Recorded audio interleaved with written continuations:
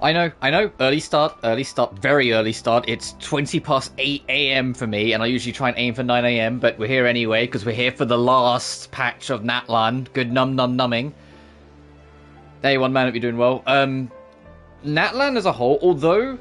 I've mentioned it earlier, but Natlan as a whole, although the, like, raw story, I don't think has been, like, as consistent as Fontaine before it, what it lost in the main story, it more than made up for all the lore shit that we've got. It's been insane how much they've expanded on the lore, actually answered questions that people have had for years, and just worked on bits and pieces. So much so that, as a whole, I've come away from Natlan pretty positive. But we're not done. Look at all this fucking space. Look at all this space that we have to explore. This is the last chunk of the Natlan region of the main updates. And we know, because the beta, or like the pre-install for the beta is live, Nodcry is like to the like west of Fontaine. Like Nodcry is like all of this space. I wish I could zoom out more to show more, but it's like all of this space. But we've got a lot of exploring to do. We've actually got a lot to do in general. Because we've got the new land to explore, but we've got Nodcry Prologue. Or Song of the Welkin Moon Prelude. Because that's what they're calling Nodcry's story arc, is Song of the Welkin Moon. In reference to the fact that Nodcry is going to be super focused on the moons. But, as usual with these things, we're not going to dive into the story straight away. My first priority is exploring the new land, so let's take the long journey. But I hope everyone's doing well. So I know it's a super early start, but I envision this stream being a pretty fucking long one. So I was like, you know what, let me just get on this now. Because I don't know how long Nodcry Prelude's going to be.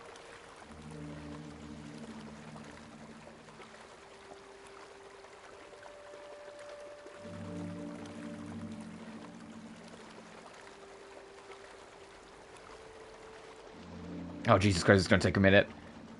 Genuinely, the only thing with Natlan that I've come away negatively is not the map itself, it's exploring it. The map itself, it's dynamic, it's got a lot of different layers, there's a lot different going on, like, you know, there's a mountain region, there's a canyon, there's a volcano, there's this water network, there's this central area. You know, like, it's got a lot going on. Fucking Eastern Natlan over here is God tier, or Octanatlan, sorry.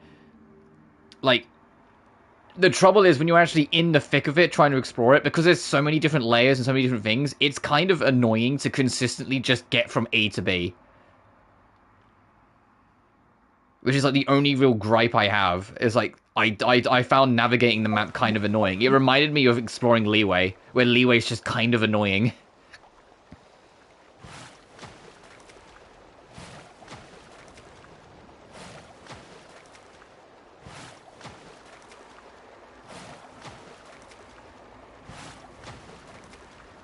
But genuinely, as a whole, Natlan's gone from... I'm not going to say it was at the bottom, because for me, Sumeru was like the biggest uphill struggle, where like, I love the story of Sumeru, but fuck, that region's so hard. It's such an annoying region to go through. Natlan felt like it was only marginally better than that for like a good while, but I really feel like in the second half of this series of updates, it really came into its own. I liked the main story and what it did, even if it had a slow build-up. But that second half, just being so focused on just expanding the greater scope of Genshin's lore and world, for someone like me who genuinely really cares about the story, lore, and world of Genshin, it's been phenomenal. There was nowhere in this God's Green Earth you could have expected me, or to expect Skirk to show up in this series of patches. That we was actually going to get an answer to Durin over in Dragonspine in this series of patches, and Durin's going to be in Nodcry now. The fact that we actually have a better picture of the end goal that our sibling is after and their Abyss Order, and the fact that they're basically rebuilding a new Khaenri'ah. Like, that's all crazy, and I'm so happy that we got that.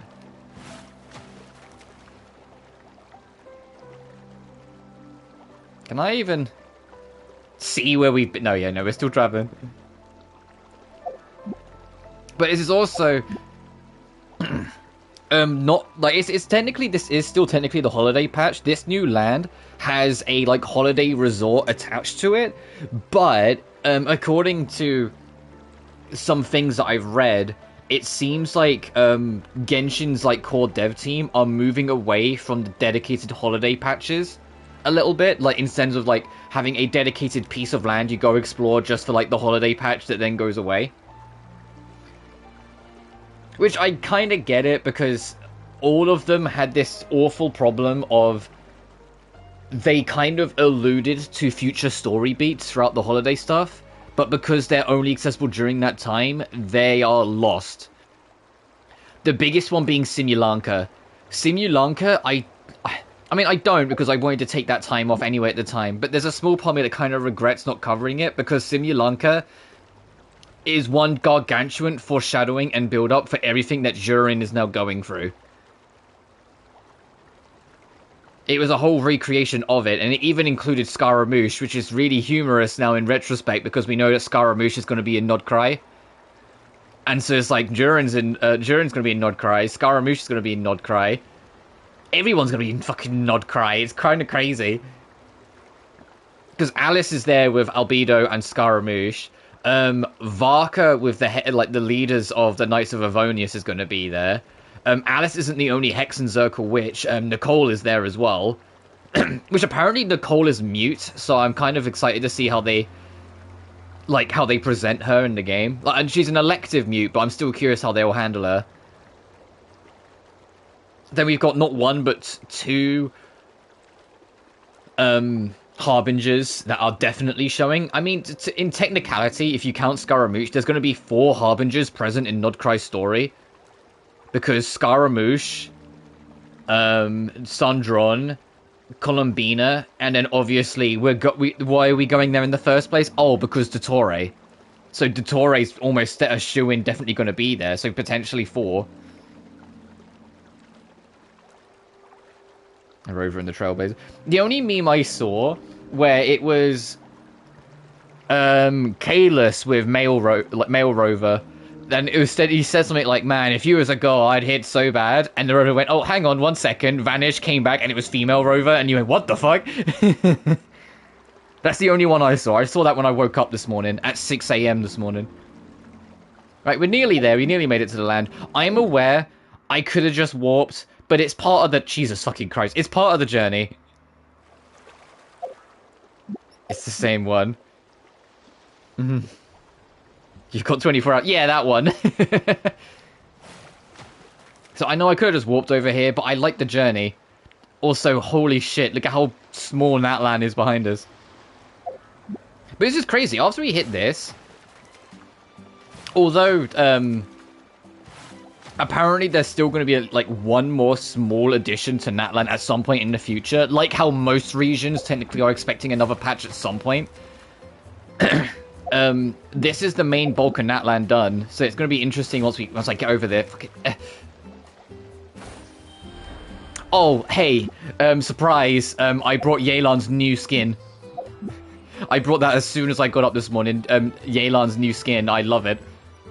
Can you tell it's in-game lore? It's Shiori that designed it, the same person that designs Farina's dress, because it's kind of very Farina coded. Can you tell? It's the same fashion designer in universe.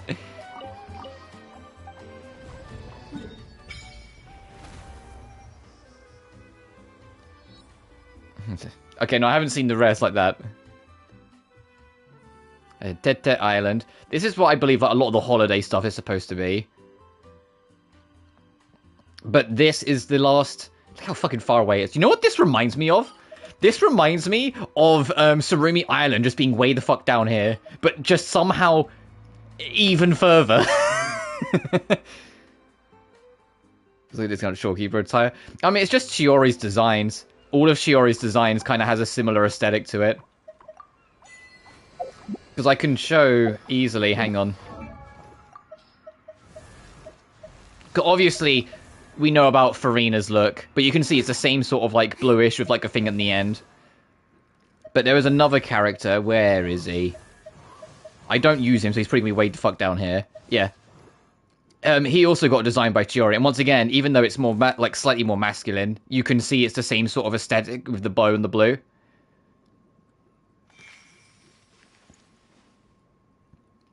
It's a consistent thing with their design fashion. In fact, this doesn't just apply to them. This was designed by the same designer.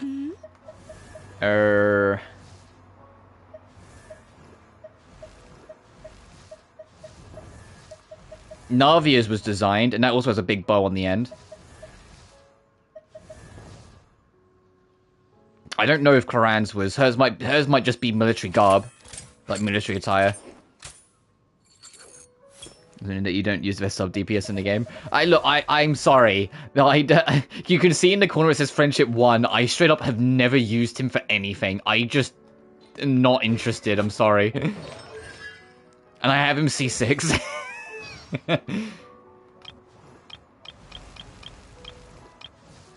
Oh, whilst we're here, where is she? There's so many fucking characters in this game now. There is a character. Where is Sucrose?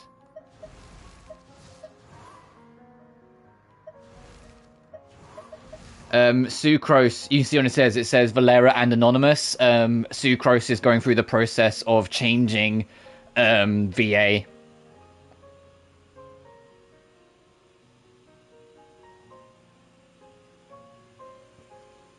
Because Valeria refused to come back.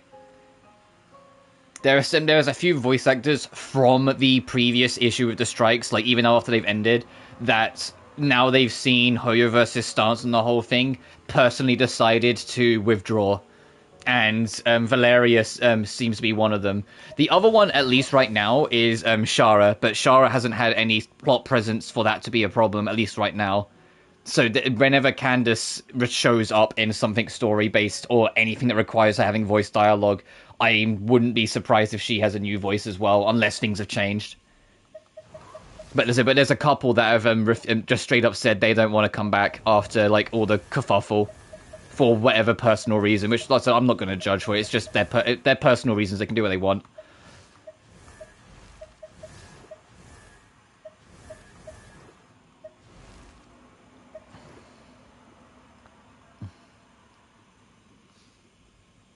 How about You know, like I know I bring it up before, but it still makes me so happy that Amber Lee Connors, the voice of Farina, is straight up the voice director for Zenless, for the English cast in Zenless. I'm just like, that's so cool. Like she's going up in the world. She's not just a VA; she's a voice director. Anyway, new land to explore. There is a holiday storyline to do, but we can do that in a bit. My first priority is explore the new land. Wow, there is a big gap here of, like, no warps. I will just start there and start working towards town. Oh, and also, the last of the Pyrocalises can be collected. Finally. Only took until 0.8, but we can finally get everything. Perhaps it's because it's still soft opening phase. The Easy Breeze Holiday Resort has many areas filled with white spots that are yet to be painted. These areas are graffiti stones. You can use your paint pigments to fully change the color of these areas. If you were to fill certain zones of color, perhaps something wonderful might happen. Strange Munito can exhibit both a passion and talent for... Oh, is this how you paint? They can dash and you can aim the paintball. Oh my goodness, you actually have a color wheel?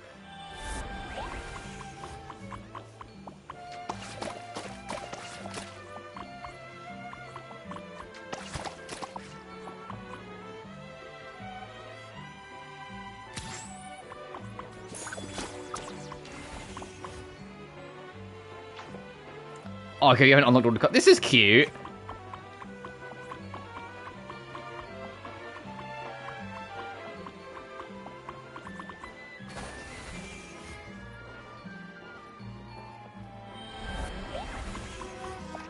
Okay, so to get this, it wants me to paint.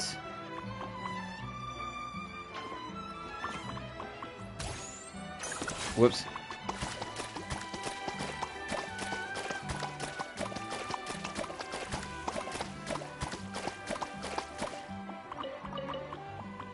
Also, this music is really cute.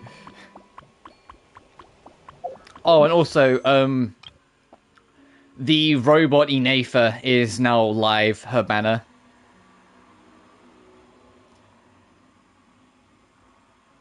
Who's technically the first Nodcry character, even though it's a bit more complicated than that.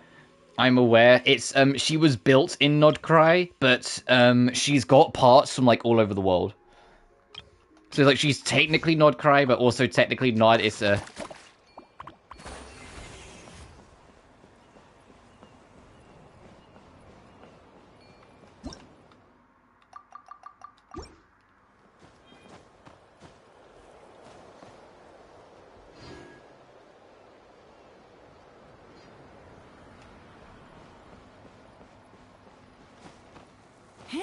Oh, you're going to be annoying to get that, aren't you?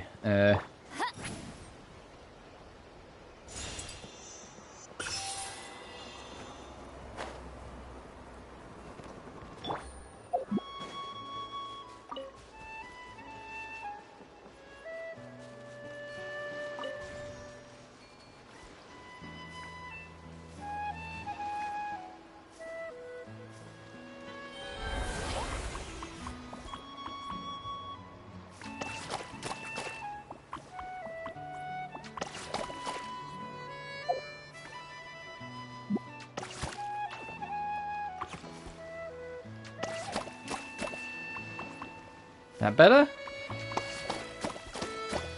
It's all yellow now. Oh, okay, there we go.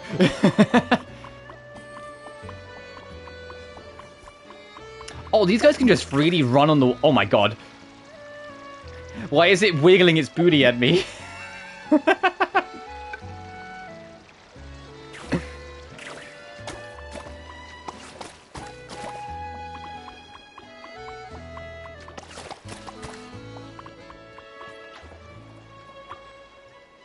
Okay, we have to do some things to get more colors.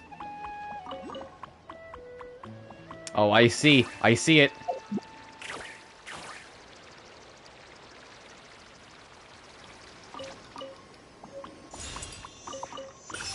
Oh, it's a quest item we just picked up. Look at this guy.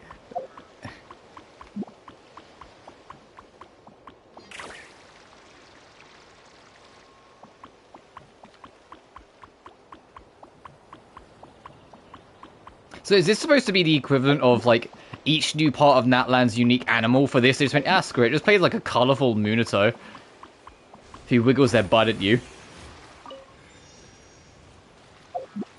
Cute. What the heck?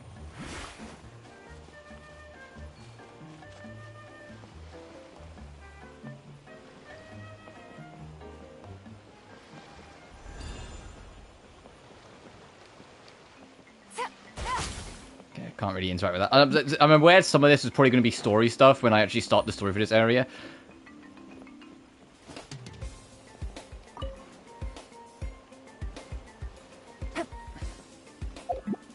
Oh, I like the very beachy theme music that's playing in this area. This feels like the calm before the storm. It's like, oh, look how happy and colourful and bright it is. Hey, next patch is Nod Cry, by the way.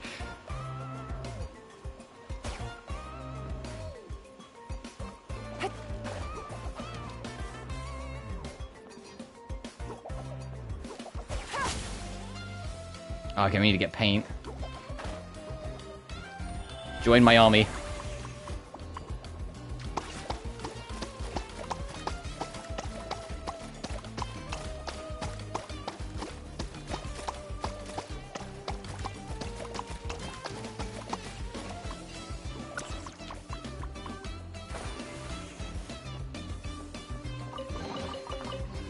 Oh, it's a remix of Natlan's theme. Yep.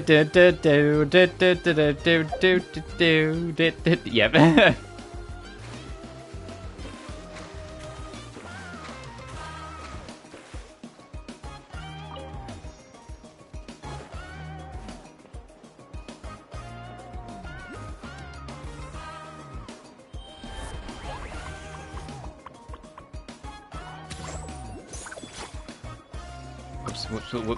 Get back.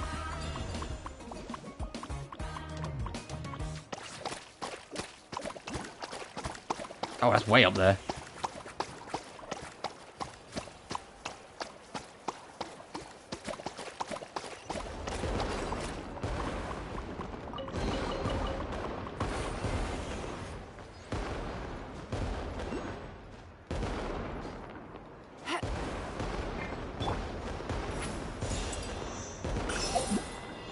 Oh, this one's an easy one. I need to change the blue and do it. Hang on. Take it easy.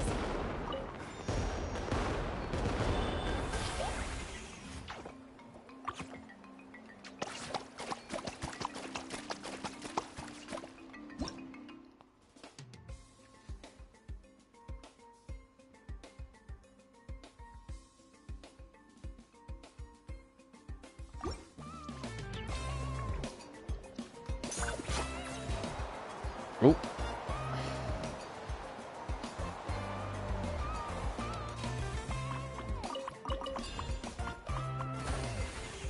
Oh, I can see another pirate colors. It kind of like funnels you down this passageway, I'm noticing. Like, it doesn't really want you to go up here yet. Yeah, you kind of go here and it just kind of funnels you along this little tunnel. Well, eventually we'll get to the market, so that makes sense. What even is these things? The treasure trove. And 7-colored statue.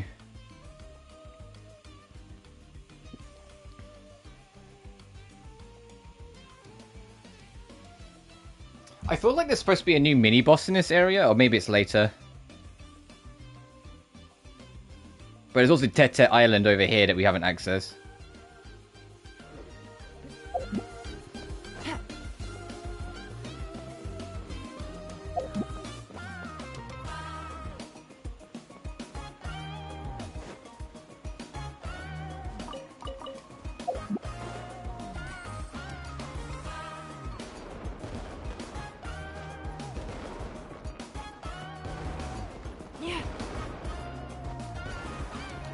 Good.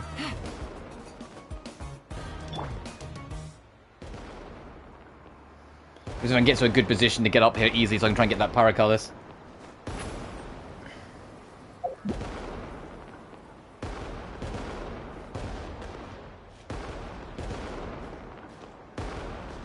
Because I see it, so I might as well try and get it on the way. And also, these are the last Paracaluses to get, so if I can clean them all up here, we're done.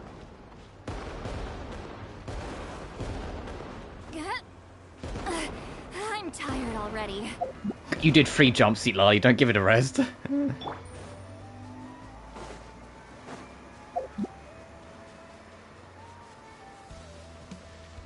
Good old Granny Seatlali took 3 jumps. Went, oh, I'm tired. Man, that was a workout. Take me up.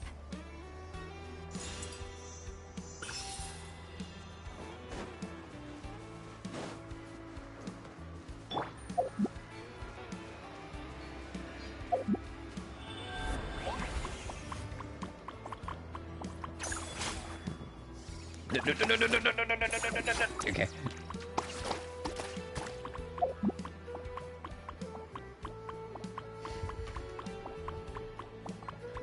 Oh, there's actually enemies here. This isn't just holidays, huh? Shine down.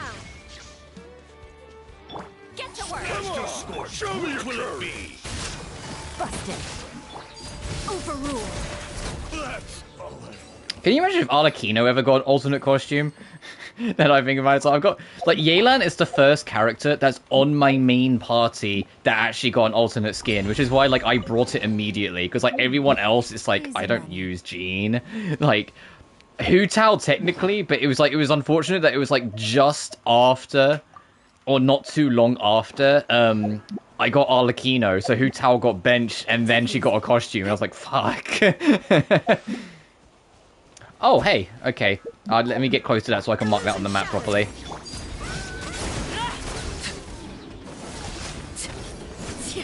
I'm just, I'm surprised none of the Archons have got costumes yet. Like, I would have thought that would have been like a shoo-in. Let me get close to this so I can mark it on the map properly, so I know exactly where it is on the map to mark.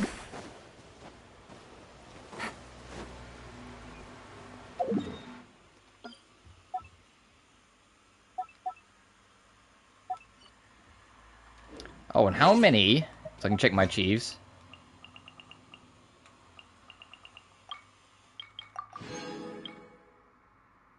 2 shrines. Okay, so there's another one to find. There's 24 waypoints. Oh, follow Minato, 30 chests, 6 time trials. Unlock all the colors. Complete all photographs in the Easy Breeze album. I know I mention this all the time, but man, I wish some of these achievement lists were a bit more organized. Like, why do they, like, are good enough to make sure that all the Mortal Travails are together, all the Challenger series are together, all, like, the Elemental Specialists are together, all the meetings in Outrealm stay together. Yeah, when it comes to the regions, Mondstadt, Liyue, Inazuma's here, but then randomly you have, like, the Chasm from Liyue here, you have Sumeru, but then there's a gap, and then there's Fontaine, and then there's Liyue again, and then there's Fontaine again. It's like, come on. And then there's Natlan, then there's all this, and then there's more Natlan. It's like, just make it so all of the region expedition stuff is together. Please. It's so, like, annoying that it's so scattered. But yeah, it's so organized at the top. Like, be one or the other. Like, you know?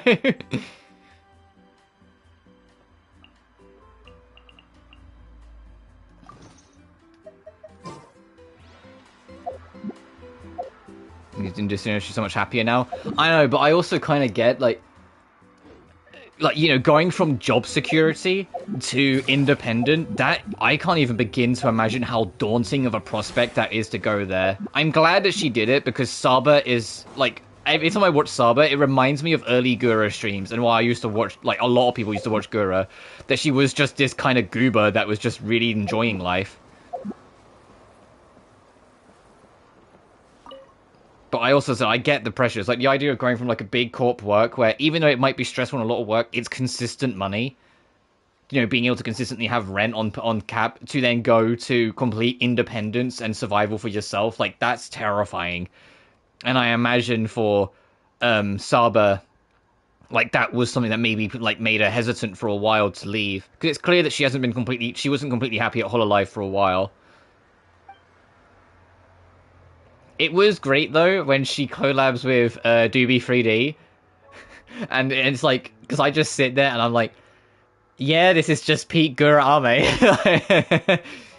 There's a reason why people love this duo, because these two are just complete idiots. Oh, hey, by the way, in this patch, you can see in the bottom left corner, they cleaned things up with menuing.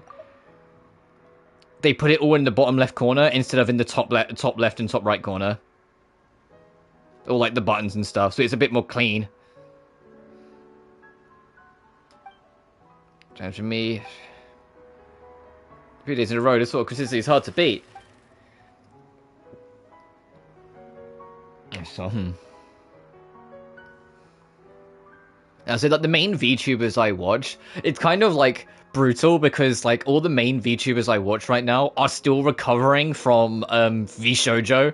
Because, like, I watch Zentreya, I watch Amelie, like, I watch Matara. You know, like, I watch all these names that are, like, are now ex-VShoujo, and it's, like, Zentreya, especially, I felt so bad for her, because it's not, like, anyone knows it's not her fault at all. But she encouraged, where she was a very early, like, VShoujo member, she was quick to encourage VTubers that were, like, struggling to, oh, why not just, like, try, like, hopping in VShoujo, or why don't you try, like, putting your name in there, see what happens. Like, she was very quick to try and encourage people to join, like, her team, because she had complete trust in them. So all the ones that have been bitten, although it's, like I say, it's not even remotely her fault, because she couldn't have known, like, that this company that she trusted for so many years, like, ended up biting them so hard like this. But she, like, felt so personally responsible, and, like, it's like, no, Zen, like, come on, girl. I get what you're saying. I was saying you didn't really like VTubers from the start, but I also, like, and this isn't you, this is just, like, a thing in general, it always kind of makes me roll my eyes when any kind of company or person is revealed to do something bad, and suddenly you get a bunch of people show up and go, I always knew they were trouble, and it's like, yeah, but there were people that trusted them that didn't, and are now hurt, you know?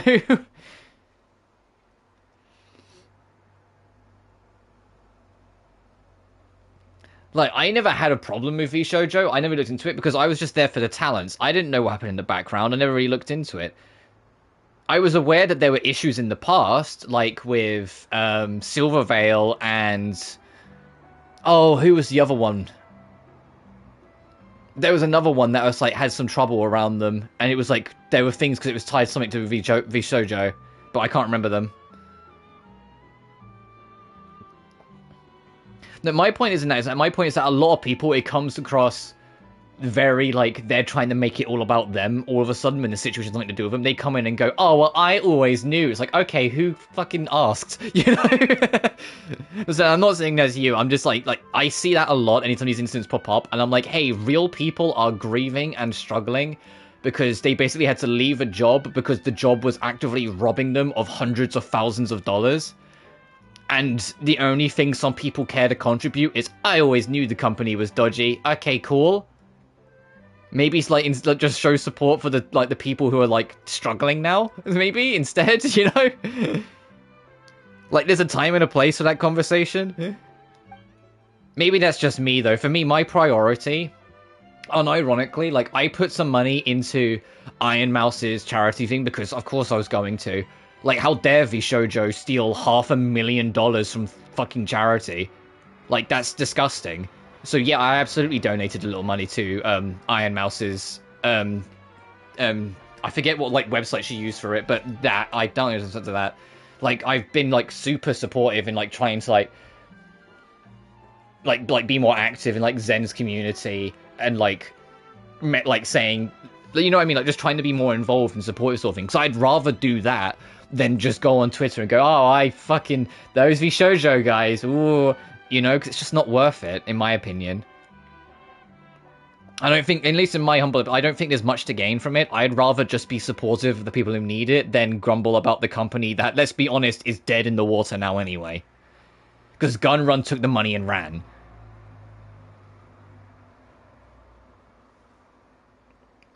The only other dumb thing Gunrun did was basically admit to embezzlement. So that clearly didn't go through a lawyer, so hopefully they will... lawyers that can get him on that will get him on that. There may still be a chance that some of that money will go to the hands it's supposed to go to.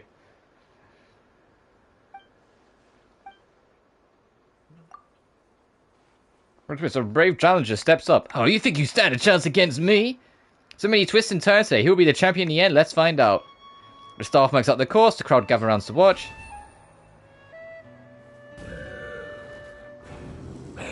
Oh yeah, Gunrun is like left.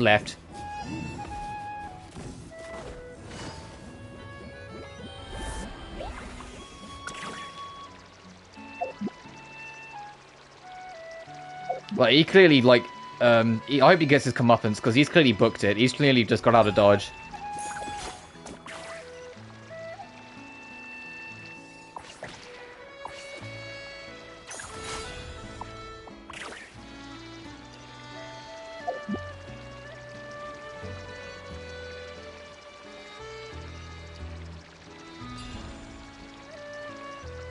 Because we'll just have to see in time. Also, there's supposed to be a race against like this impossible like challenger. Where even is second place? Oh, he's taking a shortcut. I still won.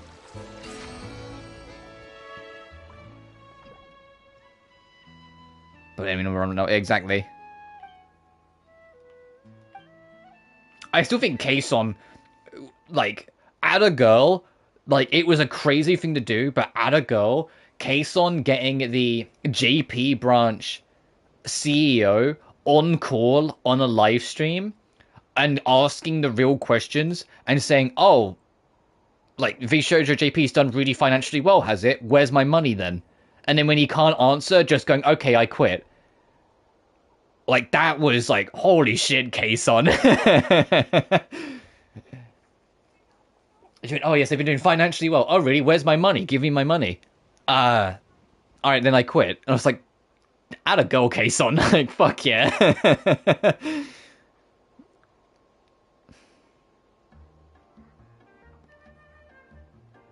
Like, Kason has never, like, hesitated for a second of anything. Like, back when she was,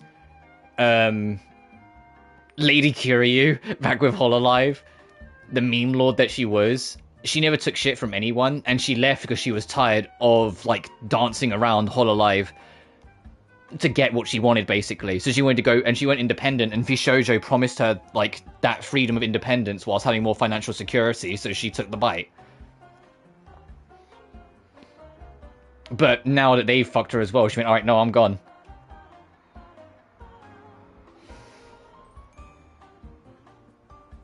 The kind of Infinite Wells feature was canon.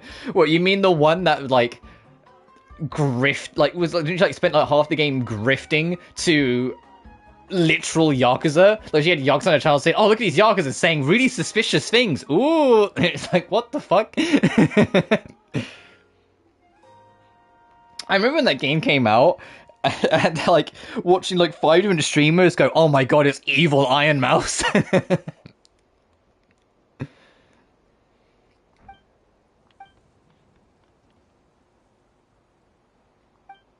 In terms of local legends, wrought the scene. Today they're back.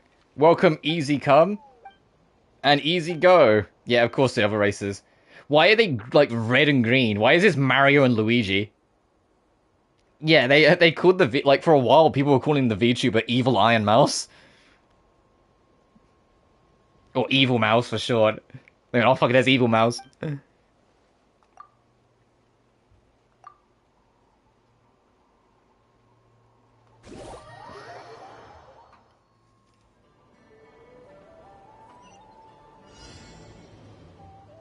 Yeah, beat Mario and Luigi to the destination.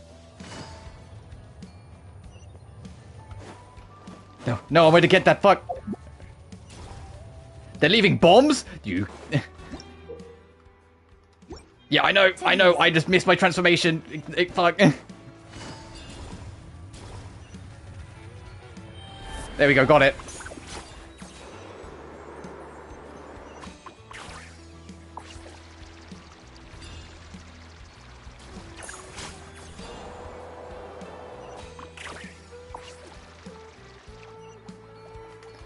No, get off. What the fuck am I attached to? Get off it.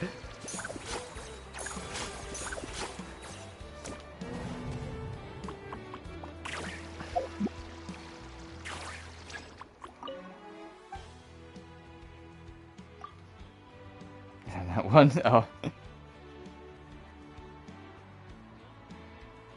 I got, like, stuck to the wall.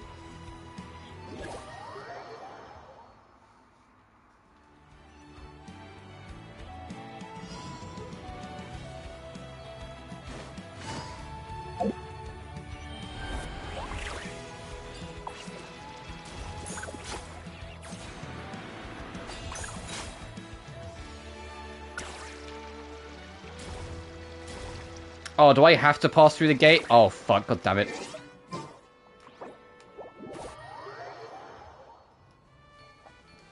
Third time's the charm. I'll beat Mario and Luigi this time.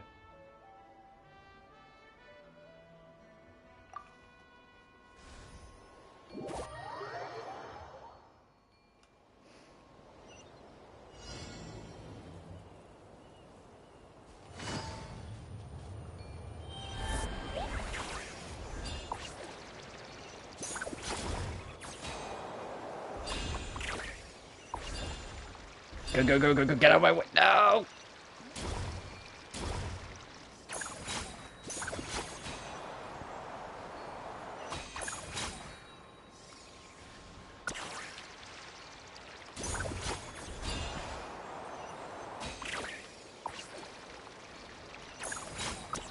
No, fuck, god damn it! I'm getting fucked by walls.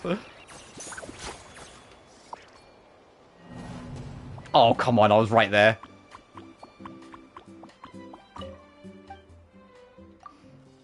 This is hard. Mario and Luigi got hands.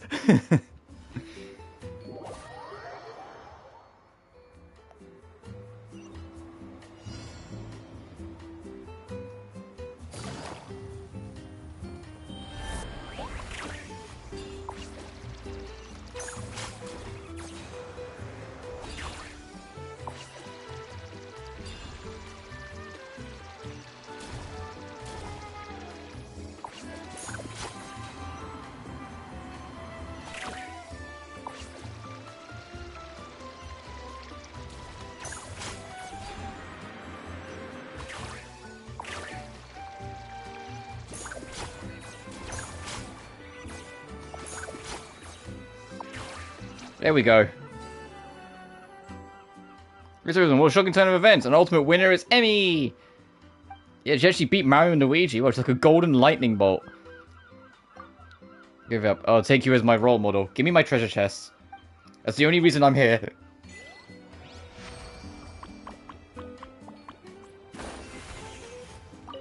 No, no, no, no, no, no, no, no.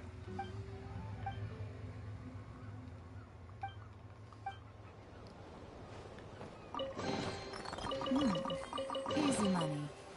Doing this new docu-series on WWE. Oh.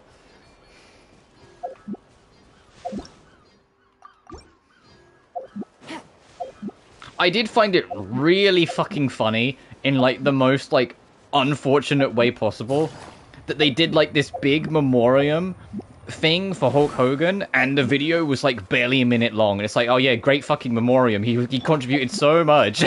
Like, it's like, oh, geez, only a minute? I just found that really funny. Also, Rip Bozo, because he was, like, an extremely racist, miserable piece of shit. Take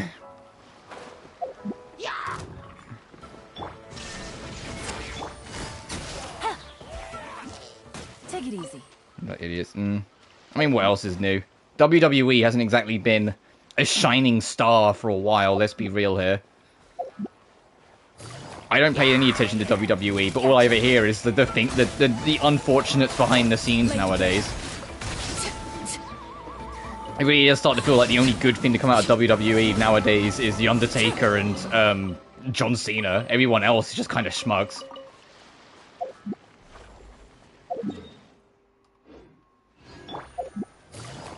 And John Cena is just because he's then gone on to have, like, a pretty decent film career. And he's actually, you know, a respectable actor, and not like Dwayne Johnson, who's just a complete asshole in every film production he's in, so much so that he's literally banned from being involved in any future DC products because they don't want him.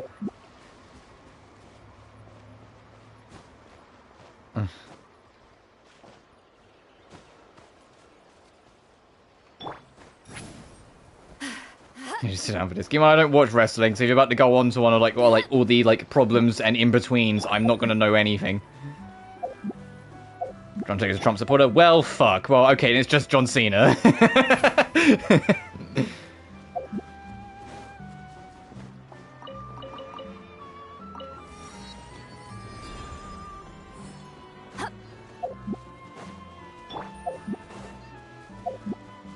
I still think one of the funniest things I've seen was, it was kind of recently. John Cena was in the full, like, Peacekeeper costume.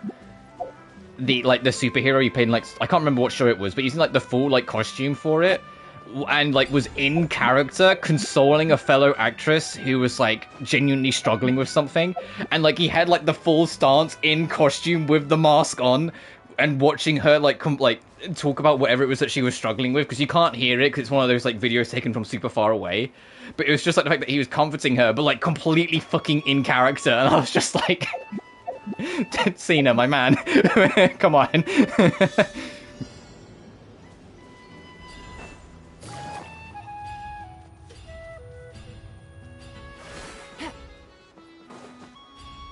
Take it easy.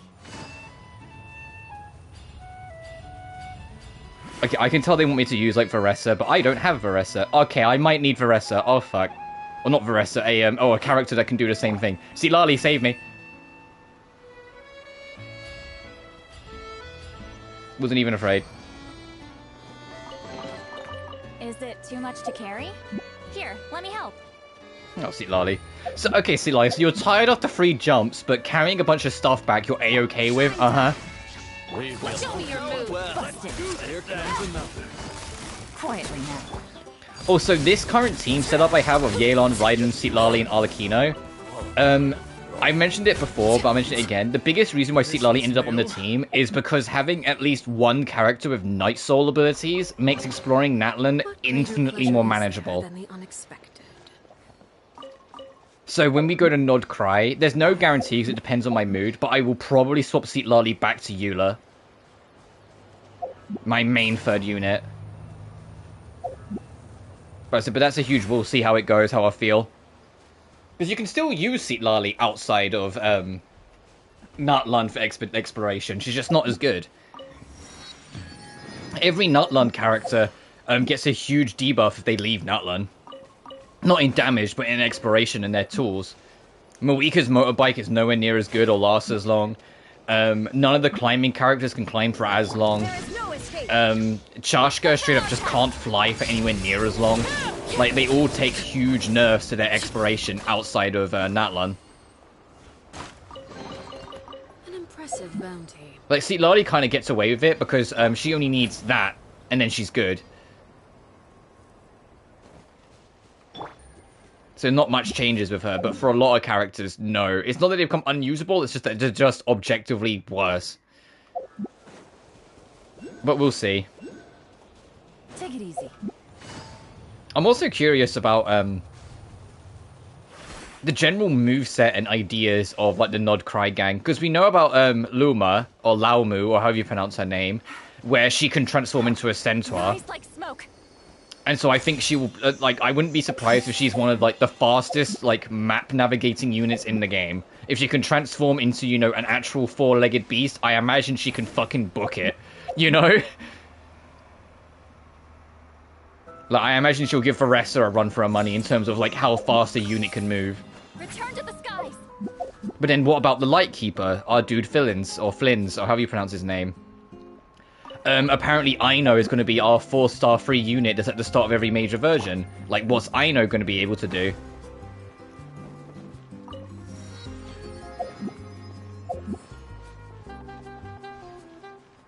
Oh, sorry, my pronunciation.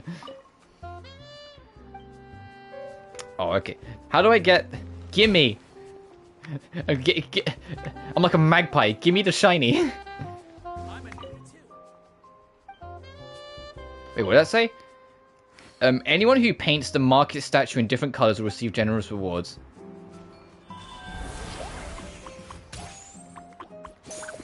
I pressed the wrong button again, god damn it.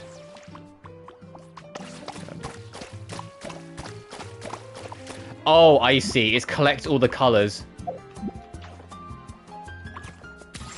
I fucking did it again.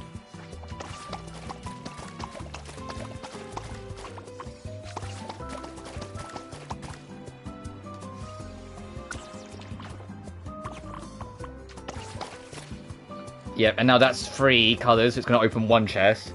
I get it. So yeah, you have to unlock all the colors and come back to this statue. This is just Mario. Yeah, I was thinking. I was like, this just kind of makes me think of like Delfino Plaza. This is just Mario Sunshine. This whole area. And I already did blue, so yeah. Then we need to get green, orange. That's orange. That looks more like brown. But all right. And purple.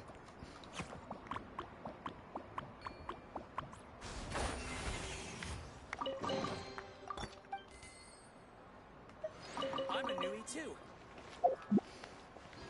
I miss Mario Sunshine. I haven't played that game in forever.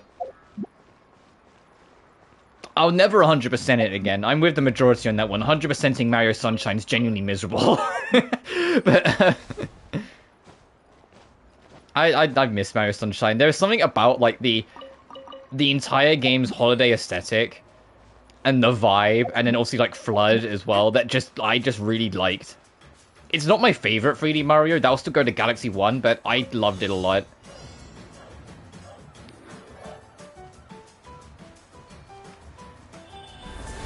Sorry, buddy, you were mate.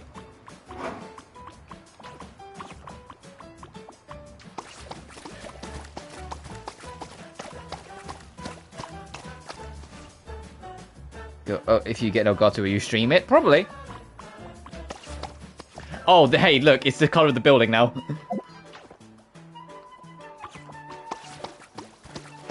There's a lot of games I'd want to stream. Oh, is this make it blue? If it points straight down afterwards, I swear to God. Is this music, bro? Yeah, like this holiday resort music for this area. It's super like holiday and colorful.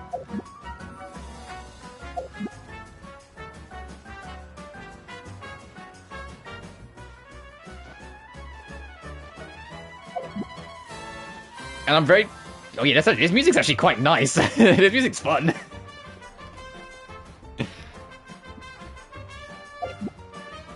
You know what this sounds like? This sounds like I'm a kid watching Art Attack. I don't know if any of you know that show. That might be like a more British show. But when I was a kid, there was a show called Art Attack, and this is what this sounds like. And it was like Art Attack was like this super like little kid, like toddler-esque nursery age like art show about like arts and crafts. Oh, it does kind of sound like Wheel of Fortune as well now I think about it. Like the opening melody, I can hear it.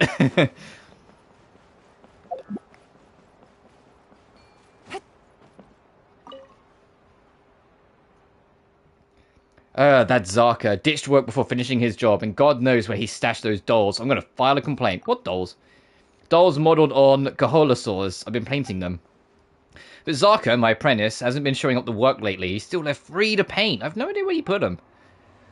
Would you mind helping me look for them? I think they should be nearby. I can give you a hand. Thanks. Look around, start looking for the Kaholosaur.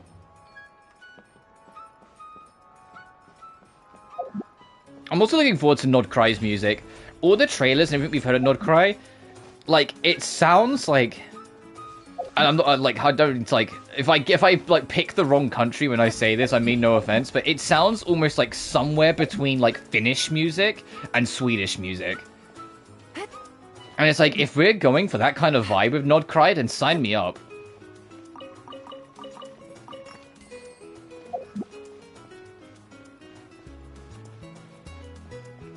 Like, some tracks sound more like Finnish tracks, like, or Finnish, like, sort of themes. Well, some of them have like a Swedish twang to it. Like, so I'm not really. That's why I'm not really sure.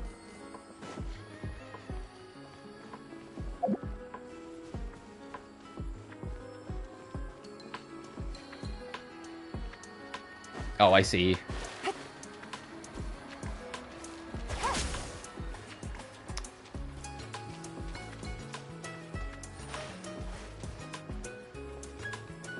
Oh, I need a paint. I need a painter.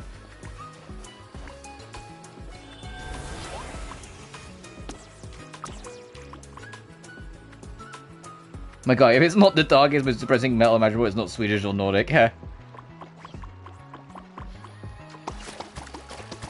Get painted on, idiot. Get painted on, idiot. Get painted on. I'm assuming this is the dog. Get painted on. Get painted on. Oh, you're under the water. Are you getting washed off? Yeah, it's getting washed off. It's directly under the water, I think.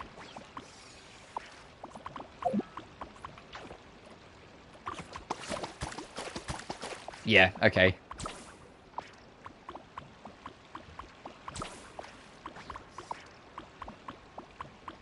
Because I think that's what's happening. Get painted, get painted, get painted, get painted. It might also be just like, let me just try all the colors in case it's like a specific color thing.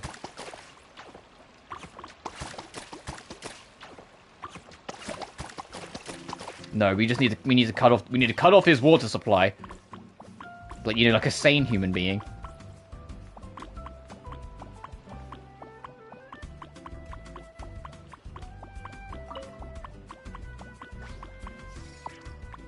Yeah, so we already got you.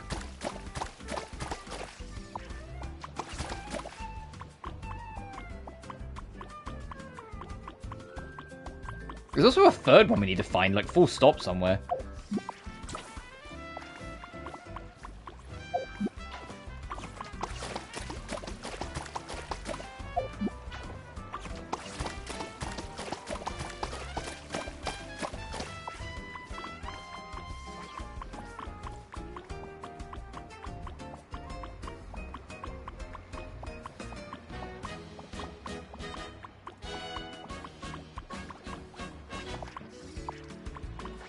Oh, these guys, I'm noticing that these guys really just cling to these fucking walls. No wonder I got stuck earlier.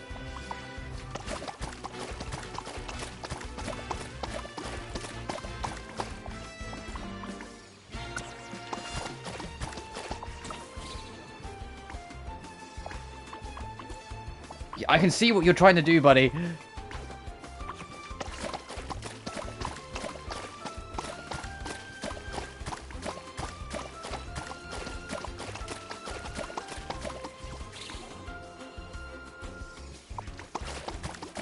They're trying to stop this as well.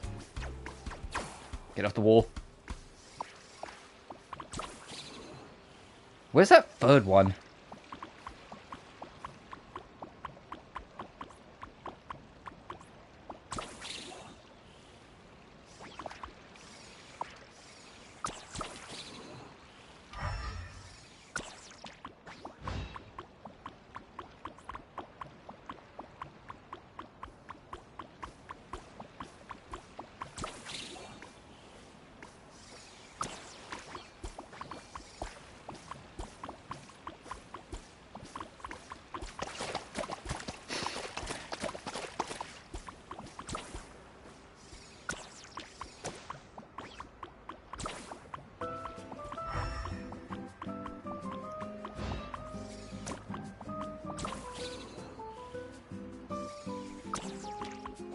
I'm looking.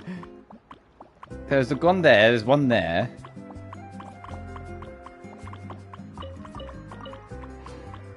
This is not a big area, so where the heck is it? Oh, are you up there? Yeah, so you count. So it is just this one that we need to figure out how to, like, make cooperate.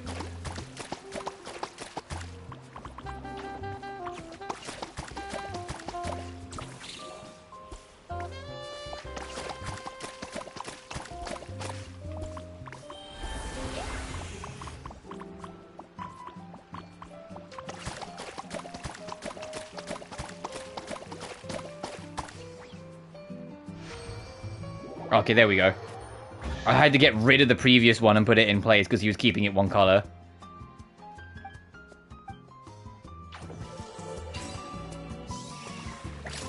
Hey, we got green.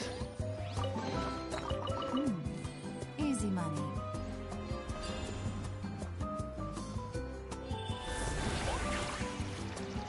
Let's go, my booty wiggling friend.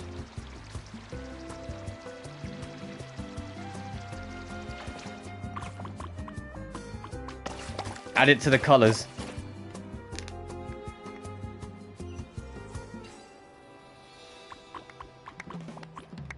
So now we only need to get purple and definitely orange.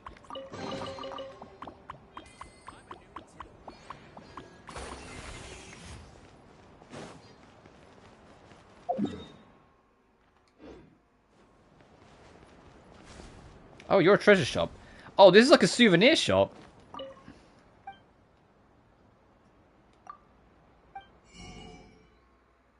Oh, this uses a unique currency. Oh.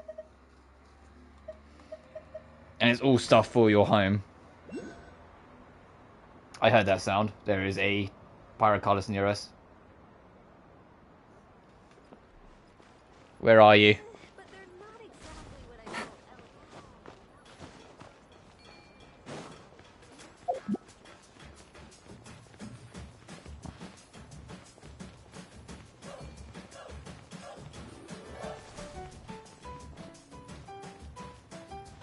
It's only wrong because we're in town. There's mini-map zoomed in, so I can't see it.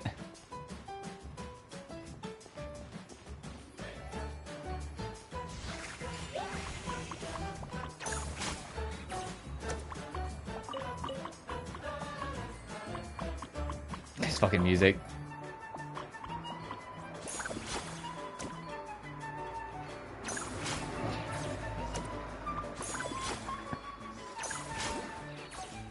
What do we have here?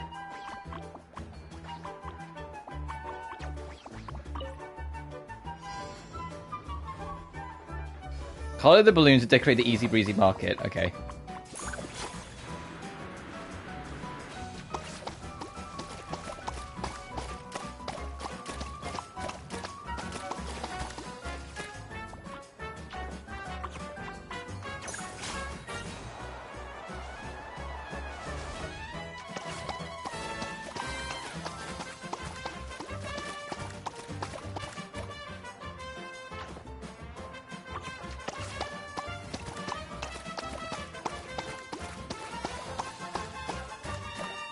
I unironically, like, really love this music. This music's so, like, jolly and happy and silly. It's just like, hell yeah.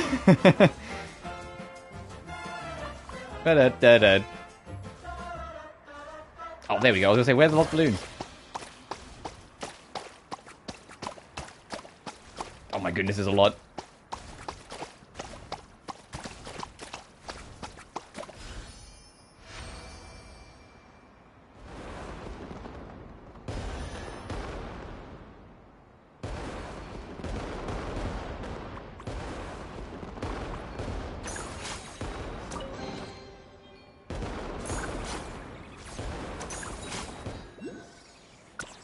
I heard it again.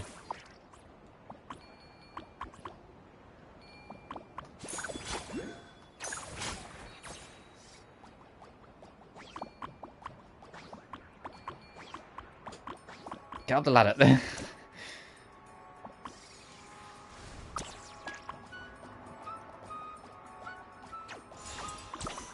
It is hard to get these guys. It is hard to get these guys off the wall. They stick to it the way fucking Rouge sticks to a wall in Sonic 06. Like, just get off.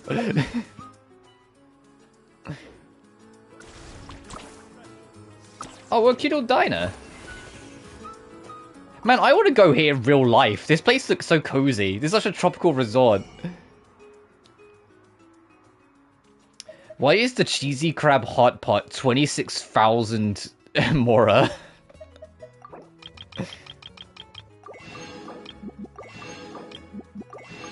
It is a 5-star meal, though.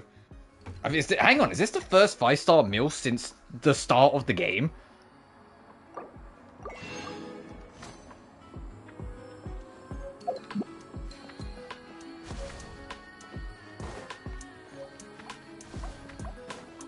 So I promise we'll get to story eventually. We've got plenty of time today, but it's a new land to explore, so of course I'm going to do it. We've only 12%. We haven't even gone anywhere near Tete Island or the Goodstill Ridge. What? Oh god, there's a whole underground here as well. Was that say Castle what? Castle Joquerata?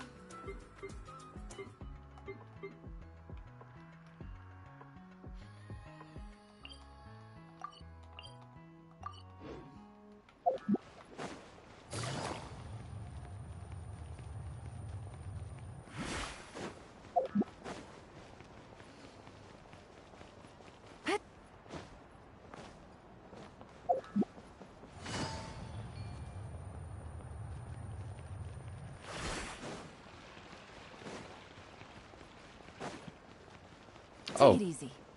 What's this challenge? I can already see the waving. I'll get that in a minute.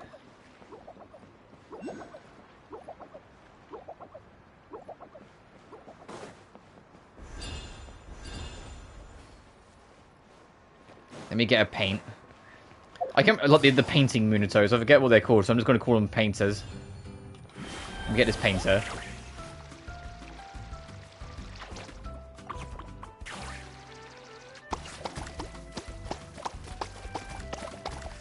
Oh, okay, it's not active.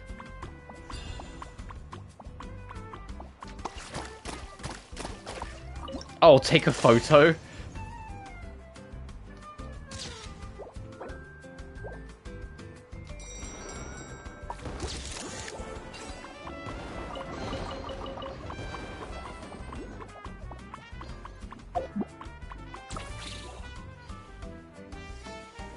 It's kind of crazy that these little guys kind of have a little bit of everything. They can go on the water easily enough. They can literally grapple hook. They can do the hover. They can sort of fly a little bit. Well, more like hold their position.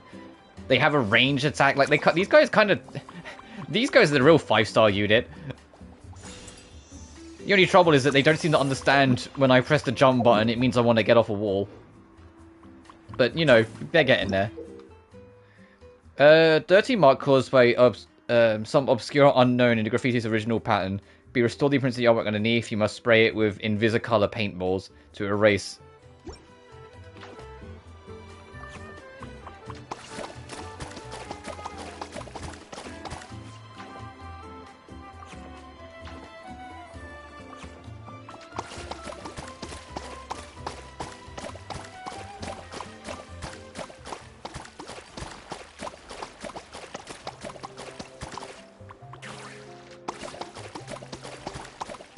How dare they smear this beautiful art?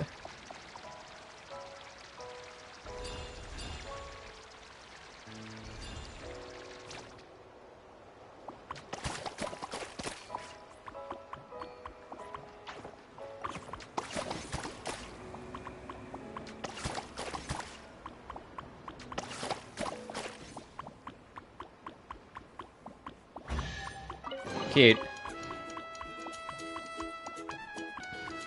This area is so inspired. I'm surprised you was here. Yeah, Masterman. Wait a minute. You're saying you're like Masterman?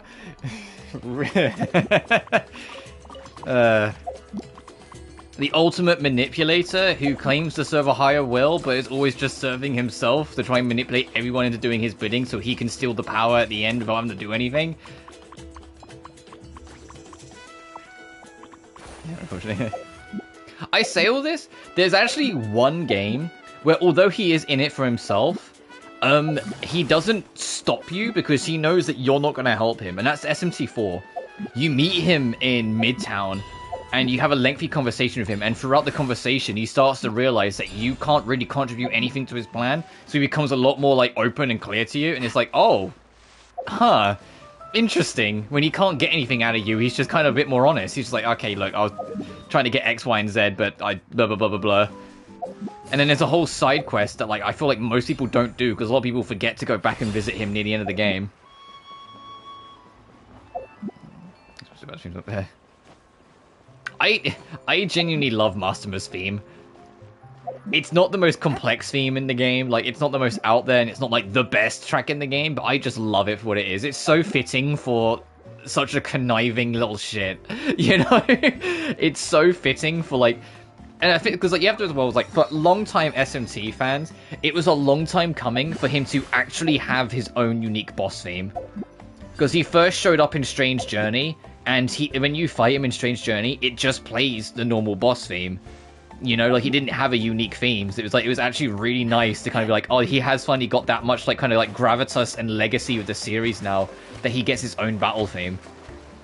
I say that, SMT5 kind of goes insane, and has, like, everyone gets a battle theme. You get a battle theme. You get a battle theme. The random schmuck you fight once gets a battle theme. Everyone gets a... It's like, what the fuck's going on here?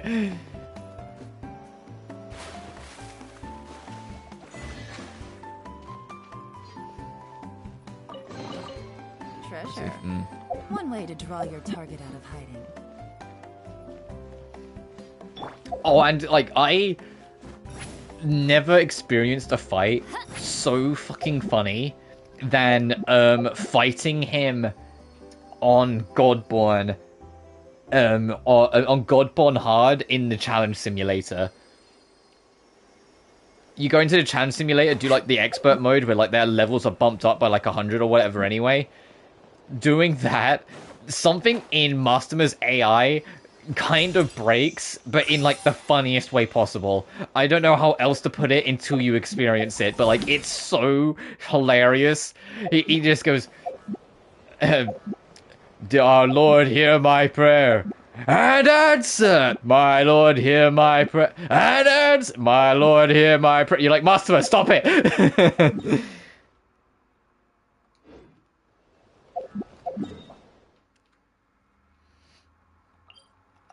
All he does is debuff you, buff himself, and then spam his ultimate attack infinitely. And it's like, oh my god, welcome back, like, SMT3 Mutt. We missed you.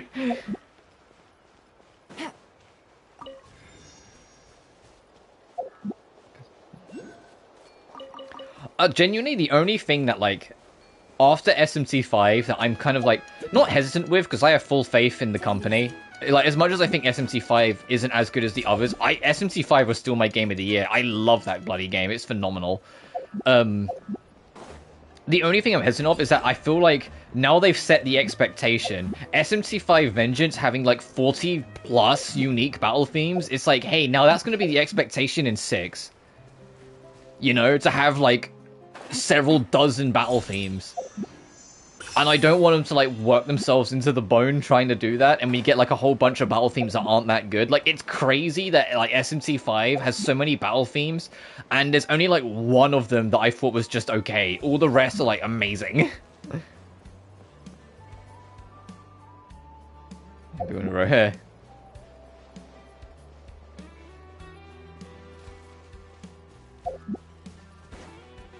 And even then, the one battle theme that I thought was just okay was just because I heard it so much, and it's the track that plays when you're Get to work. when you bump into the, I forget what they're called, like the teardrops that give you like insane experience and like break the game's balance in two.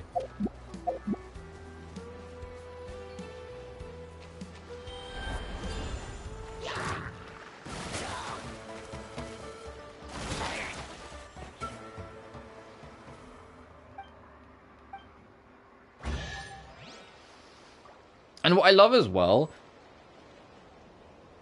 and it's a thing that like you, one man, will get more of a feel for if you play more of the series. But I love that SMT5, unlike a lot of like modern returns to like older franchises, the music identity hasn't gone. And I know that's like a weird one to describe, but if you play Nocturne, you'll hear it. You'll hear the battle themes in Nocturne and go, oh, although like it's clearly, 20 years older in sound quality, it's the same vibe as like SMT5's music. And it's like, I love that that's a thing, because there's so many franchises where they've gone on long enough that they've kind of lost a bit of their musical identity. Like, I mean, I'm a huge Sonic fan, but Sonic does not have that hip-hop identity it had 20 years ago. It just doesn't, unfortunately.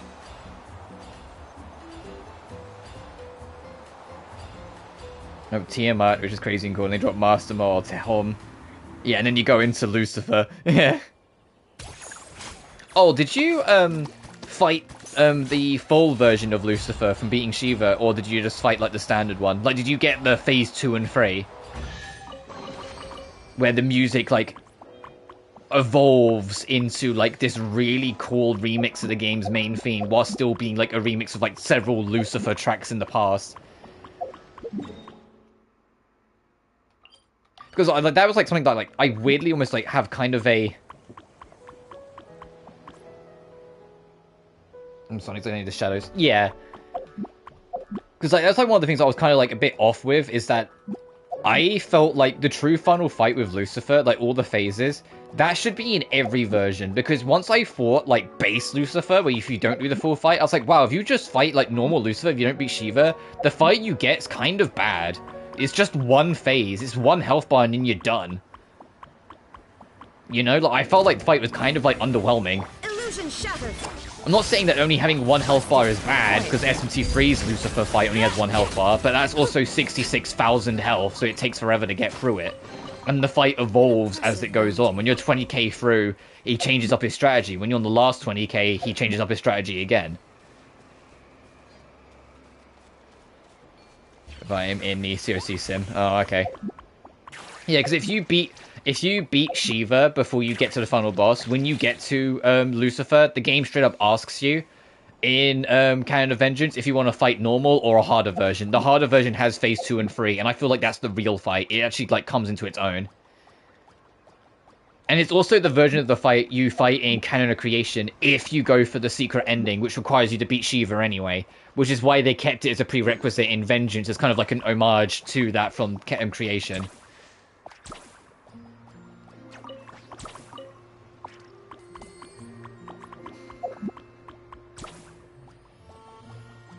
So in Vengeance, you just need to beat the Shiva super boss, but in Canon of Creation, you have to beat Shiva to access like the true secret ending. So you beat Shiva, and then when you go fight Lucifer, if you pick the right ending, you then will fight the full Lucifer, all 3 phases. That's also something I hope SMT6 moves away from, true endings.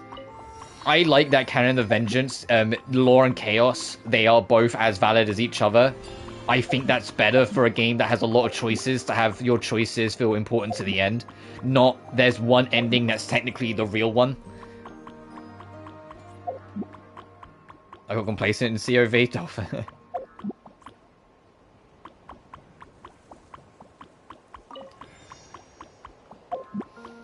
Because, like, SMT1, there is a neutral is the true ending. But the difference is, in SMT1, they tell you this off-rip.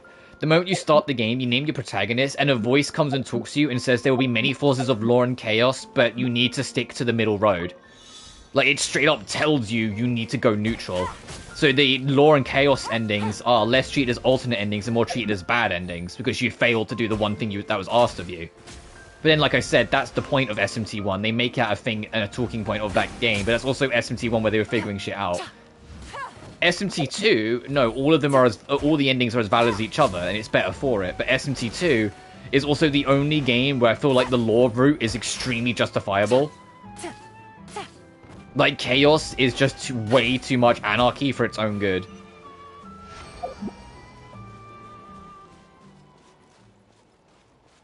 Brilliant, fair. SMT3, base SMT3, I felt got it right. As much as I love True Demon ending, that was added in the first re-release, or the version that we got in the West, the version with Dante. And True Demon ending is great for the bigger lore and bigger scope of the universe, but kind of bad for SMT3 in the sense of suddenly a game that had no true ending suddenly had a true ending.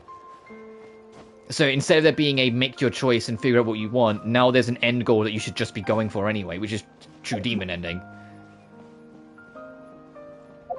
Yoko is hella edgy, but I also like what she brings to the conversation. Like, she can be both. She can be kind of cringy and kind of edgy, whilst also being an interesting contribution to the larger conversation. Like, she's someone who, like, will have, like, a lengthy conversation about, like, the importance of who you are and reality, and then the next conversation goes, man, I hate cars. And it's like, what the fuck's wrong with you? We'll talk about the importance of life and how we should fight for individuals, and then goes, hey, kill your bullies. It's like, Yoko. Like, you can, like, they're not isolated conversations. You can talk about one and the other. 14-year-old girl mentality? Yeah, that's edgy. Most 14-year-olds I knew when I was 14 were, like, edgy as shit, and thought they were, like, hot shit. It was weird. All the boys I knew at 14 were fucking into My Little Pony, and all the girls I knew were into, like, Linkin Park. It was like, what the huh?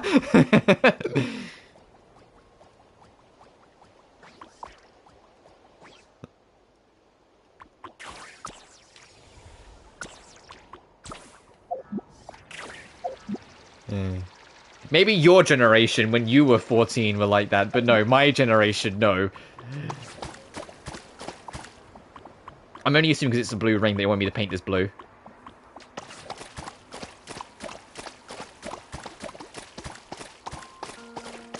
Maybe?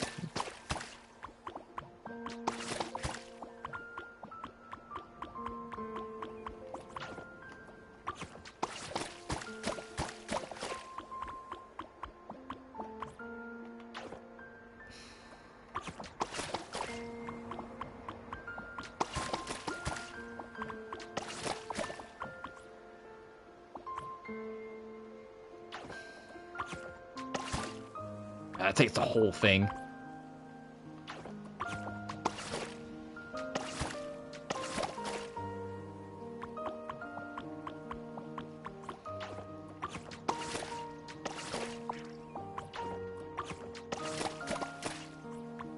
What do you fucks want? I'll come back. Yeah, what else do you want? I mean, I didn't really. I mean, like, you say that to the person who is a trans girl who've daddy issues, but that's not all of us, I promise.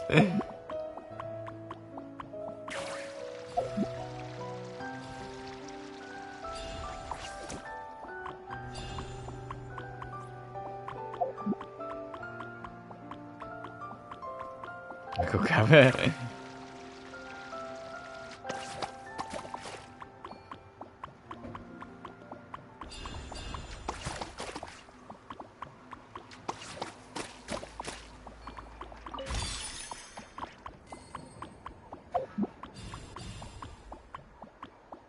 I digress. I'm also just really curious about how SMT6 is going to handle itself in general.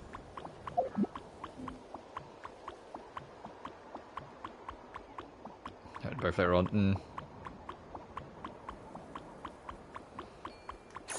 That's fair enough. I mean, I marginally prefer Yoko over Tao, but I like both of them.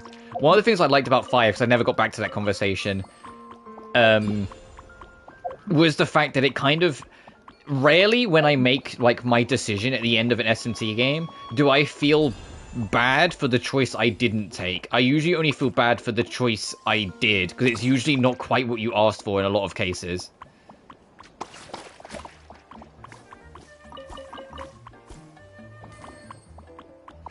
But in 5, I felt bad for Tao when I picked Yoko.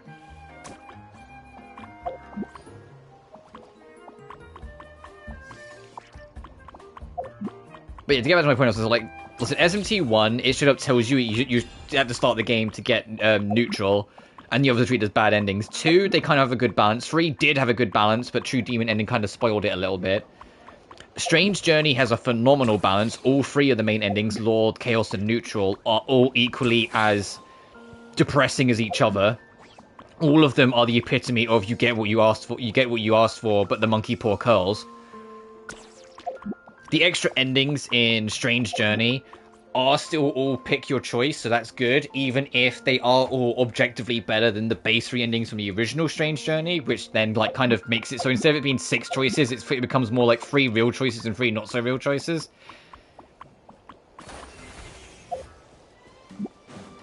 Base for neutral route is best route because neutral route straight up has more content, so it kind of feels like the canon run. So like once again, the end like the decision aspect of it gets spoiled a little bit. For Apocalypse, there's 2 false endings halfway through the game that are Lore and Chaos, and then there's the 2 real endings, which is killing all your friends and becoming God, or using the power of friendship to overthrow God. Something with which to commemorate. And both of them are as valid as each other. The game will ride with the punches regardless of which one you go for. Whether you go for friendship, the power of friendship to defeat evil, or whether you kill your friends and obtain the power of God to take over another god.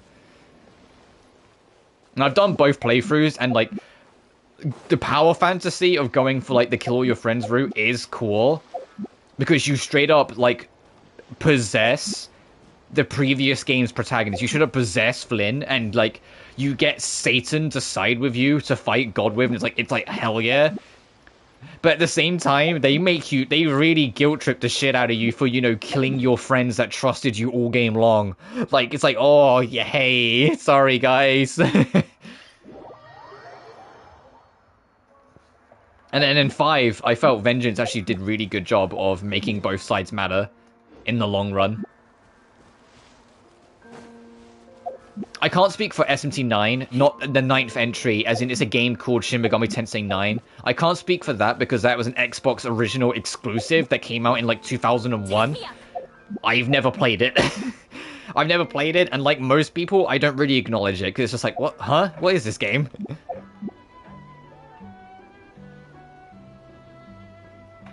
And as fun as Shin Megami Tensei If is, that is very much Persona 0.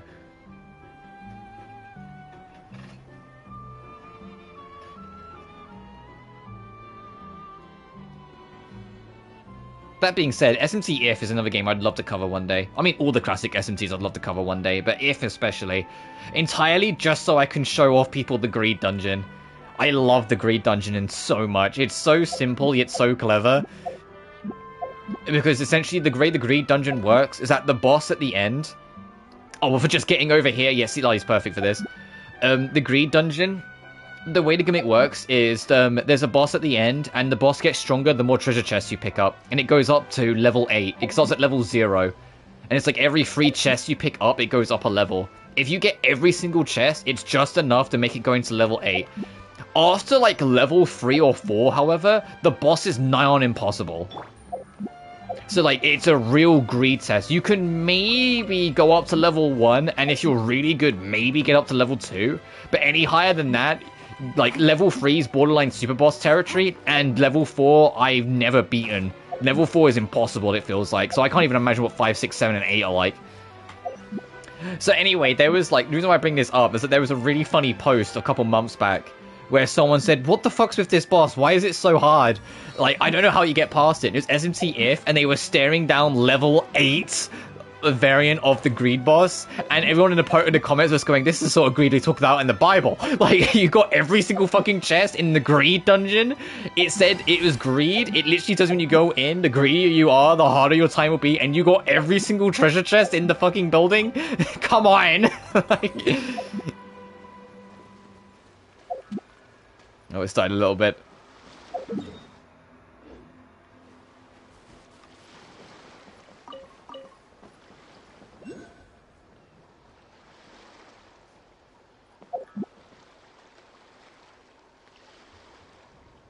Definitely being good for most of. Let's see where we are. Oh yeah, because Yoko was a Vengeance exclusive. Like Atlas have this obsession where every time they do an enhanced re-release with extra content, there has to be the re-release girl.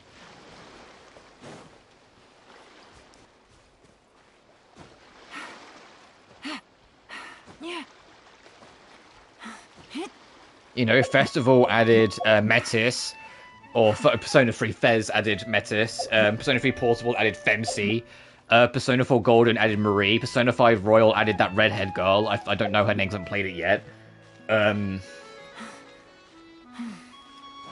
Catherine added Q Catherine. Because what better way to add to the dilemma of Catherine's by making, like, adding a third one?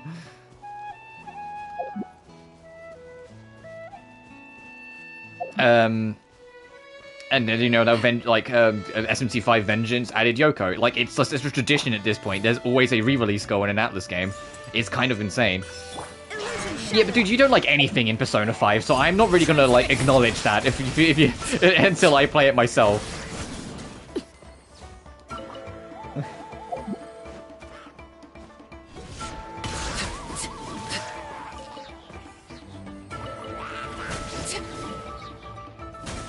I mean, also, if you want to count Scramble as a technical re-release, even though I don't, I count it as a spin-off. Scramble added another girl. Say that. An impressive bounty. My guy, my earliest memory of you, like, when you was in my channel, was you bitching about Persona 5. So, no, like, my core memory of you is you just not liking Persona 5. I'm just like... eh. So, and if you say you don't like something about Persona 5, to be honest with you, dude, I barely acknowledge it because I love Persona 5. And so if there's something new I haven't experienced about Persona 5 that you don't like, that doesn't tell me I'm not gonna like it. That tells me I probably will fucking like it.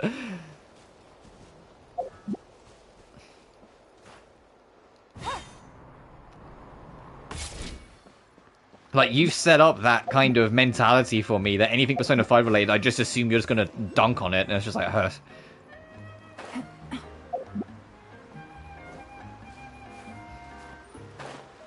Speaking of music, I mentioned it before, but I hope in Persona 6, it's my ultimate pipe dream, it won't happen, that they get Ado to do Persona 6's music. They always have a new singer for each Persona game.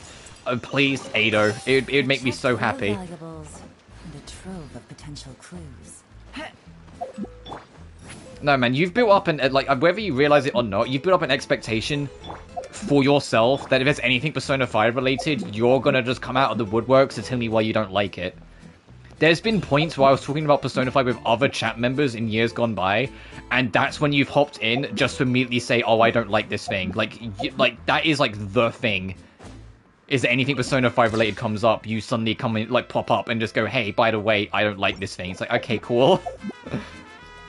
I don't, I imagine you didn't intend to, but it doesn't change the fact that's how it's been. That's how it happens a lot of the time.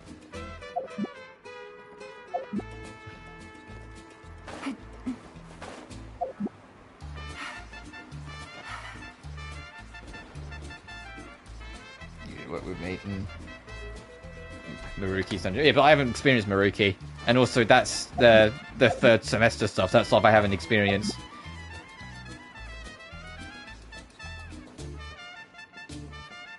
Top challenge.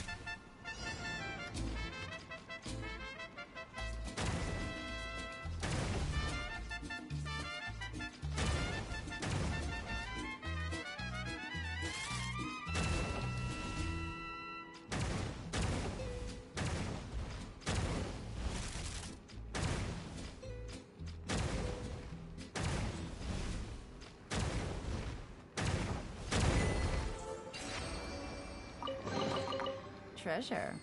One way to draw your target out of hiding. Fair enough. I think it'll be interesting if, and let's be honest, when the day comes. Okay, this is probably gonna have to do story first. That I cover P5 on this channel, because now that I've got Persona 4 under my belt, I feel so much more confident about doing more Persona games in the future. Like, I know Metaphor is a hella long game as well. Like, God knows how much longer I got on Metaphor yet before we're even close to the end. I say that I have a vague idea. I've looked at the trophy list like there's like only like 5 or 6 main dungeons in the game, and we've done 2 of them. So like in my mind, I'm like, okay, we're somewhere around a third of the way through then, give or take, depending on how long some of the future story arcs are going to be. And come on, we're on session 5. Also, hey Molly. Yes, this is Yelan's new skin. I got it immediately because she's a main unit. I haven't started any of the story stuff yet. Also, no, I'm trying to zoom in. Game. I haven't started any of the main story stuff yet, but the main thing with Yelan for me that I like is that she's got a new haircut. She looks a lot better with this new hairdo. No, it's all good. But I haven't started the story stuff yet. We're just exploring and talking about how I'm excited to cover more Persona games in the future.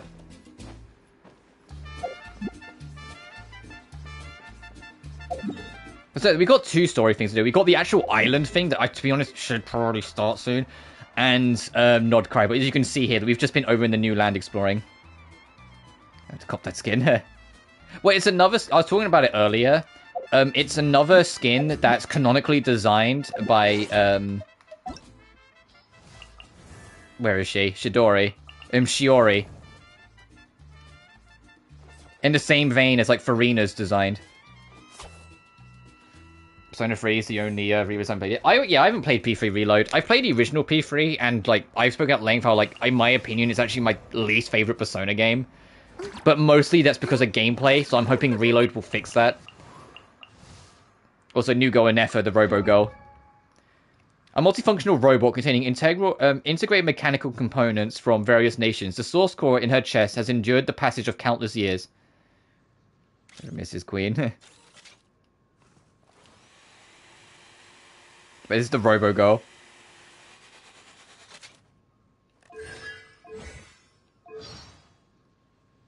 Affiliation, the Clink Clank Crumb Cake Craft Shop. That is, say that 5 times fast. Clink Clank Crumb Cake. Clink Clank.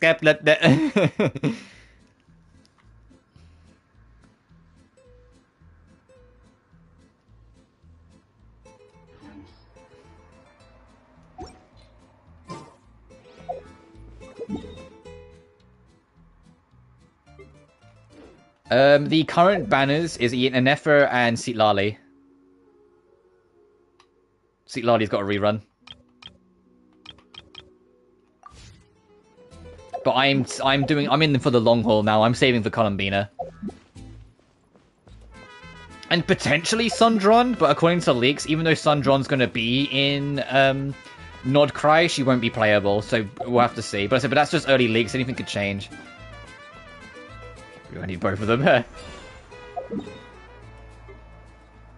Like, for me, like, my main saves... Obviously, we'll see how it goes, because sometimes characters just, like... I wasn't going to get Navia, but I ended up rolling Navia back in Fontaine, because I love her character. But my main priorities are going to be Columbina in the earlier half of the 6-point series, and Alice in the latter half. Because I don't roll for men, unless their name is Kevin, so I'm not getting Varka. I need Columbina. Flint's, as much as he looks cool, once again, he's a man, so tough shit. And Varka, I've been waiting since the manga. Oh, fair enough. You've really been in it for the long haul, then. Hold up! Doesn't that person over there look... Oh yeah, Bennett got a new costume as well. And it's worth mentioning, they took the opportunity to update his base character model. His face shape is more refined to be more in line with modern characters. And his eye spacing's been reworked slightly. They've actually like took the opportunity to completely clean up his base model. And according to rumors and leaks, a lot of 1.0 characters are going to be getting facelifts, including the Traveler in 6.0. Like, just slight cleanups on the model, like, you know, make it a bit sharper, like, not make them as, like, kind of circular face, have a bit more definitions, a bit more detailing, etc., etc. Hey, isn't that Bennett? Oh, nice bandana. Wait, you mean you like my bandana too? Thanks a bunch. It's time for this. Bennett! And, a Monatu that looks kinda different. Whoa, Traveler! Paimon! I'm not dreaming, am I? It's really you? It took until 5.8, but welcome to your literal homeland, Bennett. Because you are Natlan. You are Natlanese, and you just, like, ended up here. I feel like I got enough sleep last night, and... Yep, didn't forget to pack my bandages either. And I can remember things, like the Traveler becoming a hero and saving all of Natlan. So, nope, definitely not dreaming. You okay, buddy? Yeah, that was 100% real life. Oh, and this little guy's a new friend I just made. He came running up to say hi the moment I got here. He's super friendly. And my luck's been so unreal lately. Look, I'm so unused to it that my fingers are shaking. So your luck's finally turning around? Yeah, so many good things have happened to me recently. I can't even fit them all into my travel journal. I'm happy for you, Bennett. Oh? What kind of stuff? Did you win some kind of lottery or something? Wouldn't that be nice? Nah, nothing like that. With my luck, you really think I'd bother signing myself up for a lottery? Here, I'll read you some of my recent entries. Day 1. Didn't fall into a puddle. Didn't miss the ferry. Oh, Bennett. Oh, my boy. Day 5. At lunch, the Violet Gold Angler Gulls didn't swoop in and steal my food. I even fed them some bread, and they were really friendly. Oh, Bennett, wow. You really are like the bottom of the barrel. These are the highlights. Got my hands on a sweet outfit from the shop in Natlan. Snagged a killer discount. Okay, that's kind of nice. Too. Day 12. Finally caught myself a real live fish. Look at Lumine. That is the face of concern. Not a boot or Does she have tears in her eyes? They have tears in their eyes. They're like, oh, this poor boy suffers. Wow. For Bennett, that actually does sound way luckier than usual. It does, right? Once this trip's over, I better go thank that shopkeeper. The lucky color she picked for me actually worked. Lucky color? So, like, yellowy orange? Nope, lake blue. I passed by a water sports shop that day. Had a look around, but I didn't actually end up buying anything. The shopkeeper was super friendly, though. She said she thought lake blue would suit me and suggested I give it a try. I think I know who you're talking about. Anyway, while my luck's holding out, is there anything I can help you guys with? Any treasure maps you can't make out? Clients you can't get in touch with? Stuff like that? The way my luck's looking right now, I'm sure Bennett, I'll you be know able what to I'm sort most it out. jealous of his gear? I love his shoes. Look at those shoes he's wearing.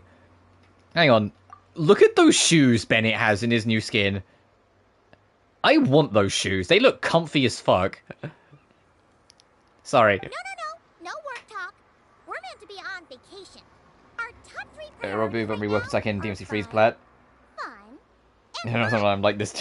Alright, no worries, dude. Good luck. Sure, whatever you want. So I mentioned it the other yesterday, but I'm working on like Tomb Raider 1 HD's plat slowly but surely on PS4. He looks so cute, I could genuinely cry. Yeah, Bennett's great.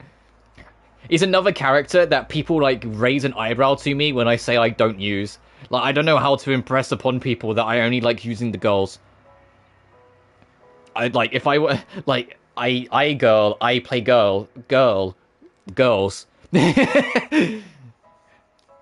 The only reason why Kevin gets a pass is because he's a twink. I mean, what? Of course you can come. We're friends now too, after all. Let's go on an adventure. Look, there they are. Hey there, friends. Watch out. The ferry's coming in hot. That sounds like Mualani. What's that noise? Is it coming from the ocean? With the deep blue sea beneath you and my lucky sharky surfboard leading the way, are you ready to crank up the speed? Bennett is my child. Left the team. I do have him C6 though. God, do you remember? Thankfully, it's like long since passed because there's just other aspects of the team. But do you remember that vendetta that people had that you should never C6 him? You leave him at C5 because it reworks his buffs when you go up to C6. And like for some of the, especially the earlier characters, it was like slightly more beneficial to like not C6 him. But I'm glad that's kind of faded because that was kind of annoying where people would go, oh, you got C6. Oh, you've ruined the character. And it's like, come on. I'm so sorry that Bennett's only going to allow my team to do millions of damage and not billions of damage now. Come on, faster! Well. Faster! So I'm glad that's like mostly passed. Mostly just because there's so many other team comps with him that involve his C6 that it's better. By giving them a nice big wave.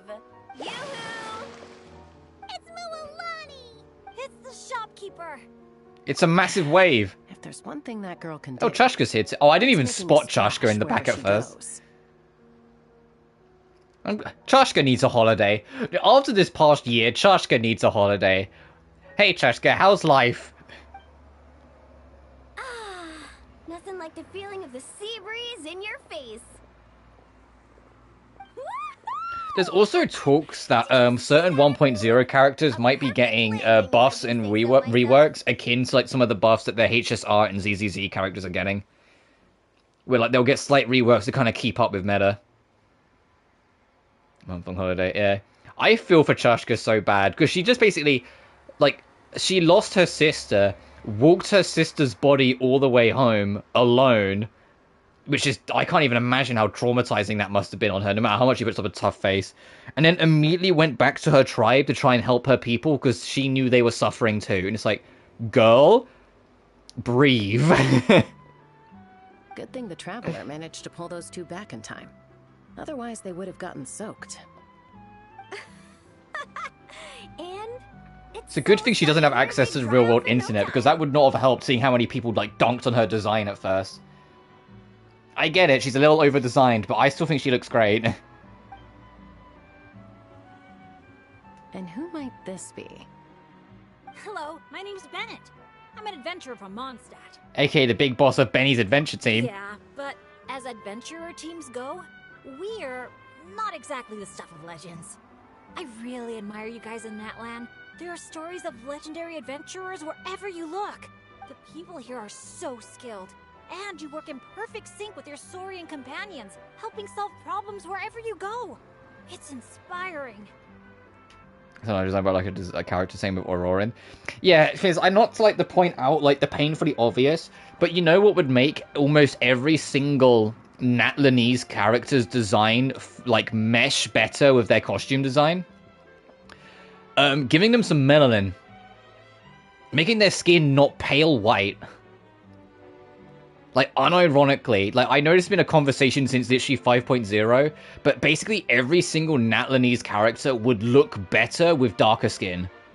It would suit their design better, it would give a better flow, and especially their Night Soul, almost all of them, their Night Souls become more vibrant and, like, mesh with their, like, with the color of, like, the rest of their costume better. Like, I still, to this day, believe there was some kind of corporate interference, because all the characters look so much better with darker skin, it makes me think they were first designed with darker skin, and then something happened. You know? Like, for it to be so much... Like, you look at any fan edit of the characters with darker skin, they look infinitely better. It's like, oh, something must have happened. They must have been first designed with darker skin, and then something happened. Because it is weird. Even, like, little things, like Zilonlin, you know she's got glitter on her skin. You can't see it most of the time. Unless you really zoom in where you look at it. But when you see her with darker skin, the glitter comes to life so beautifully. Oh, dear, you literally brought up the same point.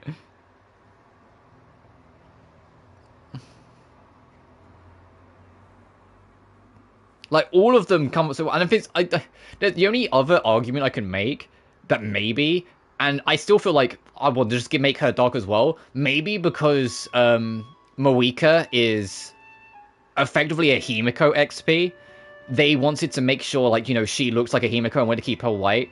But then the idea of having, like, the quote-unquote savior of the region be the only white person might have looked a bit more dodge in its own way. You know, the whole, like, white savior bullshit stereotype. And so they're like, look, if we can't make her dark, no one dark. But that's like the only other thing I can vaguely think of why they decided to like change away from it.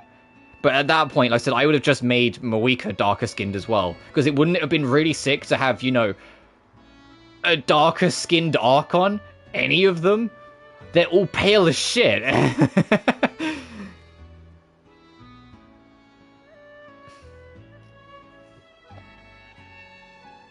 Like, none of them have, like, any color. Like, all of them are pale. It's like, come on. Like, it was pushing the boat out with Nahida, but come on.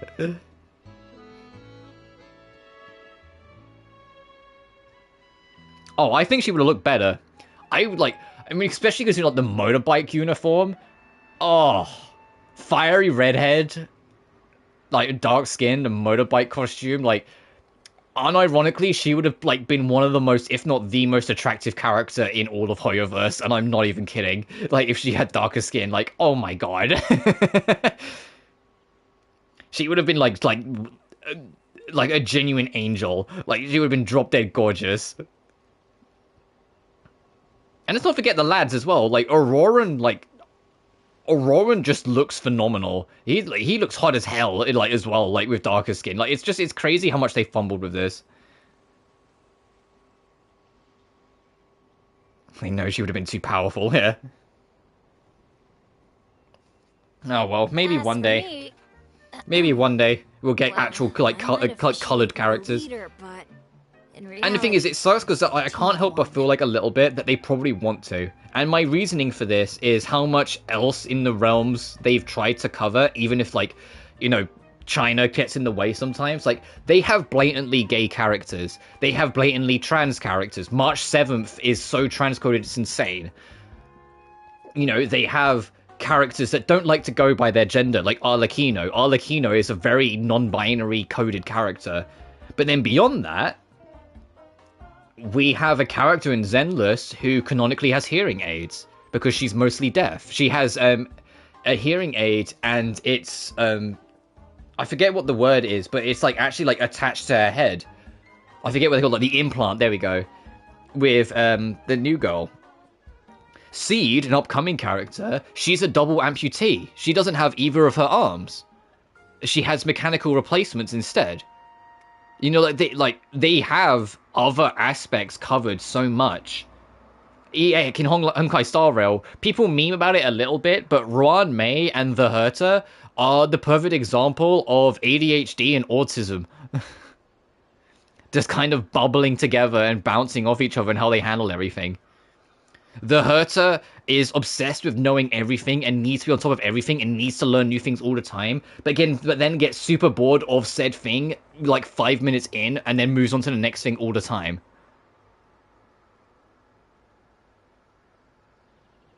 Ruan Mei's opening scene is her immediately breaking into your like social barrier, breaking through your like comfortable space to like scratch your chin and put a curse on you that makes it that you can't say her name. And then she only really did it for shits and giggles. It's like, come on. We're friends. Thanks for saying that. Being your friend is one of the things I'm most proud of. Kid having autism when Robin was in the Dream Fox Reef and it made me so happy. Yeah, that's what I mean. Like, the team at Hoyoverse, I genuinely believe the actual core dev team want to be extremely inclusive and they want to do all of this, but for various reasons, whether it's corporate interference, whether it's China, whether it's, you know, all these things, they can't always do it. I mean, the most blatant, the most viciously blatant, they couldn't have made it any more obvious if they tried, was Robin in Honkai Star Rail. Putting the lesbian flag as her eyeliner. Come on. Oh, and Astralin in Zenless. That ship is absurd. Evelyn's entire character being that she saw the whole world in black and white and was consistently depressed, rarely ate like proper meals, had like this backwater like dead to the world apartment in the middle of nowhere, basically just hated her life, and Astra gave her all the color she ever wanted, made her love life, made it so her eyes dilate every single time she sees her, and that's canon. Like Evelyn is like in love with Astra, like wholeheartedly. It's beautiful. I also love Yuzuha and Alice in the newest update, where Yuzuha never calls Alice by name. It's always my lady, my princess, my girl, my bunny. Like, she always has pet names for Alice. I'm like, that is so fucking cute. Yuzuha calling Alice anything but her name is so cute, and it never gets old. The whole quest of going my lady, or my girl, or my princess, it's just like, Yuzuha, I know what you are. Yeah, people are always gonna argue it straight because they want to be a minority so bad, and they can't accept that it's okay for these things to exist. They want to pretend they're oppressed so bad, and it's so embarrassing. It's like, come on, get over yourself. Oh, straight people are so not normalized. Hey, have you tried going outside? Like, I like not to be the touch grass guy, but go outside, touch grass, smell the roses. You'll see that, like, no, you're not. Fuck off. Nice outfit, by the way. I knew you'd look good in Lake Blue. I wish I'd known you were a friend of the Traveler. I'd have given you a Literally, yeah. Shop. Picking out a lucky color for me was the best gift I could have asked Like, don't get me for. wrong, I'm a completely fumbling bisexual, I still don't know your but names. like, I'm Mualani. I don't sit there and go, mirror, mirror, there's a problem in the world. Like, I'm like, no, it's just life. You just carry on. Of the Flower Feather Clan. Trust me, you do not want to get on her bad side. Sorry, but what would that look like? Bennett. Getting on the bad side. You strike me as a pure-hearted adventurer. The humble, genuine type. You don't have to worry about that. Wow, high praise right off the bat. Chaska's good at reading people. Do me next. Yeah, annoying. Look me in the eyes and tell me what I'm thinking. I've already told you. Mind reading isn't a required skill for a peacemaker. Stop acting like I'm some kind of soul-seeing obsidian mirror. Come on, just do Speaking it. of character designs, though, I've always loved that Chaska's design. Her eyes are staring down the gun of a, staring down the barrel of a gun. Sniper into a giant water gun.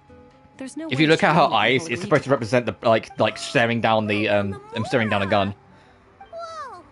How did you And know somehow that, fumble every one of them Chaska? out. Yeah. If on the surf over, she wouldn't stop shouting. I really, really want a water gun. I've never wanted Kukasaur wings more than that moment. Anything to block out the Mualani. noise, honestly. Look at that face. Come on, She water knows she's guns are being a so gremlin. much fun. Besides, summer's not summer without a good water fight. Also, you know what's really funny? Zelda Zone Zero has this big, like, summer-themed beach adventure. Genshin is having this big summer-themed beach adventure. Honkai Star Rail, everyone's dead. It's like, oh! Exactly. Playing with water's all about letting go of your worries. The next patch for Honkai Star Rail is literally called Before Their Deaths. It's like, okay. You two sure speak the same language, all right. But this time, having fun in the water is not the only reason I'm here. Some serious business to take care of? Yup. As a guide, if you want to create the best possible Just because, travel like, plan, I'm gonna end up you talking have to too try much, and I'm gonna let the story experience play on auto. everything for yourself. It's like being a guinea pig for your future clients. We've got Chaska lots here of time, by the way. still Like, got I'm here for the long haul family for too. today's stream. After all, 'Cause I, being a like, Norsaurian, I'm not gonna, you if we love can't do it all every today, that's bit of it. fine. I've got tomorrow open for Genshin as Obviously, the well. resort is still in the But if I can get trial. everything done today, then tomorrow I will, like, do more But Tomb we Raider. have tons of time on our hands, so we decided to officially sign ourselves up as testers. Oh, Aoife and This Roran is signed the up quest too. with this quest and the They cut got the here latest early Honkai notice, here. though. Said they were gonna go check up on the health of the Saurian staff and aphids here at the resort. They should be just Yeah, about I'm not back in expecting the by next now, right? patch to be happy. Maybe we'll I run mean, into next them somewhere. patch, Well, you're gonna seeing see as we're two all here people, for because the we're gonna same set back to the reason, start of, like, why don't we cycle stick 0, together? whilst Flynon goes into cycle 33,550,337. Sure. Sounds good to me. But because we're going back to earliest, we're gonna meet people who were already dead when we first got to Amphorius. Mostly, Sahydra and Hylissons. Hylissons we already got to see a bit of in the last patch. The Sunspray Summer Vacation Part 1, so a carefree vacation. But also, there's a chance we will see Evil March. Because we know Evil March is coming the patch afterwards. Friends are here to welcome us too. It's crazy, it's gonna be Hylissons and Sahydra in the next patch. After that is supposed to be These special ones are called Evil March and apparently a Dun Hung variant, and then after that is Serene. How's Tomb Raider been, by the way? It's been good. We had a little bit of trouble at the first with Rise because like the PSN went down like an hour into the stream, which is like, okay, yeah, thanks. And then the last stream we did yesterday, that ended up being on the shorter side just because I was extremely tired yesterday. I'm still pretty tired today, but yesterday it really just caught up to me and I was super tired. So I was like, I'm going to make it a smaller stream because I was just kind of like not with it. But it's been fun. I want to have... I have to wait for... I can almost guarantee February 14th, 2026, Legend Trilogy is going to come out, remastered. But, I would love to have all the Tomb Raiders covered on the channel. So doing like the reboot trilogy now has been really fun. It's been nice to go back to Tomb Raider 2013 again. Because the last time I played it was like half a decade ago. It's been nice to go back to the Rise. The last time I played it was, I kid you not, 2016. So it's been 9 years, almost 10. I also never 100%ed Shadows, like not Rise and Shadow. So when I'm done with the playthrough of Rise, I'm gonna 100% it before we get on the Shadow. So I'll probably do other things. Like I want to do Resident Evil Village before, like, you know, before we get closer to horror season. Welcome to Dreamboat Drift. I want to do maybe Far Cry 4 because I did Far Cry 3 as an offshoot last like earlier in the year and enjoyed it. Whenever you're ready, just let me know. And then obviously, like, at some point I'm gonna do more Souls. Because we got Lies of P. Speaking of, Lies of P is going to be free for the August 3 game on PSN. It's not Overture, it's just the base game, but like, oh, okay. Ride the cruise ship and watch the show.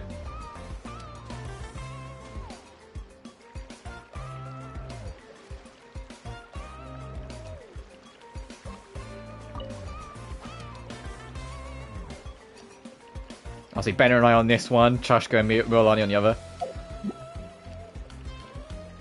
And it's also been nice because we've been having a lot of conversations about what I want Tomb Raider next to be.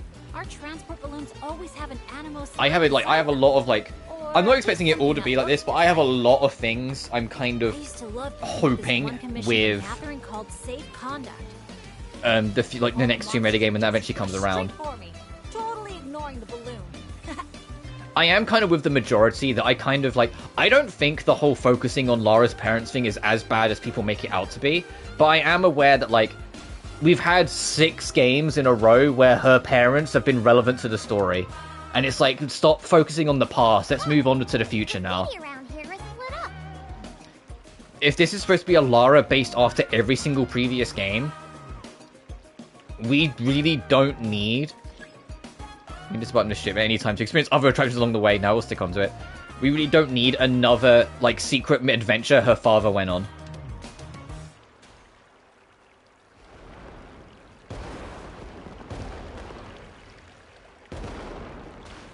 Like, the big thing for me is that,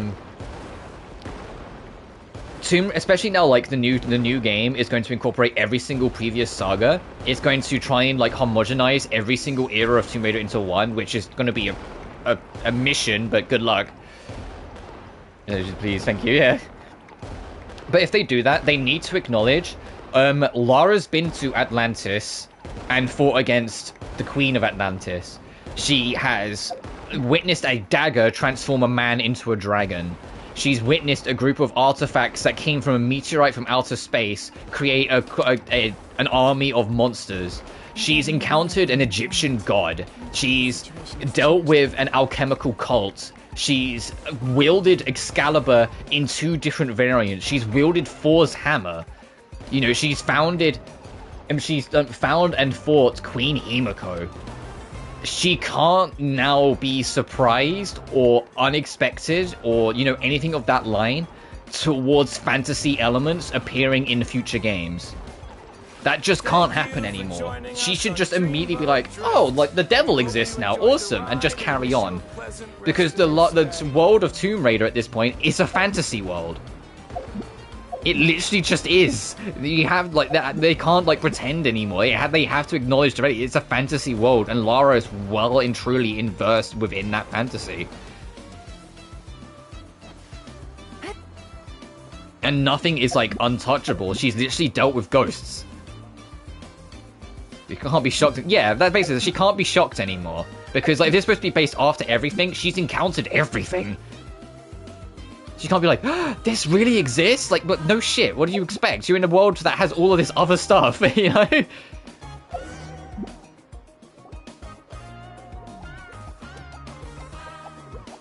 Now that I think about it, I don't think I've seen an Asha anywhere else in Natlan. That's right. You won't find and also, obviously, give her dual pistols back. I feel like that's like a guarantee. Like, the fact that the dual pistols don't come back officially once across the entire reboot trilogy is so ridiculous. Sounds like something out of a fairy tale, doesn't it? Like Tomb Raider 2013, sure. Starting with Rise, though, no, she should have had 2 pistols. Oh, that's not all. According to Granny Seatlolly, Tenochtitlan's full Hey, of see, Lottie mentioned. spiritual energy. My wife I mentioned. guess it follows that the Asha must be some kind of mysterious spiritual So iconic we phenomenon. need them. Exactly. Did she mention anything else about the Asha? Like, some games can get away with downscaling their iconic weaponry. Like, Hitman as a series, the silver ballers are iconic, the dual pistols that that Agent 47 has. But when you're playing any of the games, you never wield the dual silver ballers because you're wasting bullets. Except it was noon. You only take one of them. So the fact that, like, World of Assassination moved away from the silver ballers but still let you have them as an option just made sense. You don't need the dual pistols anymore. But Tomb Raider's not that thing. Tomb Raider's identity has always been the pistols. Let's go take a look. Anytime you see Lara in any kind of media, you always see two pistols. You're here early. Lots of visitors today? I mean, heck, they leaned into it so much back in the classic games that any one-handed weapon you'd get two of. You got two Magnums, you got two Uzis, you got two automatic pistols. Could I see your invitation, please? I'll get you all checked into your accommodations. Oh, hello. Is this what you mean? That's what Mr. Cyrus gave me. Let me see. Ah, yes. This is one of the invitations. I appreciate that they keep the shotgun. Although the shotgun's not quite as iconic, the shotgun is present in every single Tomb Raider. So I'm glad that that was kept in the reboot games. Let's not trouble our guests now, Asha. Oh no, he's been no trouble at all. He's been super helpful.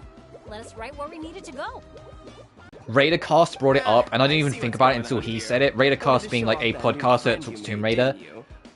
He said after Shadow, if there's like another ancient civilization or fiction or like tribe or something that Lara gets involved with, it should absolutely be fictional. It should not be based on a real tribe because that just risks making controversy. Shadow was locked in controversy because you go to like a very like heavily inspired by a real tribe. And Lara saves the day, and it comes across very white savior. Looks like they've really clicked. And it's like, it came across as like Lara comes and fixes this, like, ancient tribe's problems, and she's the hero that saves the day, and you're like, it's like, no, make it fictional to just completely circumvent that problem. Something to do with spiritual energy. Well, if you don't mind, sir, then by all means, spend as much time together Of course, as you yeah. like. As for who voices Lara in Tomb Raider next, I honestly don't mind whether it's new or an older returning voice. Me personally, I have a bias to the Legend era. I would love the Legend era voice actress to come back, but Before I give you a brief I introduction don't to know. the A resort, lot of people want please the take this Dark map, era along or with like a special Tomb Raider 4, 5, and commemorative 6's photo VA to album come we back, prepared for all our and she guests. wants to like do more Lara. She does like podcast stuff every now and then, so she's up for it. But I think that might be like a Jason Griffith situation where like Jason Griffith still voices Sonic when you want him to, but he doesn't actually officially voice the character in any media anymore. User as a result. Oh, okay.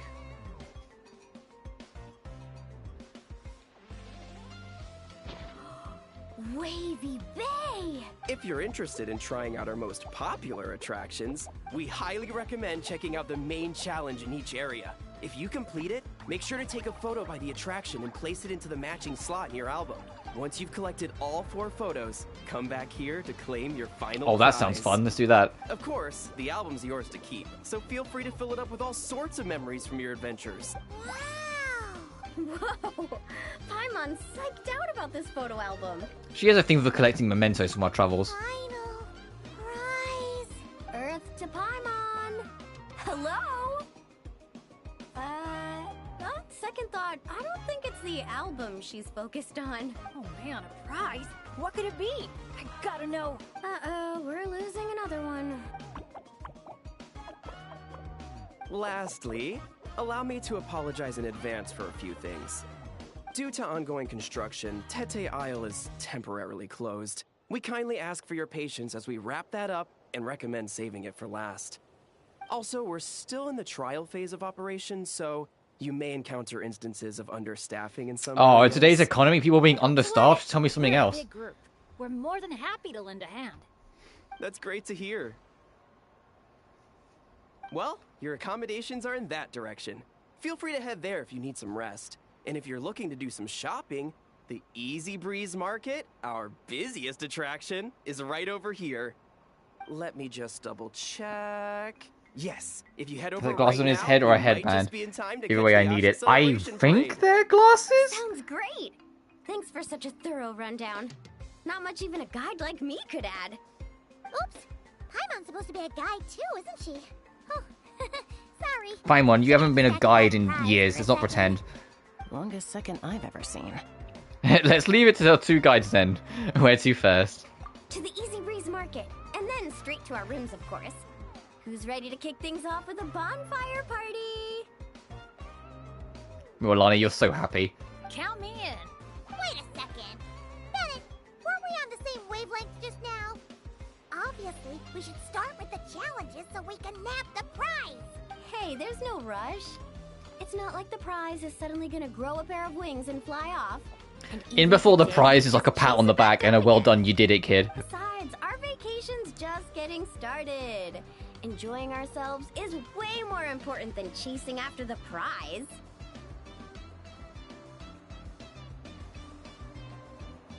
And maybe focus on wrestling back that mascot title from Asher instead. Rock bottom. Even the mascot role's been taken. Oh, do we have a mysterious onlooker? Because of course we do. The Easy Breeze album. Ooh. Bow.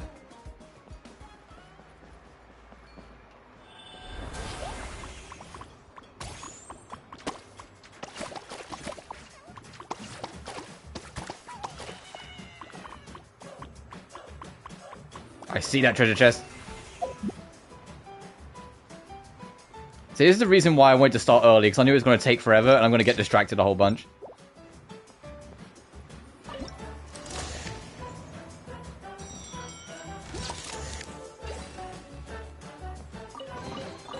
Treasure. One way to draw your target out of hiding.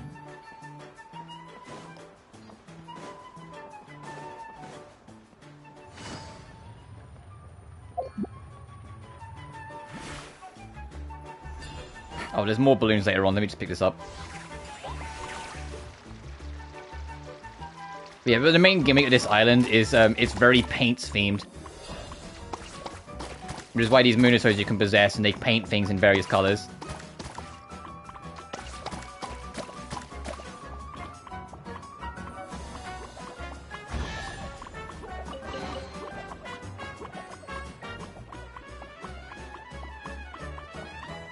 I mean that, you got a whole color wheel.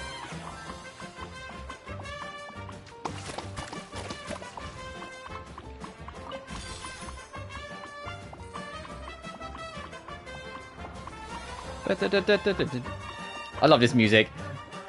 Oh, it was adorable, oh my god. Yeah, this is still like the holiday patch area. I love the vibe. Which is funny, because it's like, hey, happy holiday, and on the other side is, hey, Nod Cry prologue that we got to do, which will probably not be as happy.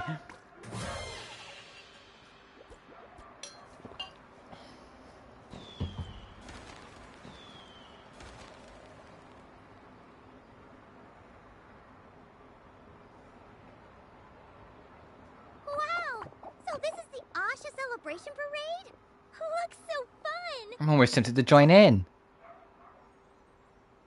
Oh, they're selling something called gift eggs in front of that restaurant.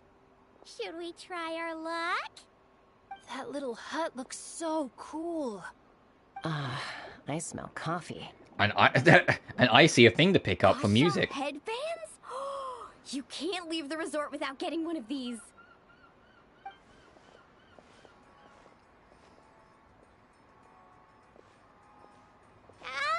We're all getting way too distracted.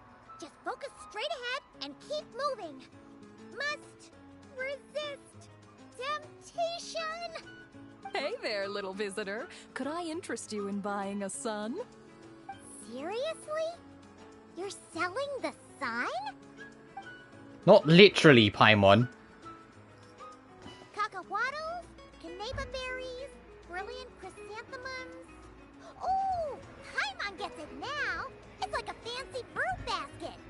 We'll take one.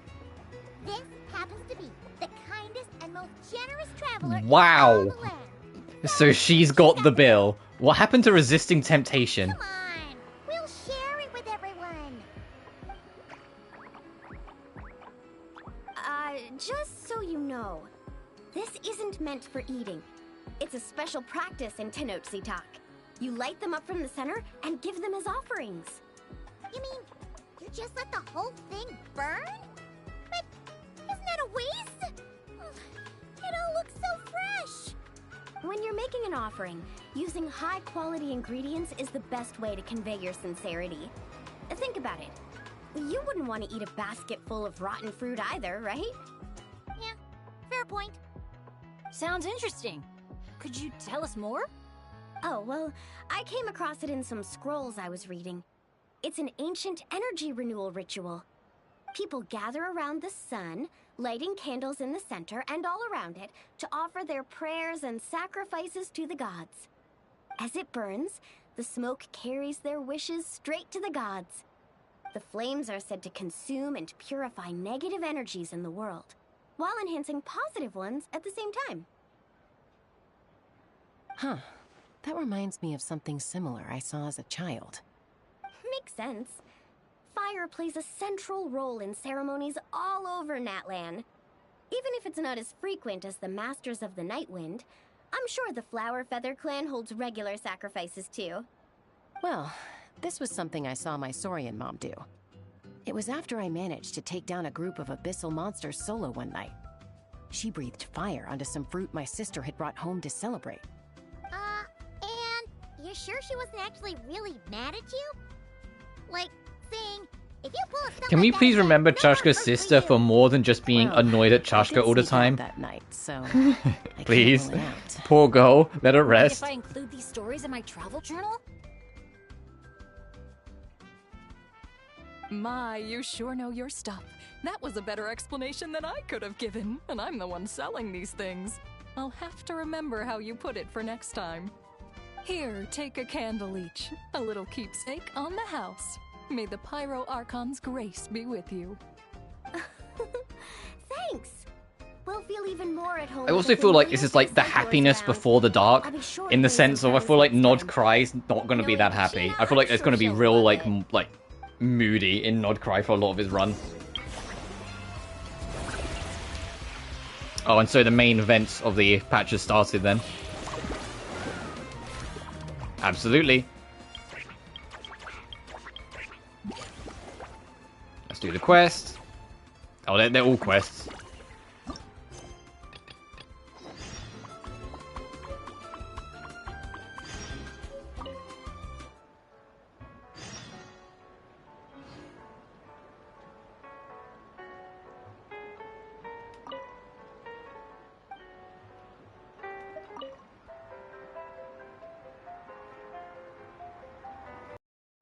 Is that was super cute when they're gonna rip our hearts out later? Oh, absolutely. In before, like, Nod cries, like, oh, and here's Kevin. No, not again!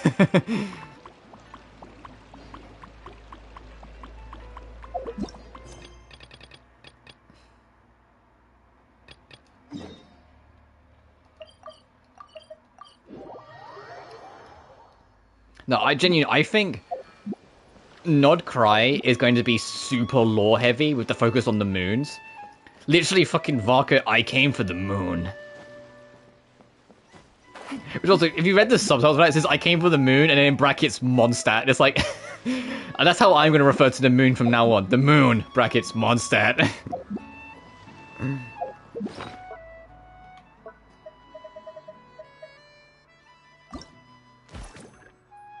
Oh, also, I forget her name, but the girl that was with Varka in that trailer, who looks like she's from Sumeru. I love her design. Hey, this is Emmy, testing your marksmanship. What do you think, giving it a shot? Yeah, sure. I'm a pretty decent marksman. In IRL, I can actually reasonably well wield a crossbow. Oh, I love her. Nafa. Yeah, that sounds about right. She looks phenomenal. I love her design. Like, I saw her design and I went, oh, fuck yes. Like,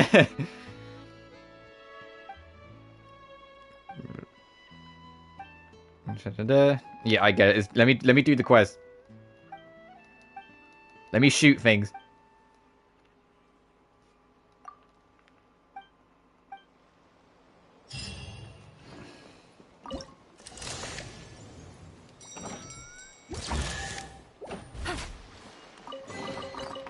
treasure. One way to draw your target out of hiding. I'll give it a go. Let me shoot things.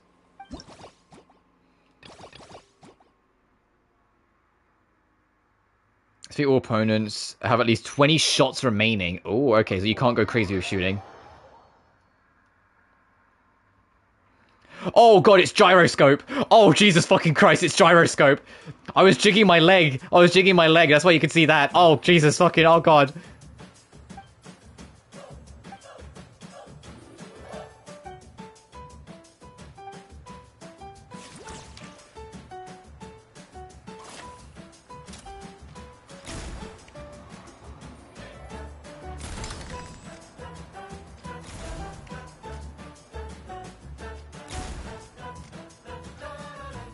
I'm not a Splatoon player, I don't know how to do fucking gyroscope.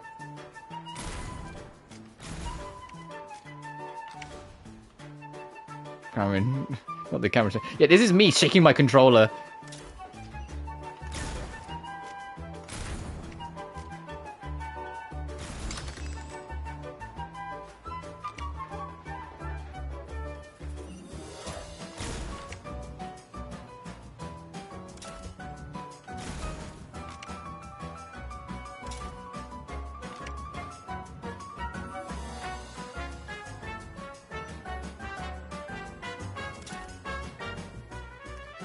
Oh, you cheeky.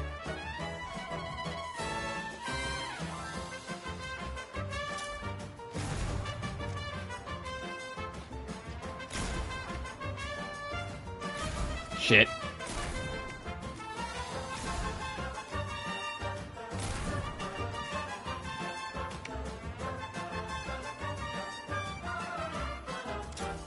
You know what this music reminds me of? I know it's going to be like a bit of a deep cut, but this reminds me of the Apu missions in Simpsons Hit and Run, the music.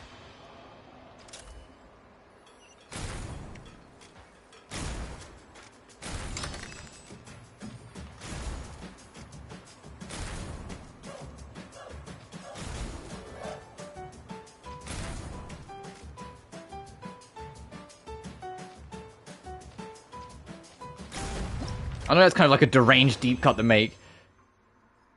That's so incredibly niche, I can hear it. Like, come on. Dun, dun, dun, dun, dun, dun, dun. Like, I can hear it.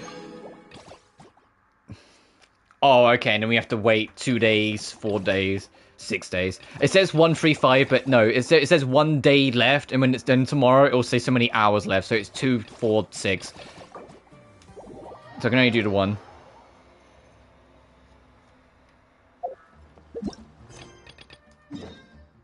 This is over by town. Also, yeah, just to once again show, this area is super fucking far away from the rest of Natland. It looks kind of silly. Like, it's a bigger distance from here to the mainland than it is getting to Surumi Island.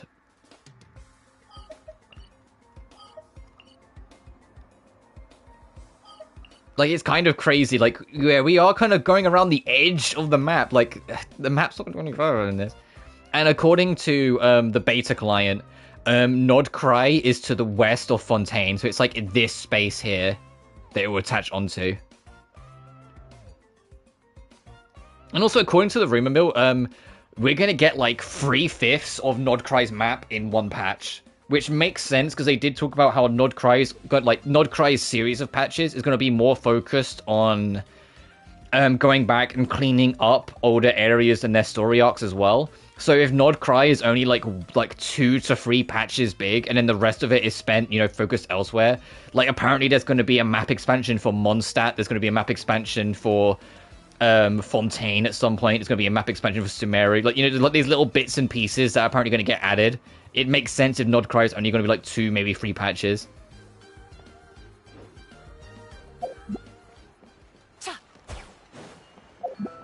Anyway, let's go do this. And then we start the long wait for Snezhnaya. Dun dun dun. Yeah, they mentioned, like, when they were doing like the early developer interviews, that like there's a lot of story arcs that have been kind of left, especially like from launch, that they haven't really gone back to, and they kind of want everything to come to a head before Snezhnaya. And I'm like, oh, okay, that tells me shit's gonna kick off in SNES when we eventually get to it, which we already kind of knew anyway. But you know what I mean? Like, they're expect the things are gonna kick off in SNES, so they want, like, loose ends tied. It's why Durin is gonna be in Nodcry, for example. That's another loose end they want to just tie up.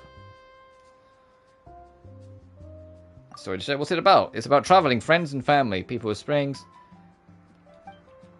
Wait, what's your challenge, my friend? I'm kind of skimming and scanning.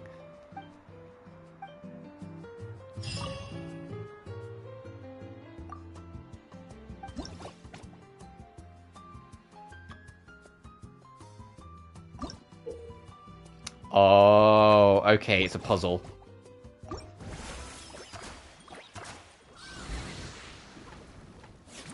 I think it'll be free patches, personally, because it gives them time. What it'll probably be, with a Nodcry, it's like, you get most of the land, some of the early story. The patch afterwards will be more story. The patch after that will add the last of the land and wrap up the story. And probably have the new weekly boss. Against however Nodcry decides to end. Whether we beat up Totore once and for all, or if someone else comes in, or what. Direction magnitude of turn force they receive. Make use of reach the finish line more smoothly.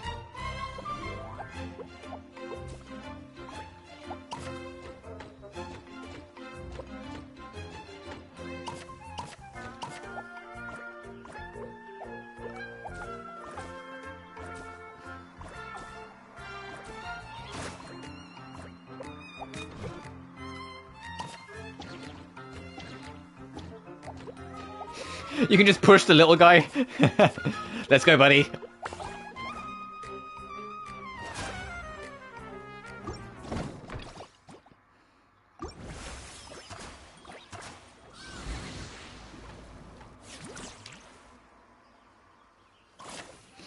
This is me at 10:30 p.m. and my friends are still talking and I want to get out the door at work. I'm like, come on, let's go. Come on.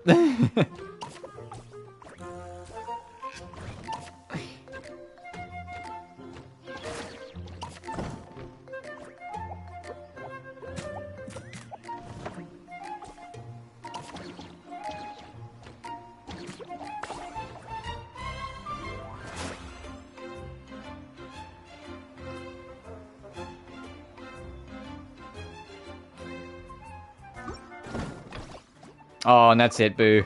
Never do it for too long.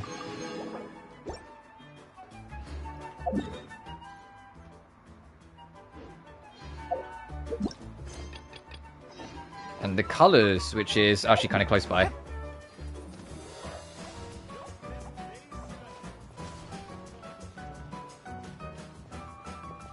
Oh, faded. Let me fix this. Give me a painter. With this little booty wiggle.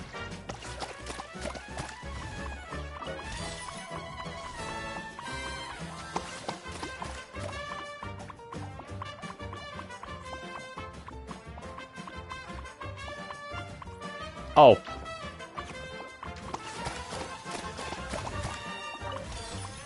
So this is like, except for the color. Oh, right, got it.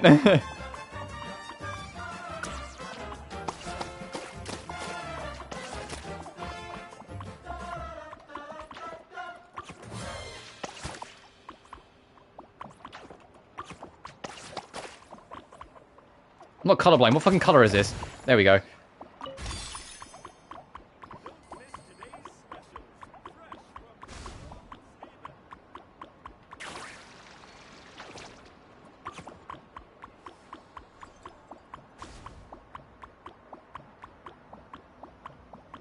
Ooh, what's this art gallery? That I'm just like robbing. Anyway, off we go.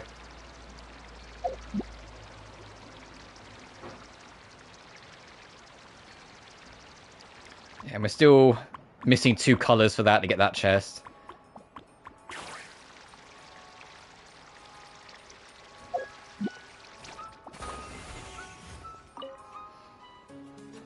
Whoa, okay, what's your challenge? And it said graffiti, I imagine it's just going to be like a painting challenge. I'll do this, I'm going to take a quick bathroom break afterwards, and then we will carry on.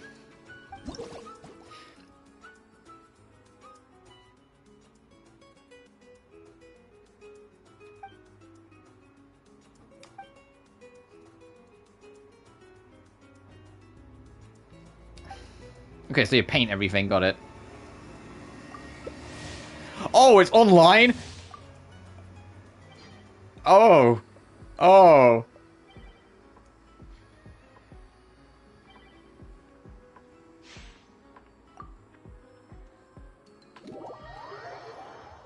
Oh, dear God. Okay, I won't mess with this too much.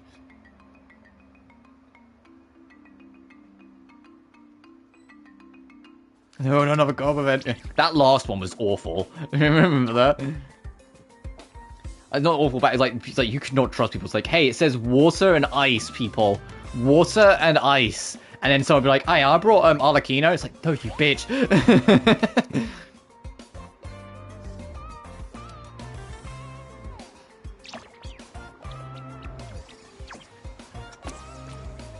This is literally just Splatoon. Also, that gun used kind of...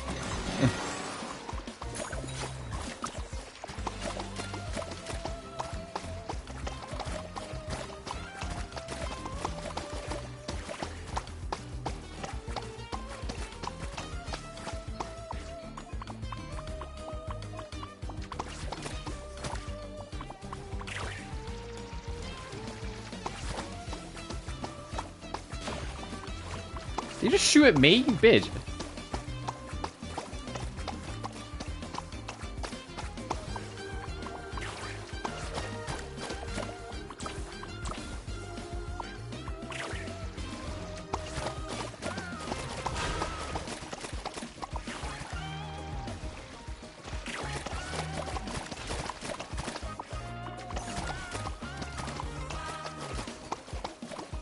I can't help but notice that this is just Splatoon.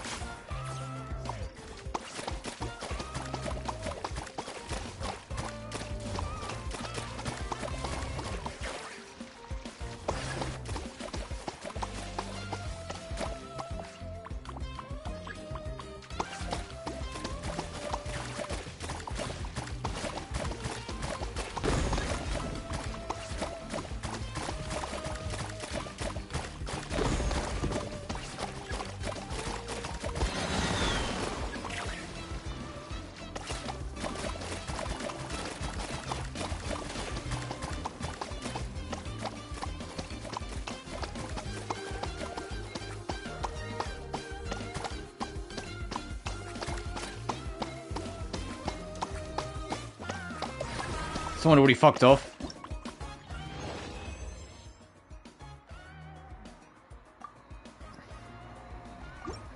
Yeah, I'm not engaging in that. Well...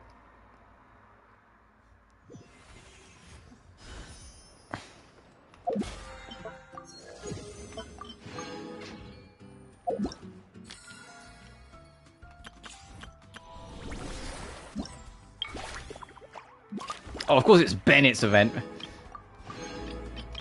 There's score milestones and things to do, okay. Venti? Hang on, I just realised, look, Venti's in the middle of Milani. What the fuck? Where's he coming into this?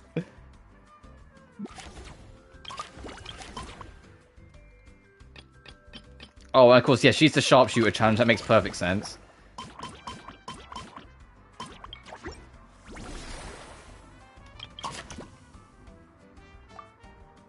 Okay, we need 1,800 points.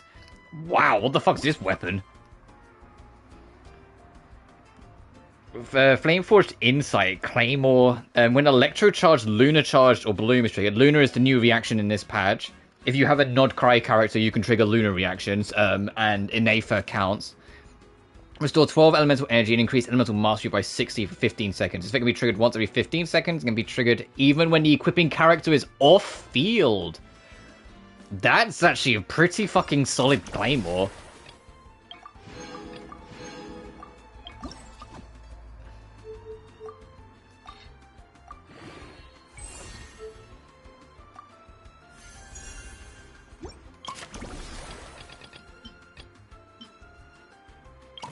Here for Carve, let's go!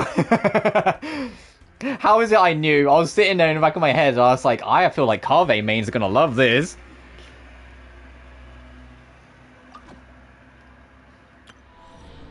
Yeah, I'll do that. Oh my, hang on. My mobile data just went down, so everything just stopped on my end, so I can't see chat. All three of us punch in the air. Hey, I love Carve. Like, I mentioned it before, Carve is like such an underdog character of Sumeru. I love that man.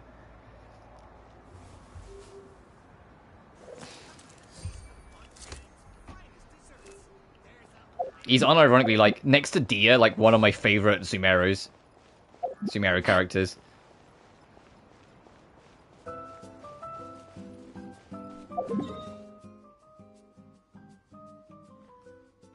I want to go explore there next, but I said I want to take a quick bathroom break, so BRB, and then we'll carry on. So 25% of the land explored already? Oh, jeez.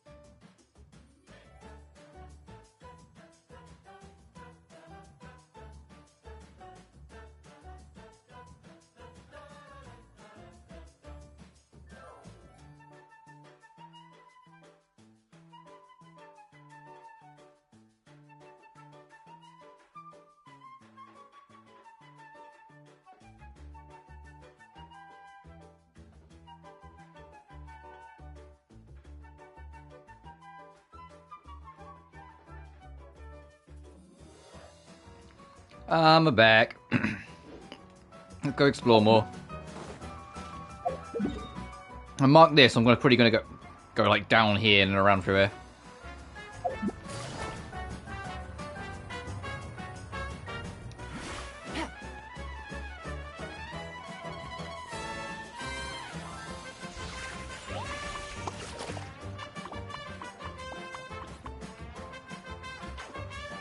What color do you want, buddy?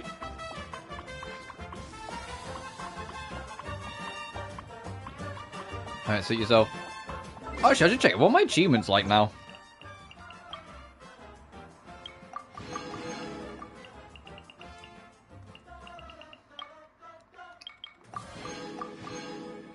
Find all the waypoints, get both shrines, follow Minato. Open 60 chests, so what? I'm guessing 90 chests then for the last one. Do 12 challenge mechanisms, so that'll be what, 18 total. Unlock all the Usher colors and complete all the photographs for the album. Oh, I did? Literally, I kid you not, if I bring it up. Yeah, look at the book series. What's today's date? The 30th? Literally 3 days ago, I finally sat down and just did the Mortal Travails and got all the books. For Series 5. I swear, I was like, oh right, I never went back and did that, so I finally did it.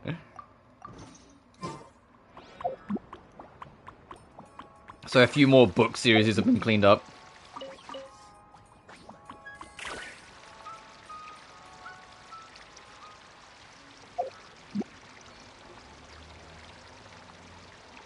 But these guys are actually great to explore with. They can do high jumps, they can climb walls without costing stamina, they can run across water, they can sprint a long distance at a decent speed.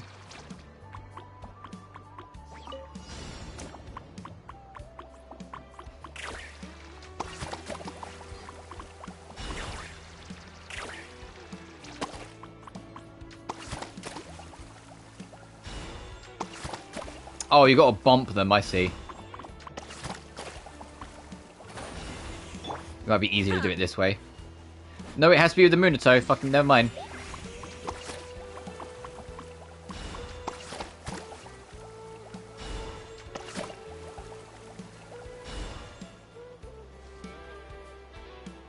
Try and time this a little better.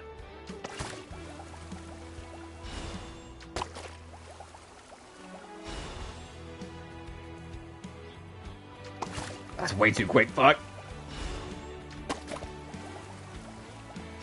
Oh, how'd I miss that one? So we'll continue I've been playing since release. I go through phases. where I was like, man, I just really want to just work on shit, and so I just start.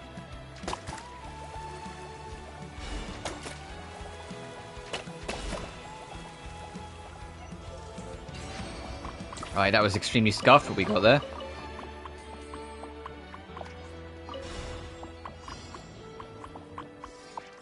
Oh, they must match the color. Oh, Jesus.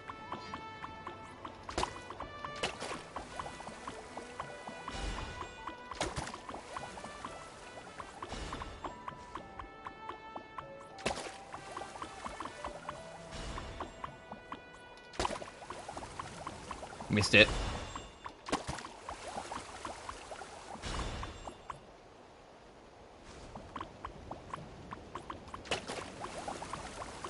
Oh, I thought it was slightly too early.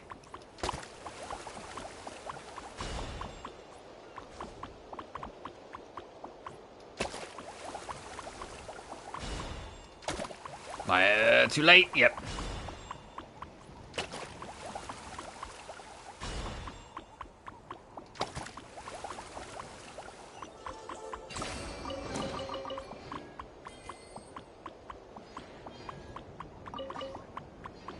To be fair, if I just bring up this achievement list, you can see, like, some series I try and commit to. I always try and do the Mortal Travails. And I always try and do the city areas. The Challenger series, you can see, I was on top of it, but I haven't, like, done the cleanup of the newer ones. Like, I haven't done... Use the power of the energy block to immobilize the following enemies, and I haven't done beat the Inquisitus Baptist, because I don't really like that fight. I haven't done the break the pearl directly by destroying the resonance coral orb of the fucking seahorse doing Whore Thunder. That's a sentence. And I haven't really touched this one at all. But I try and do all the new regions 100%.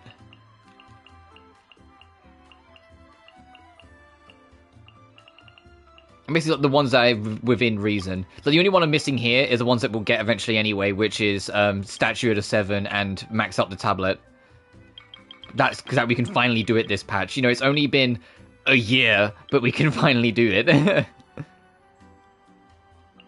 Oh, and the duelist stuff I don't really bother with. The fighting all like the super enemies, they're really annoying, so I'm good.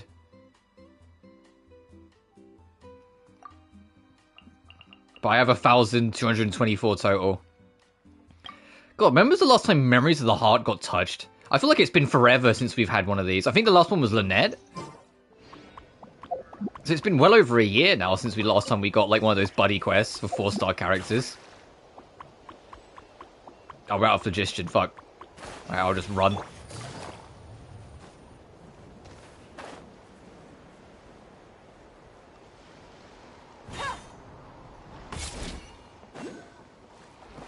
I hear it, it's a Pyrocarlus. There it is.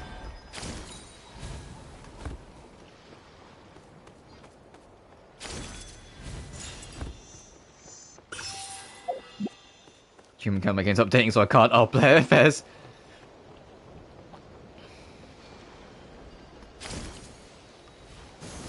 What challenge is this? Work with the staff to complete that cliffside graffiti in the time.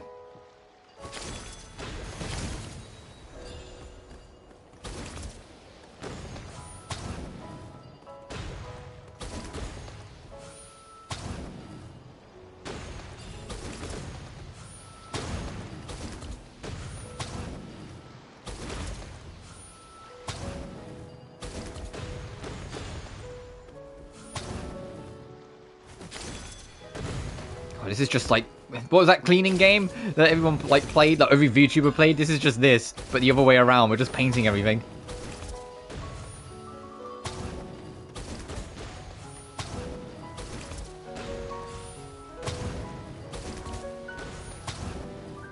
Oh shit, lost my footing.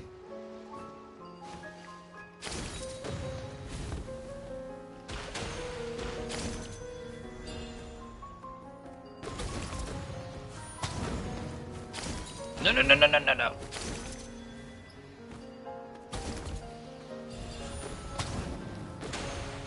I think the only one where I really don't like keep up with my achievement list that well is probably Zenless.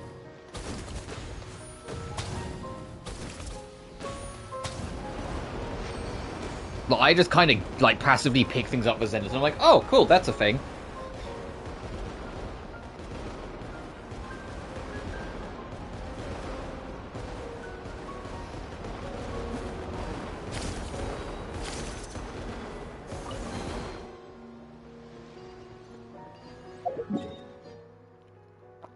But then Zenless is the one I definitely play the most casually nowadays. Like, I'm not that focused. I'm mostly there for the story. I love the story of Zenless.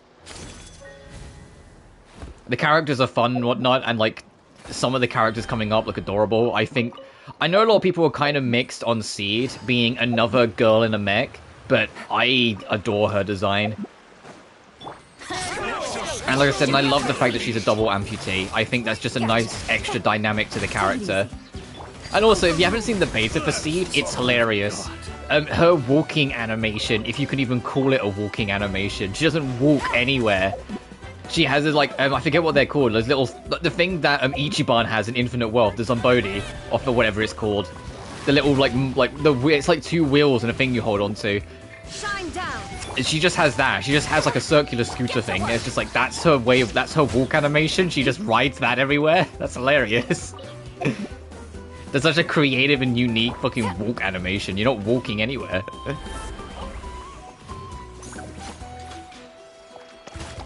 Get painted. Oh, you're right next to an explosive barrel? Ah, fuck it.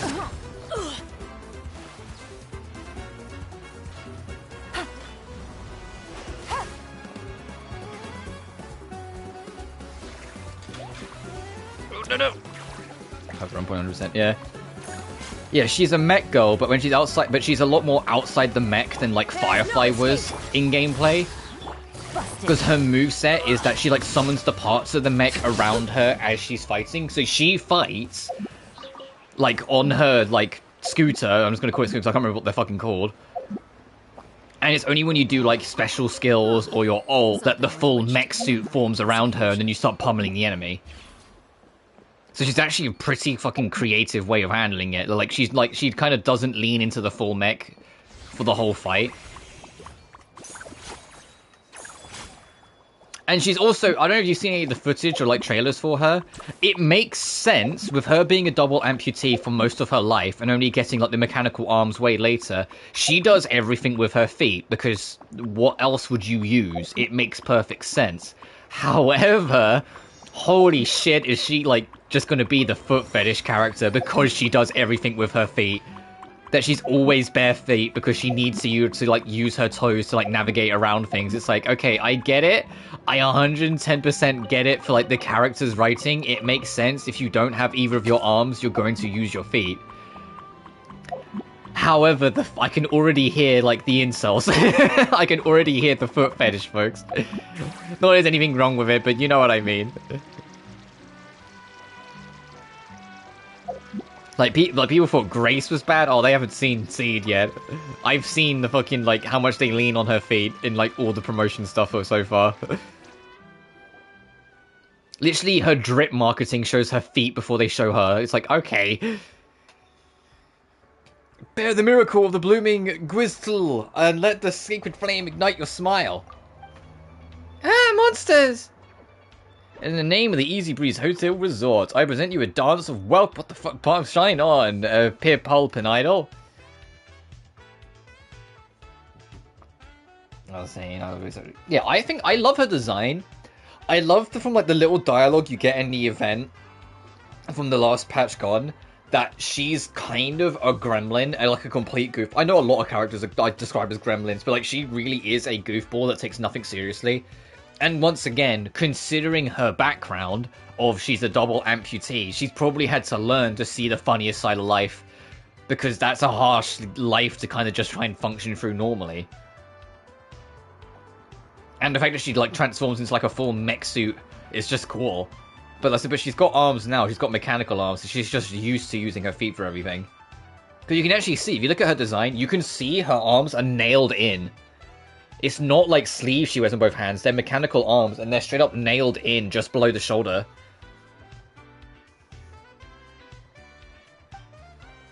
Come on, Emmy, help! The only trouble is that we're going to go straight from Seed to Orpheus.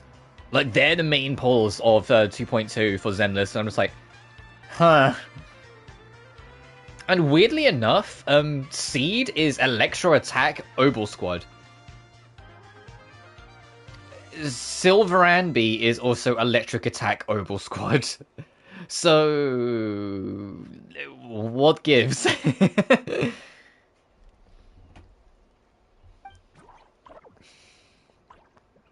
Yeah, he just fell down on his own. Hey, funny looking person, are you okay? Does it hurt anywhere? And Orpheus is fire attacks. It's just Trigger and an army of attack units. For Obel Squad. It's like Trigger's like, did I miss a memo? Like, what's going on here? So, that was just a dance just now. Why not try again? Maybe second time's the charm. No, I can't do it. I'm just not cut out for the Pipilpin Idol. Paimon has no idea what she's talking about anymore. Wait, what's this? Pipilpin Idol competition brochure? Is this about a competition, huh? Oh, Paimon gets it. You're not feeling confident about the odds, so you came to us for advice, right? I can't even dance properly in front of you, and my dad says I'm no good either. Ouch. I get it. I've got daddy issues too. Fuck him. You don't need him. Your dad? Yeah, my dad's a performer too, and he's my idol. He's an amazing dancer. He trains so many great performers, but I'm the only one he won't teach. Why not? He said, Shiton, I can't sense your determination at all, and without determination, you'll never dance well. So I made a bet with him that I could become a Pipilpin idol and prove myself. He'd teach me everything he knows. But I messed up even the welcome dance. It was such a disaster. I'm such a disaster. Hey, don't cry. Look, you ran into us. Emmy and Paimon are super awesome adventurers. We've seen a thing or two. It will definitely help you become a Pipilpin idol and prove yourself to your dad. Really? Ta-da, shine on. Please, I'm begging you, stop saying that line. Hey, don't tease her. And as for you, cheer up. It's time to earn your spot in the contest. Don't worry, with us around, we'll make sure you'll knock your dad's socks off. Thank you.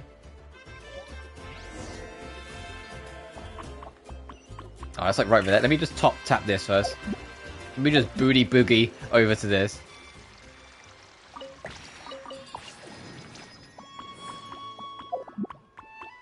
Oh wow, this is a beautiful little area. There's a little cute little offshoot.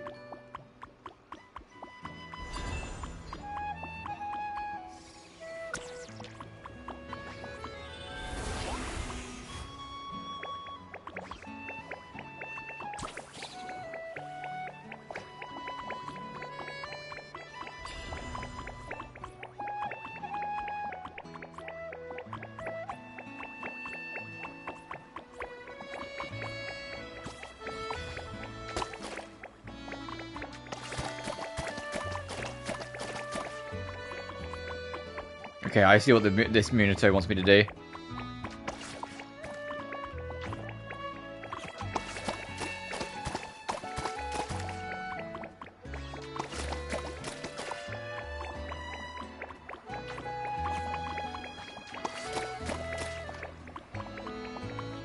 Munito, give me your treasure chest.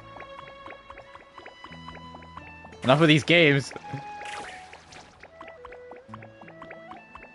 That's what I mean, like, these guys just walk across water, no trouble.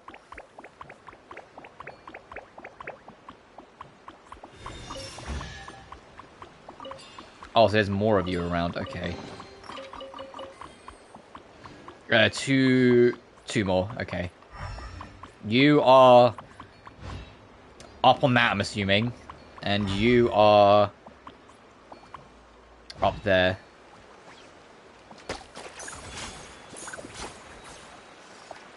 So the only trouble with these guys is they stick to walls a lot. Like, you go anywhere near a wall, fucking good luck getting off. Leave me. Alright, let's finish this. Get painted on, idiot. Get painted on. Get painted. No, fine. We'll fight him. Shine down. Transfix. Yes, you are. Forget it. What greater pleasure is there than the unexpected? What are you doing here? How are you this far away from Fontaine?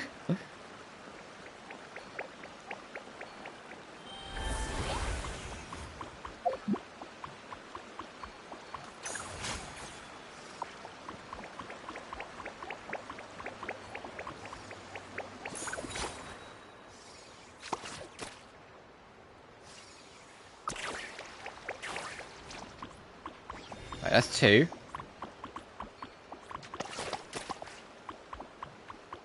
And the last one is up on that.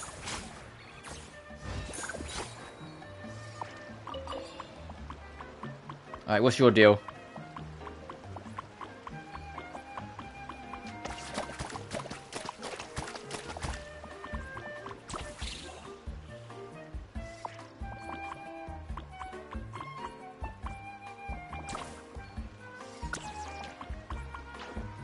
Oh, do you want these all to be the same color?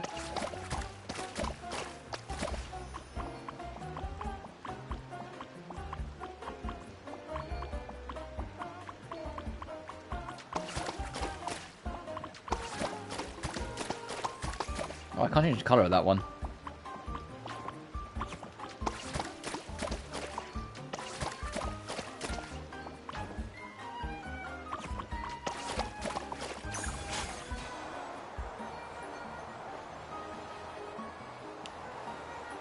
Oh!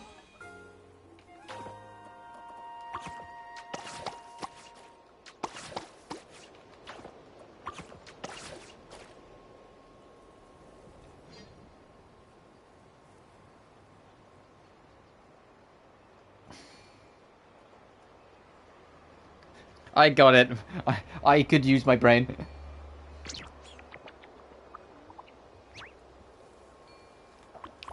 But yeah, going back to Zenless, I will probably roll for Seed. I want another Oval Squad member, and I was gonna say for Orpheus, but now I've seen Seed, I was like, okay, no, I'll probably get her. Because I want a Trigger dedicated team.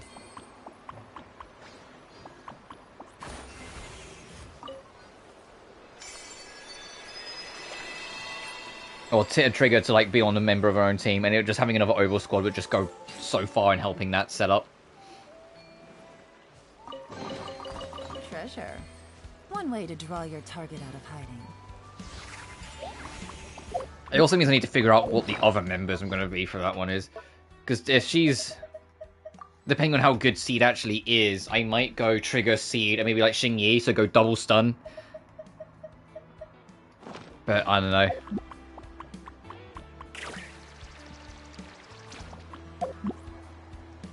Honorable squad. Oh, we're Seed though. The thing is, I just need a third team for I forget what the name of the game mode is, like the defense, offense, or whatever it's called, where you have to fight 3 bosses but with 3 different unique teams. I have 2 full teams that I'm really happy with, that are built pretty well. I just need a third team. Because I have Astra, Evelyn,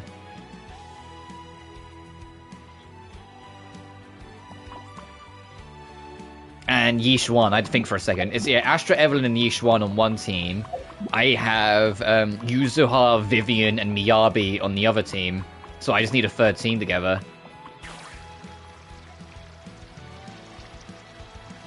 Vivian into Miyabi is like such a lethal combo, and Yuzuha just makes Vivian even more powerful. So it's like, once I got that team set up, I was like, oh no, this is a solid fucking team. Because Yuzuha's whole gimmick is that she basically just boosts whatever element goes after her. Which is why she's physical, because she's technically not really that elemental focused. She will become the element of whatever she uses. Which for characters that have raw damage dealers doesn't mean much. For characters that rely heavily on their elemental application, like Vivian, she's a huge boon.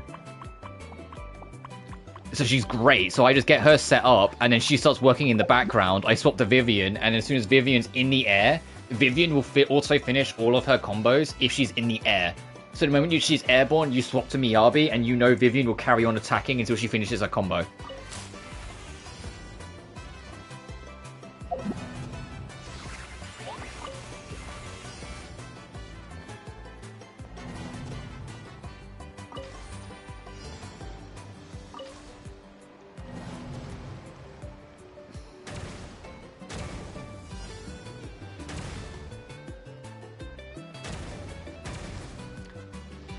I think it was failing me because it had to pull me out of the other form.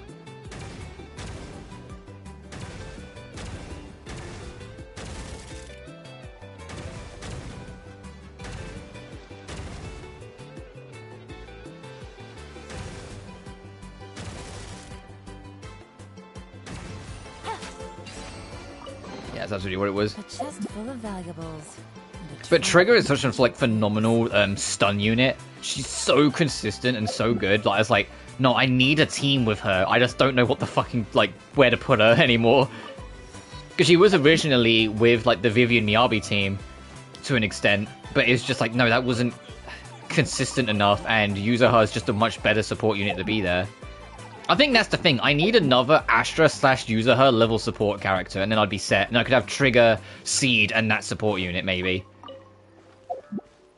And I love that Yuzuha is designed to basically support the meta at large, not just support, like, fan favorites sort of thing. Because the big thing that she does is that a lot of weaker units are more focused on their elements, and a lot of stronger units are more focused on raw damage. So making it that she boosts elements universally makes all those weaker characters suddenly a lot better. Whilst at the same time not overly like boosting characters that are already good. So she kind of like, she's the balancer. She's the one that kind of brings like the back end of the meta back up to standard. And I know there will be people that immediately think that shit means that she's like a necessary pull and whatnot. No, that doesn't mean that. It's just that she will help boost some of those older units quite substantially. If there's a character that's more elemental focused, that you want to use, get her. Whilst her banner's still live. I think you've got another week before it swaps to Alice, her girlfriend.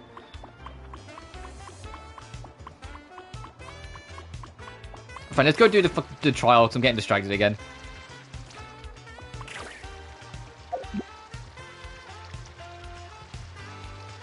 Do my booty wiggle.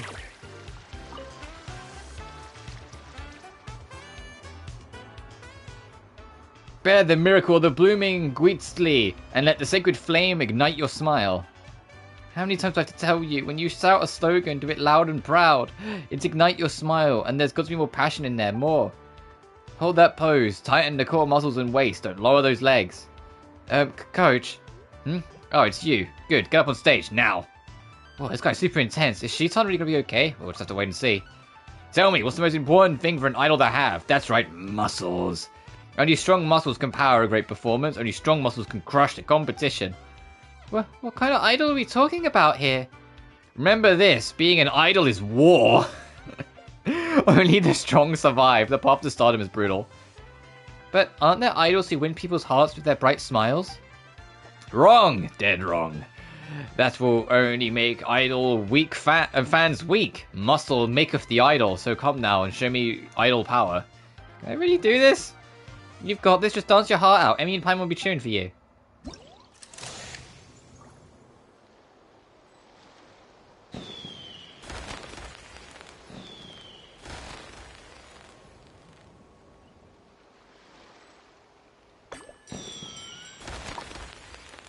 I see.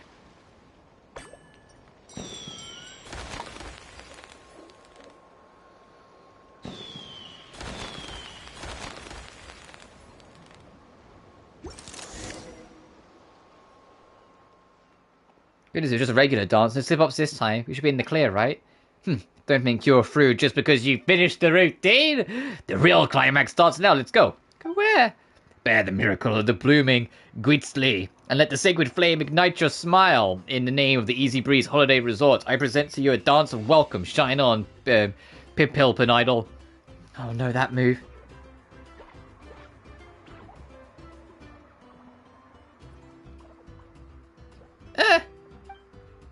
Worst this game true, she messed up the move. Coach, please, just give me one more chance. You want another shot? Then speak up when you ask for one. Where's all that fire you had when you were crying just now? Please, Coach! Fucking God, Jesus Christ. What is this story, like this side story I've into? Just give me one more chance! I want to become a Pipilpin Idol! Good, that's the spirit, you pass. It's a pass? Of course it does. Perseverance matters way more than technique. With perseverance, one can face down any rival and stand proud on the stage. Perseverance is an idol's true spiritual muscle. You've got the basics down, that's why you pass. Oh, Paimon's got a lot she wants to say, but hey, all's well that ends well.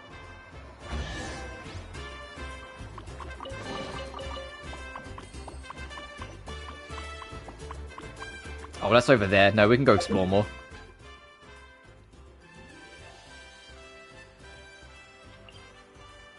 The Wavy Bay, which is where Mualani wanted to go. Nope, that is the wrong quest. That one. Oh, hang on, that's right there. This actually can proceed the main plot. I didn't realize. How did I miss this? Oh, so this is the dining area. Give me a sec. I'll go find a staff member. See what they recommend. Need a hand with that? No need. You all sit tight. I'll be right back. Are you sure? I can... That's Mualani for you. Extrovert to the core. Always making friends and taking care of people. Stick her in a corner by herself and tell her not to talk. And she wouldn't know what to do with herself. Oh, really? You must have been friends for ages to know her so well. Yeah, it's been a while. She talks, I listen. Sometimes we spar. That's our friendship in a nutshell. How about you, Bennett? This your first time in Natlan? Anyone make the trip with you? Oh, yeah. Funny you ask. I do have a travel buddy. His name's Venti. Fucking Venties. Tone deaf bard? Oh, Fucking Venti. I saw him. Why haven't we seen him yet? He said he was planning on visiting a friend somewhere else in Natlan first. So Oh, I wonder if we went to see he told me to Moika. just go ahead and have fun in the Because where he's been around for like hundreds of years, there's a chance he actually recognizes Moika from before. Sorry, From before I she didn't died mean and was to reborn. ask, but considering how amazing he is, I wouldn't be surprised if he knew just about anyone. Okay, everyone. Hope you're feeling hungry. Come grab a seat. I picked out all the best dishes.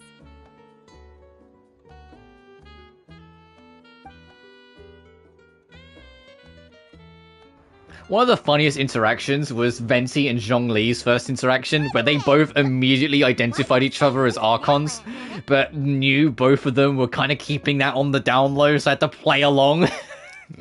Because everyone thinks the Geo Archon's dead, and Venti is, like, hiding among his people anyway. Was it the invitation from Cyrus? Yeah, exactly. We need more, like, Archon meeting Archons. The closest we got was, like... from all over to come check out the resort.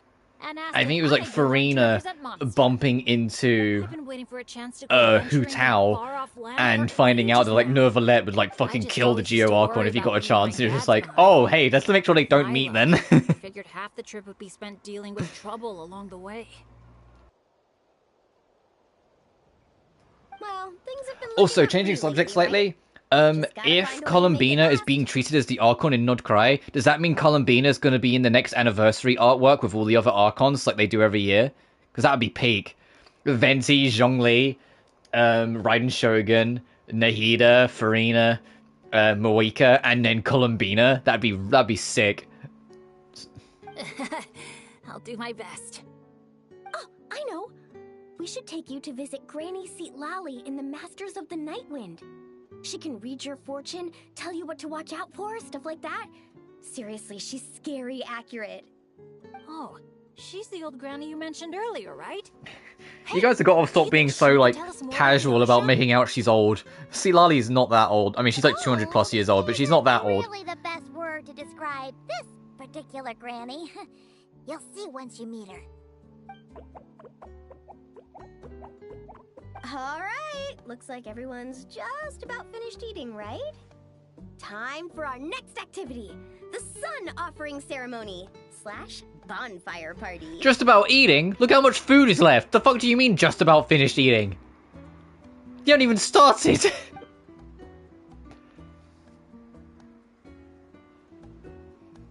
Any volunteers to light the flame? 5, 4, 3, 2, 1. Great! Thank you all for so selflessly giving up such a precious opportunity.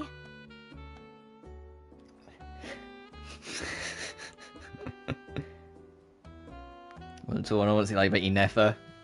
I mean, Inefa is introducing new elemental reactions. So if you're curious about the lunar reactions, go for it. Secondly, the girl who invented or created Inefa, Aino, is apparently going to be the free 4-star unit of Nodcry. So you'll be able to get both like creator and creation together if you got Inefa. I'm skipping Inefa because it says I'm in it for the long haul now for Columbina. Try out a character demo at the very least and feel her out and see what you think. I also love that her voice performance is like straight up just a robot. Like, she doesn't, like, over-accentuate. She's very much like a, I am Inefa. Aino is my master. Do you have anything that you need me to do? Like, it's that voice. Also, it's crazy that, like, the first new character after crossing the 100 character mark is a robot. Like, okay, Genshin. Also, I need to just screenshot this because it's adorable. There we go. She didn't even give anyone else a chance to chime in. Once Moalani's in party mode, she's like a kid on a sugar rush.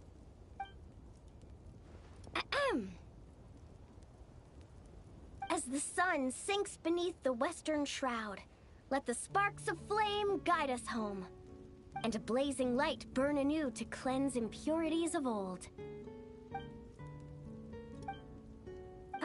Why is everyone so quiet? So, we can talk now? Of course you can. Now that the blessing's done, the floor is open. Go ahead and state your wishes. Oh, to the fire, not to me. May my family be safe, and may war be gone forever from Natlan. That tracks. Sweet, and full of impact. Yeah, that tracks. That's something that she would wish for after May losing so much. And all the people of Natlan live the lives of their dreams. That tracks from Mualani. May Natlan's ley lines stay strong and steady. Oh, is it my turn? But I'm not from Natlan. Will the Pyro Archon Aren't even you? know who's I thought you was. Well, I thought you were like your Natlanese. You might have Natlanese parents then. Just introduce yourself first. Hello. But I know he has Pyro ties at Archon. Natlan. you don't know me, but my name is Bennett, and I'm an adventurer from Mondstadt. I heard there was a terrible war in Natlan not too long ago, and that all the tribes suffered great pain and loss.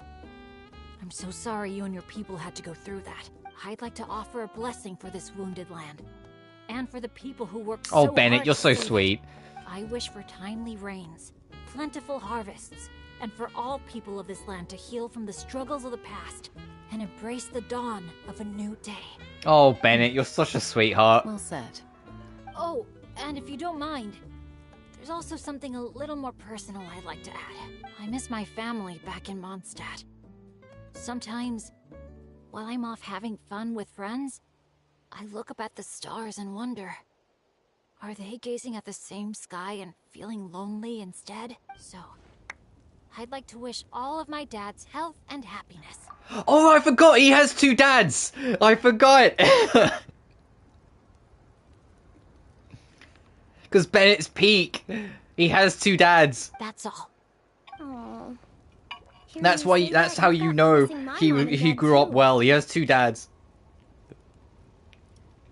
Their business abroad's been booming lately.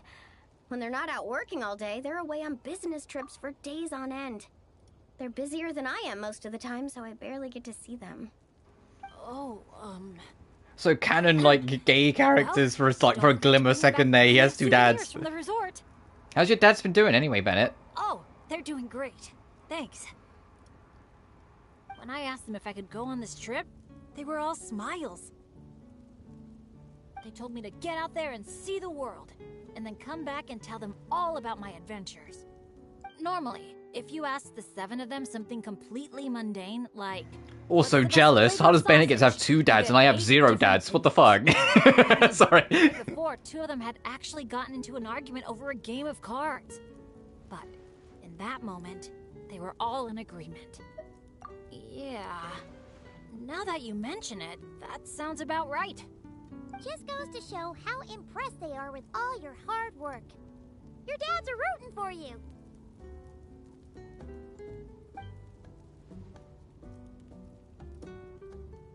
Just to double check. I read Bennett, SMH, see some of the rest of us. People who take care of Bennett? Well, like Bennett takes care of them nowadays. Yeah, they're all a bit on the older dads end. Are getting up there in age, Yeah. so they don't have the energy. So I remember for some stuff, you know? Bennet's. I knew he said dad's Just parents because he lend keeps them on a saying hand dad. if you Bennett's Sounds parents pretty are supposed to be impressive like borderline elderly. It's nothing. That's what family's for. So does that mean... Yep, I'm an orphan. I've been with the Adventurers Guild for as long as I can remember. When you think about it, maybe I really was born to be an adventurer. Even though my luck's always been terrible, my dads never gave up on me. With their help, I made it to where I am now. Bumps along the road and all. Growing up, I received so much kindness from people I didn't even know. And that's made me all the more determined to pay it forward, you know? Kinda like a relay race. Yeah, that's a good way to put it. Just like a relay race. Well, pass the baton of kindness to Sounds the like next we've got a lot person. in common. Bennett, you're such a sweetheart. I know I keep saying that, but he really is. He's such a good kid. He was raised well. Adventurer at all. Yeah, but don't forget, I'm super unlucky. In the past, bad luck has followed me wherever I've been. Most people wouldn't even dare team up with me. Well, what kind of adventure doesn't have a few bumps in the road? Just ask me or Mulan. You can't fly without a little turbulence. Or surf without making waves. You really think so? You've been a Bennett Still, lover since launch. This crazy melting my heart. I will be the first to admit I had to come around to Bennett. I like when Genshin first came out. I was just like, oh, he's just some teenage boy. Cool, whatever. And I just didn't really acknowledge him. It was, I think, 1.4 when we first actually got to like sit down and hang out with him. I was actually like, oh no, this kid's a sweetheart. Like the first Windbloom Festival, I think it was 1.4 when Rosaria became playable. We actually got to like hang out and talk with Bennett a little bit. I was like, no, this kid's like a complete sweetheart. And then the hangout quest with Bennett, I was like, no, this guy's actually, he's such a bean. He means well. I'll take care of logistics. Aren't you kind of overqualified for that? Fine. Guess I'll be team cheerleader then. When fighting's off the table, I can always step in as an interpreter? I can't tell you how grateful I am. I'm just so... The real thing I want to know about Bennett, though, is who the fuck keeps throwing that rock at him in his idle animation? Who the fuck's following him everywhere and throwing rocks at him all the time? I swear. Something get in your eyes? It's the sparks. I mean, the smoke. It's just a little strong. Well, that just leaves the two of you. Anything you want to say to the Pyro Archon? I said it with my heart already. You sure know how to slack off, huh? Fine. Paimon will speak for the both of us. Oh, great and mighty Pyro Archon. You've heard a bunch of wishes already. That's my number one op. I'll throw rocks at them back. I'm waiting for a character, honestly, to have an idle animation where they do just like randomly like pick up a rock and throw it to the side so I can blame them. That'd be such a like obscure little thing, but I feel like if I saw that, I would immediately like try and co-op with someone and be like, hey, be Bennett, let's try and line this up. Oh, part 1 to the carefree vacation.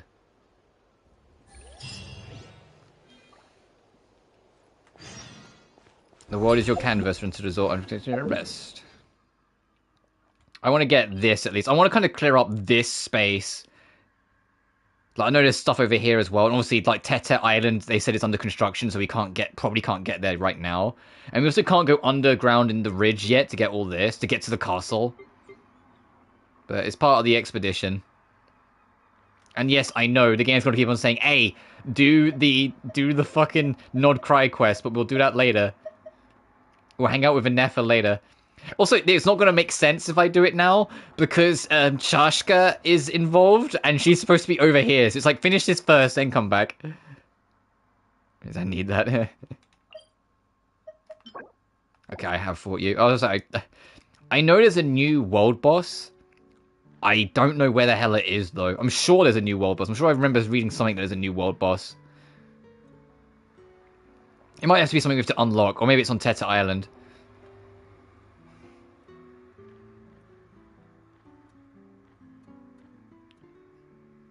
But yeah, let's go to the Colourful Cliffs and try and get that last one.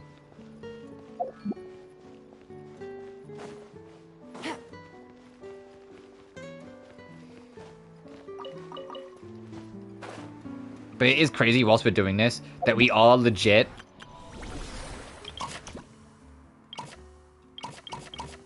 Oh, we can't do all of this today anyway. It stops here, so okay.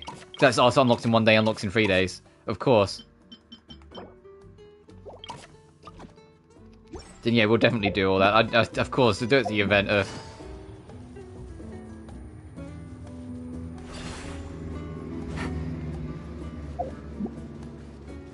Yeah, I'll definitely do that then and then go to Nod Cry, but I want to do a bit more exploring. Have I done this photo? Yes. Take it easy.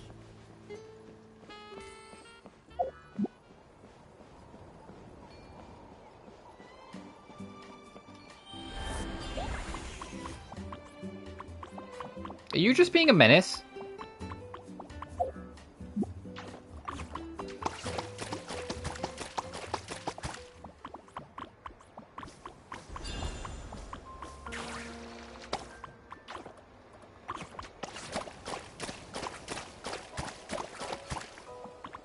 I think this is supposed to, I think he's being a menace. I think he's disrupting.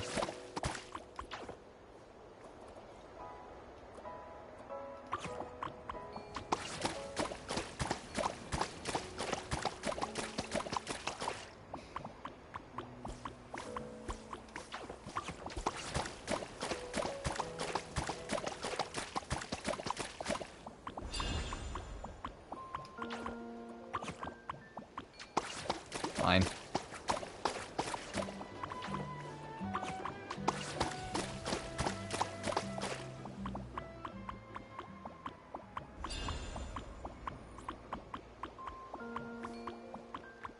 I'll come back. I don't know what colors, what color to make this last one.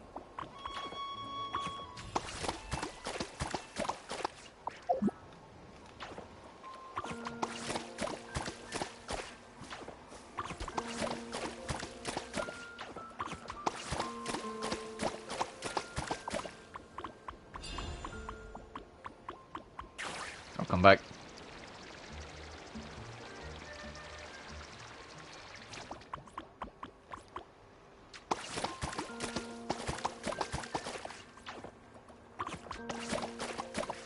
If it's red or blue, I picked red. Maybe I feel like blue's better. Fuck you too. I'm trying to help.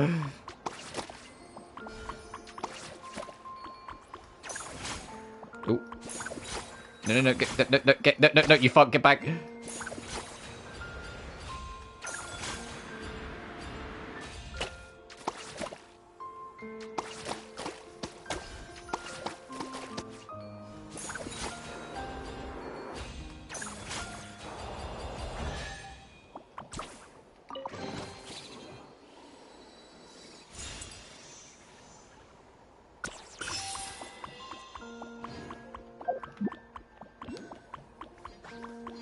But the thing is, now going back to the conversation of like a character for a rock, who would it be if there was a character already had that had an animation? Who would be our one that would like be something to do something like that?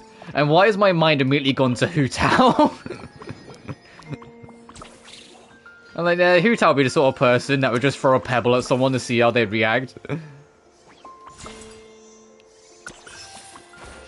What the fuck are the Fatui doing? Hey! Gotcha.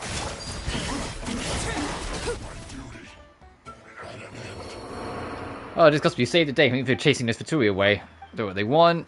You stepped in. Do not take my thanks. Also forgot to introduce myself. This is the Alpaca Park.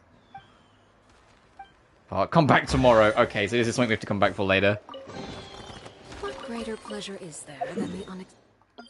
Just because I will forget, I'll drop that there.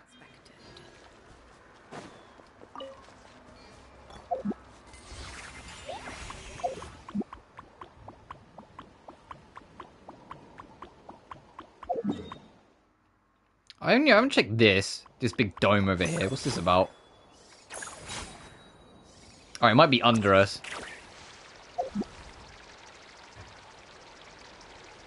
Oh, not under us. Not under us. Not under us. How do we get up there?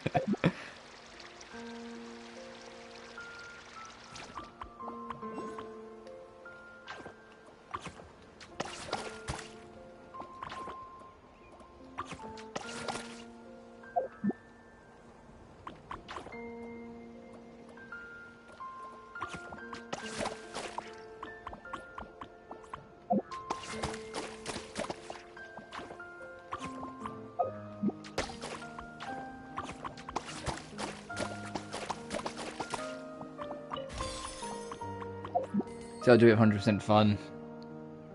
I'm sure she hasn't already been in contact with him for his own funeral arrangements. Yeah, be like, hey, you seem someone who would like fall into a ditch and randomly die. Do you want coverage? Maybe like, what? Illusion shattered. Fulfill our task. Laid bare.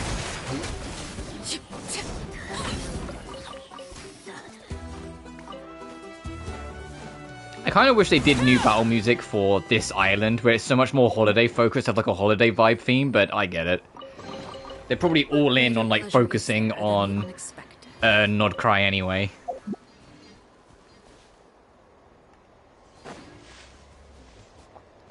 Ah, there it is. It's got to be around here somewhere. Rise like smoke. I'm tired already.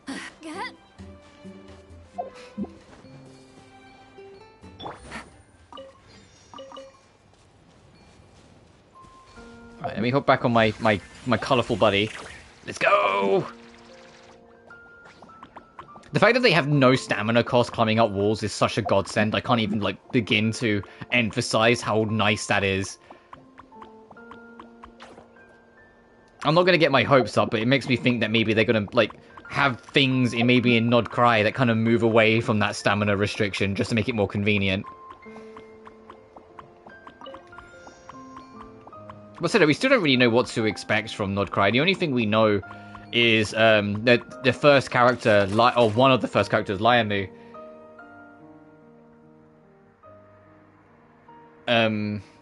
it can transform into a centaur. And so maybe transformations directly are going to be a part of, like, Nod Cry characters. According to me, you can guess the purpose looking at them, right? A romantic confession? That's right. You use romantic blues because my lots of Yopoli. Well, what do you think? You could use red ones. You got a point. Gosh, in the spirit of romance and stop to scratch, be any minute when we're going to find some red balloons.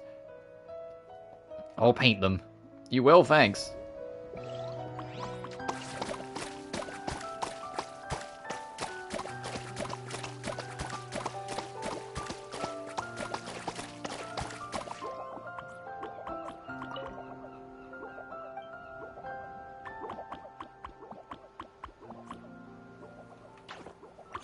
Are they not painted enough? What's going on here?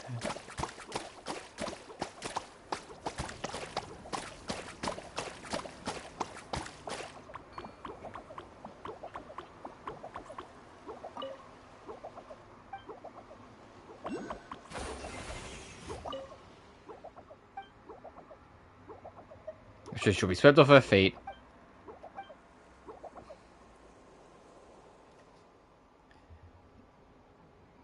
Oh, here she comes. This is you. What's with the outfit? I'm a Nanasian, your favorite. I rented the costume specifically. How do I look? Oh, and these balloons, I prepared them just for you. Actually, that's something I've been wanting to say for a long time. Please go out with me. Are you for real? I am, my lovely lady Yopoli. Please say you'll go on a date with me. Did you hit your head getting into that costume or something? This is our 3rd anniversary. We're married. I know that. It's just you're always telling me how unromantic I am. I never properly confessed my love before our marriage. I know it's late, but it's my confession to you. Oh, so that's it. Alright, and of course I'll go with you. For real? Yes, for real, you see the romantic fool, you. That's cute. Remember it's like the lover's embrace. That's such a, like... But do you still like me? Bitch, we've been married for 3 years. But yeah, but like, did you just, like, do it 'cause she felt bad? Or, like, that's what that kind of is.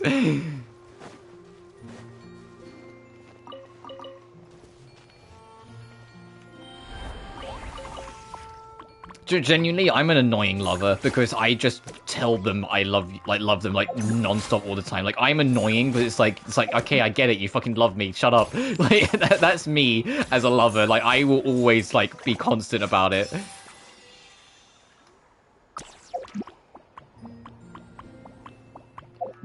I'm not particularly needy in a sense in that way. It's just like if you're in the neighborhood, let's say neighborhood, like if you're around, I'll just be constantly like, hey, love you.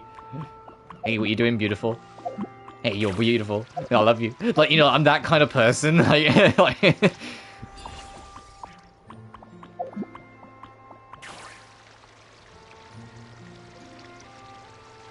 but I'm also the sort of person that tells every single one of his friends that I love them. Every single one of my friends, anytime I see them, I go, I love you, bud, take care. Like, I never don't let them know that I love all my friends. You gotta hit them. You gotta hit them. Would you love me if I was a worm? Yeah.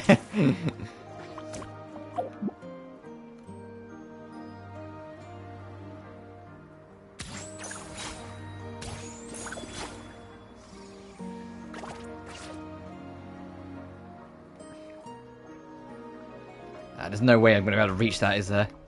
Oh, I can do a little wiggle while I'm here. Look. Oh. Yeah, there's no way I'm going to be able to get up there, at least right now.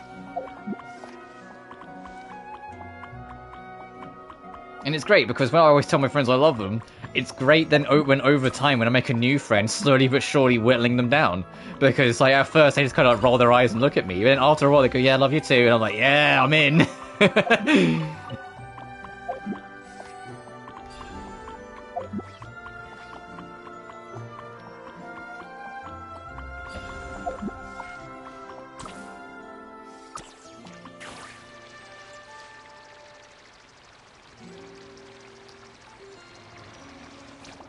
Try juice. The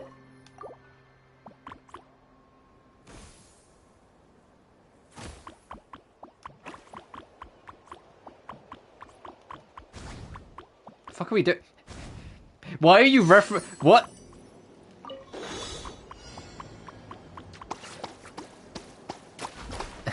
They were referencing other summer events. I saw that. Because first they were Simulanka Bird. Then they were from the circus waters, and then it was the fucking statue that was like obsessed with Fischl.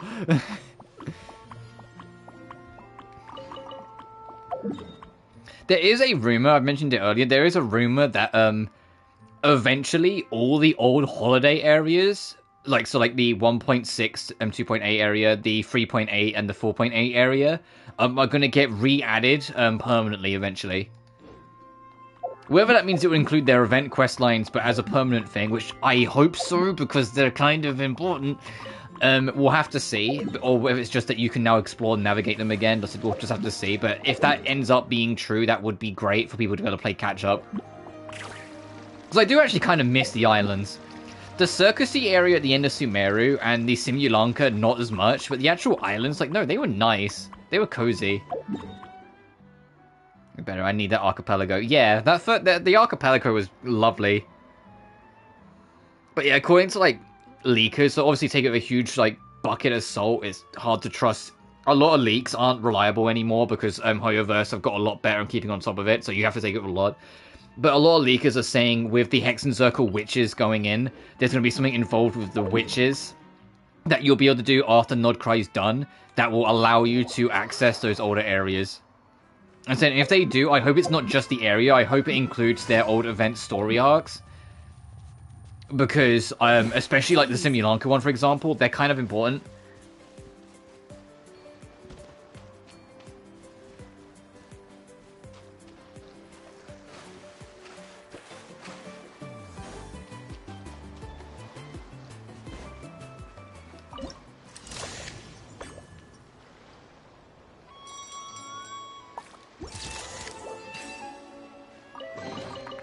Treasure. One way to draw your So like the whole Lawrence family and had the circus thing going on or whatever it was at the end of Sumeru was all right. It was nice to see Eula again. And then like the Simulanka, all of that was just foreshadowing Durin's entire story arc. Plus Scaramouche was there. And Navia got to have a crown on her head and pretend to be a queen, because like the queen she is.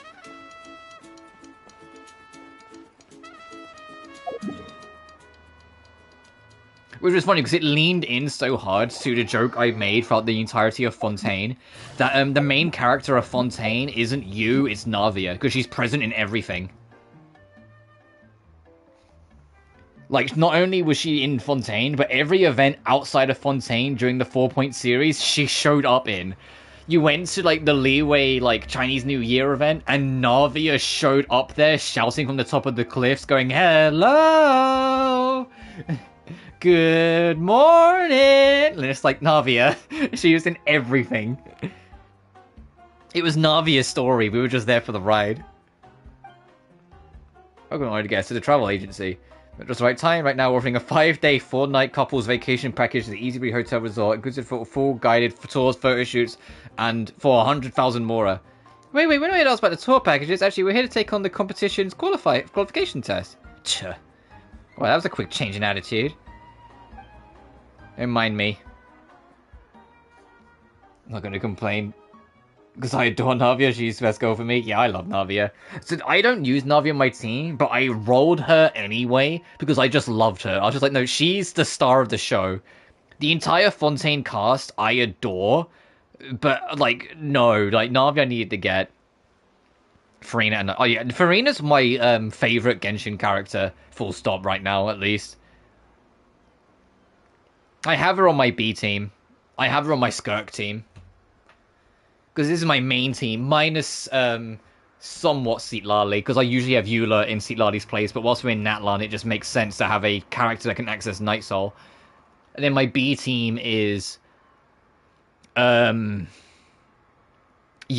Farina, Escoffier, and Skirk. And I put... I forget who I put. I put someone else from in the Spiral Abyss. I put someone else in Yelan's spot for the what I call my Arlecchino team. I usually put like another fire unit. I think I put Mawika on it so then like Arlecchino gets the fire boost. Muscles, exactly. It's about service attitude. You got to keep delivering top quality service for your fans, no matter who's in front of you. Even if they don't need the tour package, you got to stay strong. Let's keep that smile going. You better practice what you preach first. Get a load of this tiny floating smarty pants. If you can point out my flaws, it means you're starting to understand the spirit of service attitude. Now, let me test you more thoroughly. That was abrupt. When it comes to serving fans and idol, the answer from the Pipilpin Idol Committee is a meet and greet. Come, follow me, Pipilpin. You'll play the idol, and you two will be the fans. Let's see how your service attitude holds up. Funny, a test that sounds normal. But I'm also like, one of my favorite ships in Genshin, and it's one of those things where it's so painfully obvious that Hoyoverse wanted to make it canon, but because interference they couldn't. Fucking Navia and Clarand.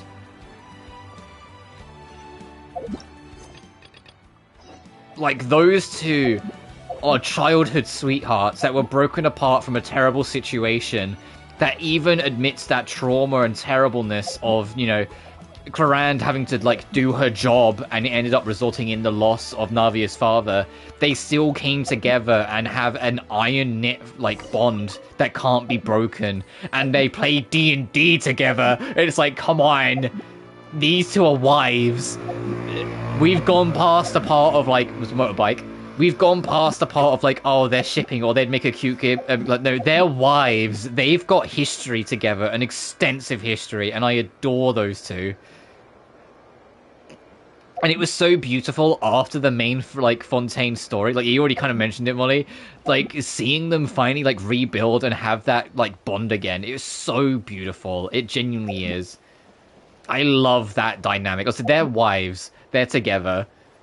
I'm also a huge sucker for Arlie Fury. Arlie Fury is another ship that I love to death. Arlecchino and Farina. I love that dynamic between the two. I'm a huge supporter of that ship.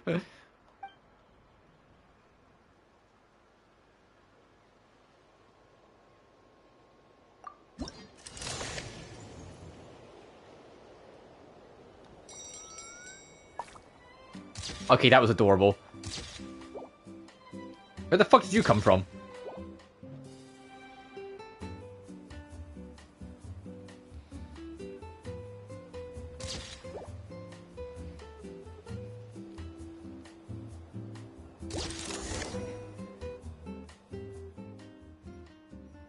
Hey, you got paid for the photo session, 100,000 more per person, it's over 300,000.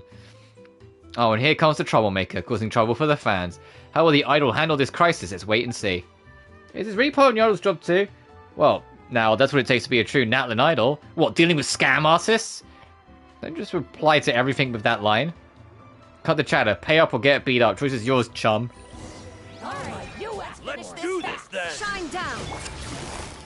Things are about to get dicey. I love the new haircut on Yelan. That's like my favorite thing. The sharp haircut, I got it with like the spy business, but her actually kind of letting it loosen a little bit just looks so much better. Oh, well, stop. I said it was just an act. Why are you hitting me for real? Sorry, you acting was a little just too convincing. Oh, see, Lali, get your buddy out of it, thank you. Anyway, you passed. Your idol gives 100%. As long as you give it your all, how could your service attitude ever be bad? In fact, I'll admit I'm moved by your performance. Exactly how a Pipilpin idol should be. Hey, what part of this isn't a scam? Oh, no, that's what it takes to be a... No, I was not supposed to be anything like that. What greater pleasure is there than the unexpected?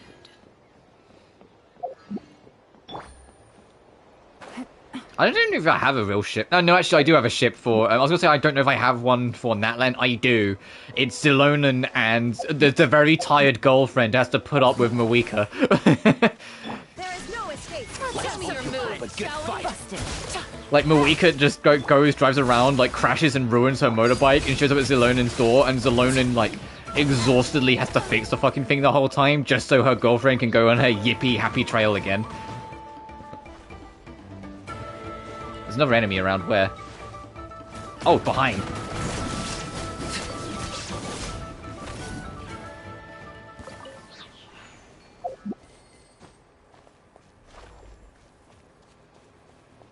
I'm trying to think, like, do I have, like, a main ship for each region? So, I mean, I feel like all my main ships are, like, too obvious. Like, Mondstadt, Eula, and Amber are canon roomies. So it's like, that's a cute ship, because they're roomies, and it's like... the dark-minded, very isolated, and the extremely bubbly, happy-go-lucky spirit together. Like, that's adorable.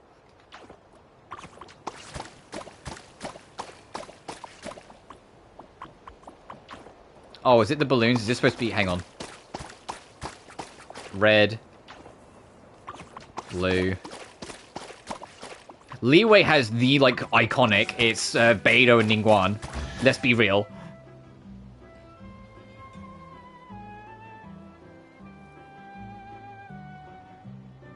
Is this fake ship? I actually like Mulan and Kanish. Oh, that's a fun ship.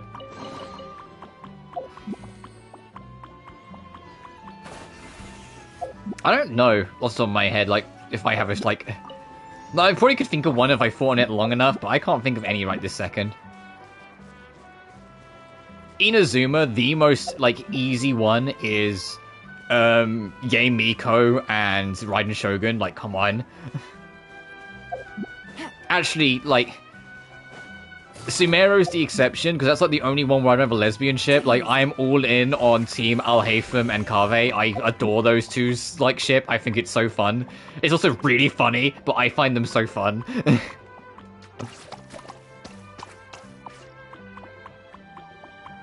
I also like Sino and Tainari, but more just because I like the dynamic of, Sino winding Tainari up all the time with his stupid puns.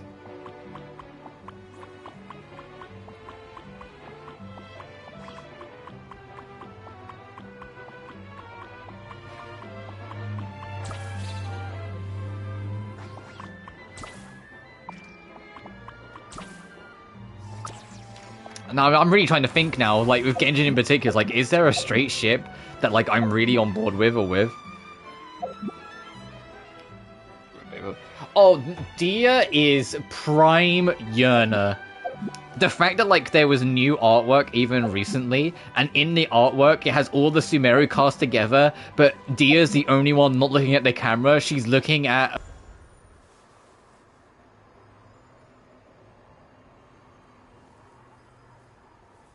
Oh, I think we stuttered. Sorry about that. I stopped for a second because I saw it was starting to buffer, so yeah, I saw it was stuttering for a second there. Sorry about that.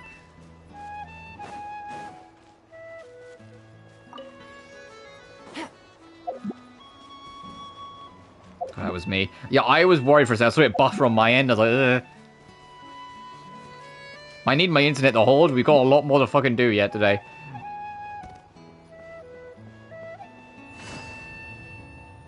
Oh, this is like a whole race course. Hang on.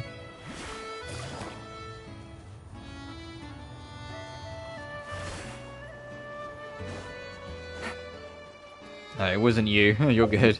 My internet just stuttered for a sec, I think. Take it easy. Yeah, these guys are here, so where's the big one?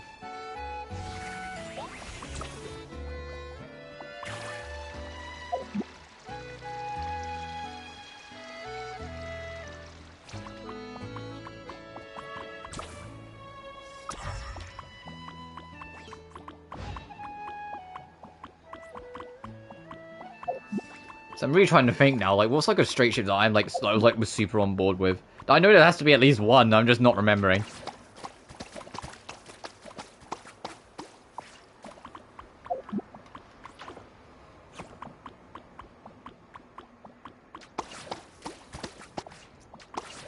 I mean, I don't mind Ayaka and Male Traveler.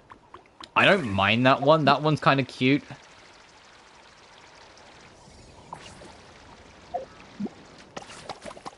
But then, actually, now I think about it, I do kind of like the Ayaka and Toma ship.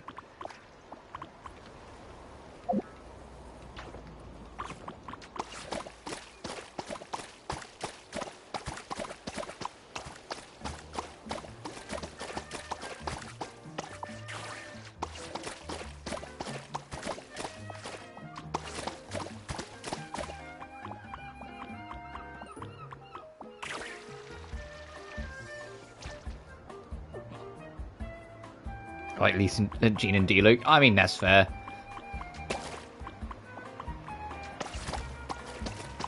I don't mind the Jean Lisa ship. I don't know, like, if it was my main ship. I can't remember what my main Mondstadt ship wasn't them. It was Eula and Amber. Once Eula was introduced, I was just like, oh no, come on.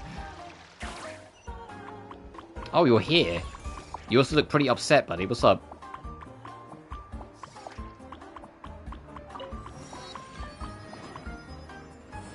ship them out here. That's the trouble. There's just too many, like, great options, but just not for, like, not for straight. It's like, well, fuck them. They have everything else.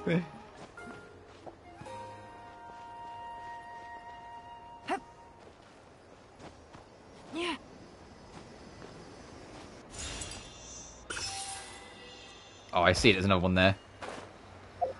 Oh, and there's the other shrine. Okay, so we found both the shrines at least.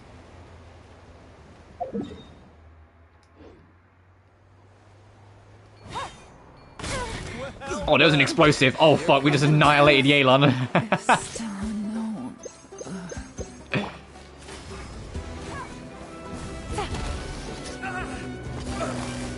My bad, Yelan. Sorry about that. I did not spot that explosive and I just nuked it. Shine down. Get to work.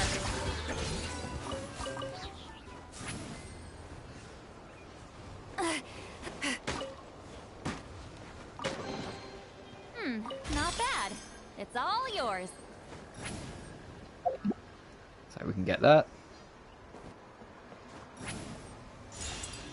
Also, I wonder if there's going to be a, like, colorless collectible in Nod Cry, considering it's not actually Snezhnaya.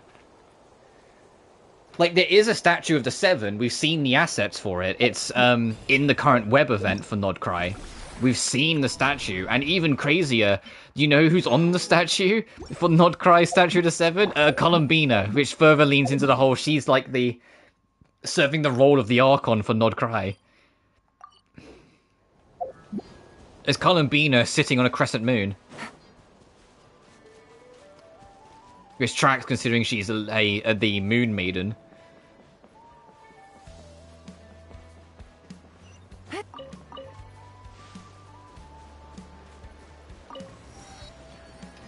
Was that Teta Island? It is, okay. Yeah, in the online web event for, like, and that's like ongoing right now, like, on like the website event sort of thing, you can, like, as you, like, solve puzzles and whatnot, you get, like, glimmers of artwork and, like, visual assets of Nod Cry, and one of them is the statue of the Seven, and it's Columbina on the, on the top of the statue. Take it easy. I don't know if they'll still call it the statue of the Seven, because clearly, you know, she's not one of the Seven, but it's like she's serving that role. Busted. Gotcha.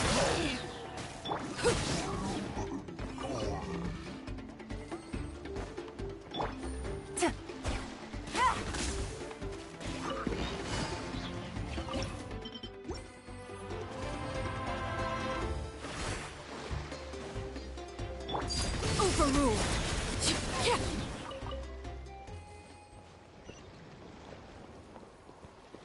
Up there.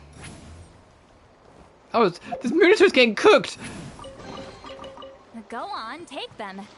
I'll thank the stars for you later. And to be honest, I've been keeping Citlali around, like, in my team, not just because I also love her and she's my wife, but because I miss hearing Skylar Davenport's voice since March has been so absent from Honkai Star Rail. Incoming! Get to work!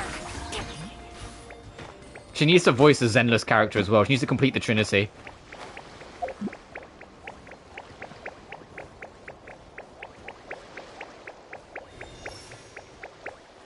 It's like how, like, with Sundron is voiced by Deneen Melody, and as a huge Death End Request fan, and my favorite character in Death End Request is Rotti, who was voiced by Deneen Melody. I'm so excited to hear that. Did you not realize Citlali is the same actress as March 7th? Yeah. Take me up. Incoming. Can't you hear it? It's like it's just angry Marge.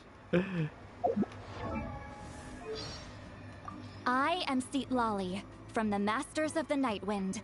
I have read the stars and seen the future through the obscuring smoke.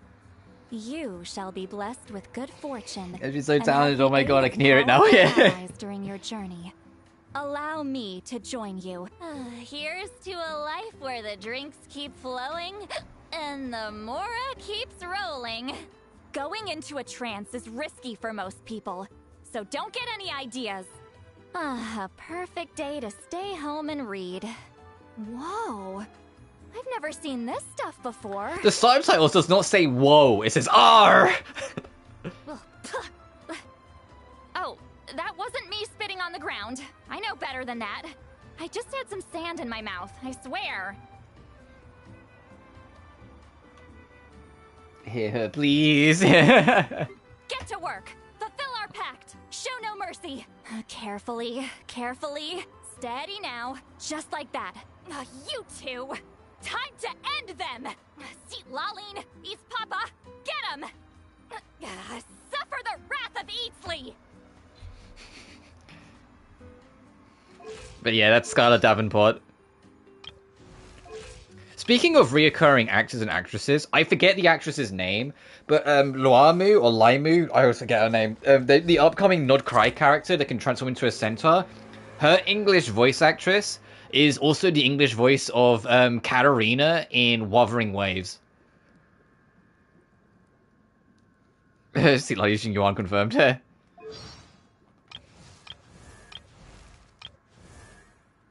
Oh, also, Skirk's voice actress, Kat Pratano. Do you know who she also voices? Misha in Honkai Star Rail. What a contrast!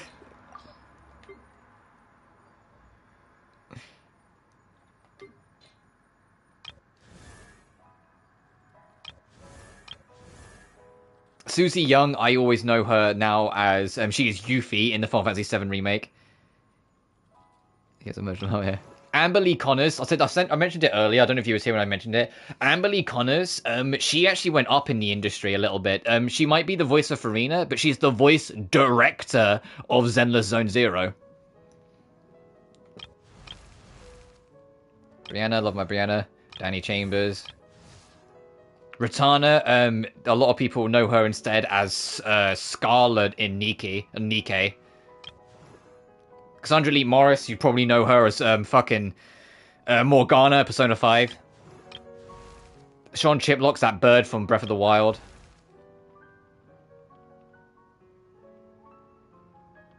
Kettles was one of the upcoming Stonehearts. I have no idea off the top of my head. I haven't looked into that. Maybe.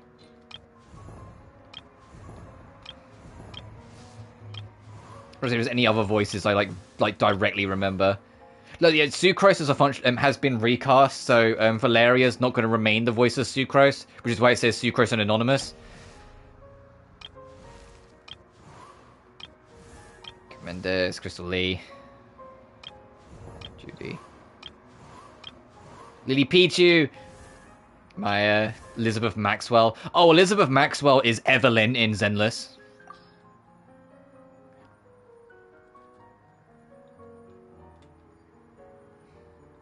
Father?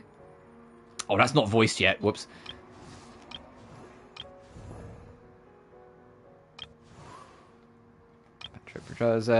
Kaylee Mills was recast, I think it was last patch or the patch before.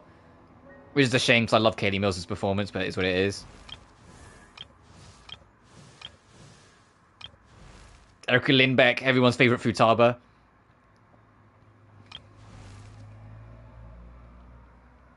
Dasha in Star Rail 2. Yes, she is. She's another one who's done all three. Same with Alejandro. He's all three because he is Sayu. He is Sayu is his VTuber. He is Jing Yuan and he is Anton.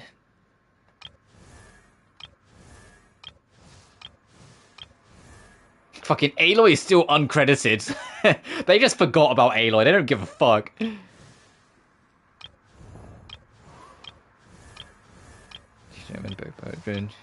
Allegra. Allegra's technically in all three as well, because she is Beidou, she is Acheron, and she is Fairy. She's your AI assistant in Zenless.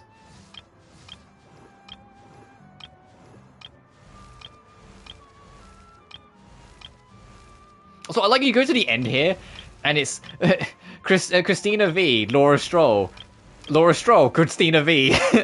Early Genshin, baby. 1.0. They reused a lot of actors and actresses. Like, you can voice multiple characters. I need Alice. Oh, yes. I need Robin's actress.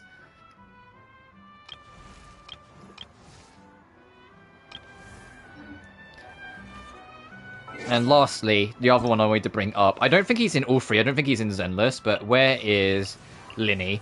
Linny, Damon Mills. Do you know who Damon Mills also voices? Fucking Blade, Honkai Star Rail. What a range.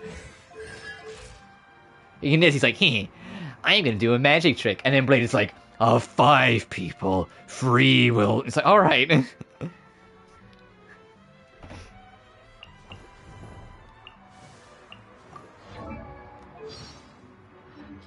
Is there anyone else who I want to talk, like, who I'd want to talk about? Because I love keeping up on this.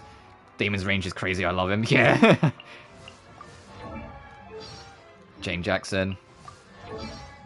Katarina Salisbury. Naomi McDonald. I recognize that name from something, but I couldn't tell you what. There's so many fucking characters in this game. Holy shit. Oh, and of course, Venti's actress, Erica Harlacher, does double roles now because she's also the voice of one of the Shades. I think it was... Is it Istaroth? I think it's Istaroth that she's the voice of. Which doesn't help with the Venti is sus suspicions because Venti's actor, regardless of dub, voices the Shade. And it's like,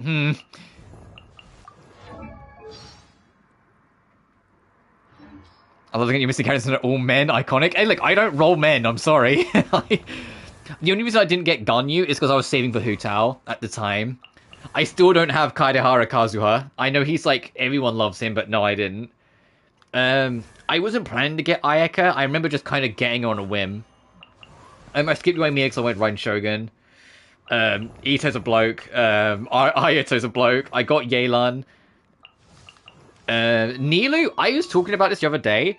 I don't remember getting Nilu at fucking all. I was scrolling through my characters like a month ago and just spotted her in there. Like level 1, no armor, no equipment, no nothing. And I was like, when did I get her?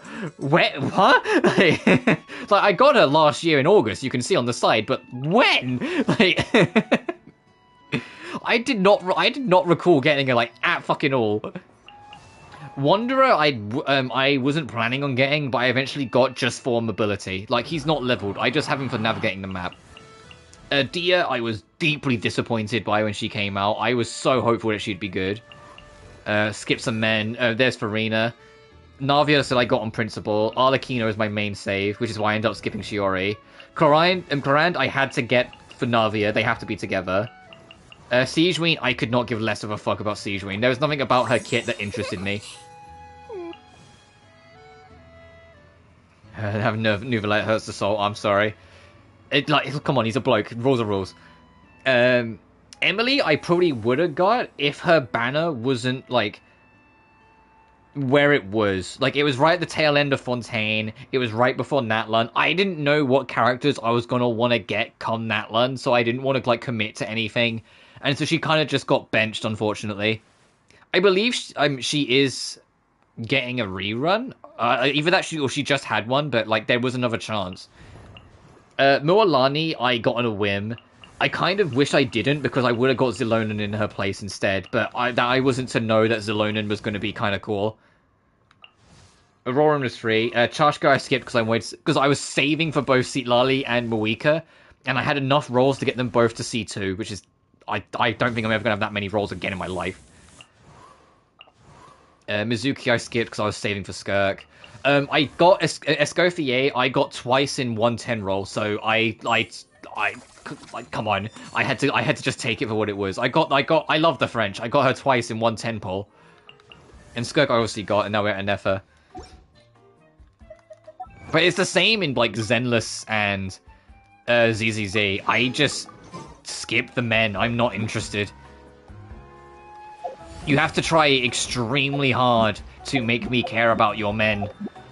Like, I like Scaramouche, but I wouldn't have rolled for him if it wasn't for the fact he can fly. To be real.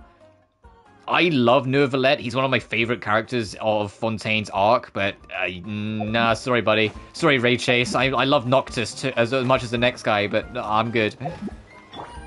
The only one to like truly break it, like as someone was like I genuinely was saving and rolling for, was always going to be Kevin or Finan.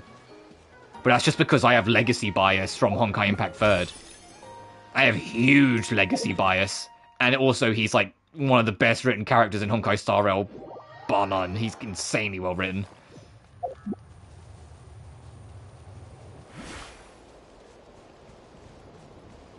And Zenless, let's be real, there are no fucking 5 stars that are men.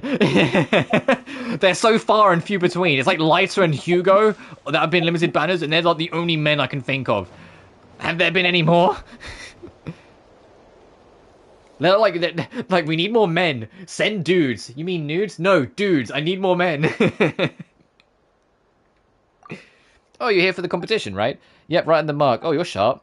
Oh, you flatter me, but as a part-time critic, I do suppose I've got a pretty sharp eye now for enough pleasantries to cut to the chase. I see, the Golden-Haired Adventurer scores 9 out of 10 for style points, and the Little White Fairy also gets a 9. As for you, Pilipin, I'm sorry, but you failed. Shuton, are you okay? It's like criticism like that. Every critic should be that blunt.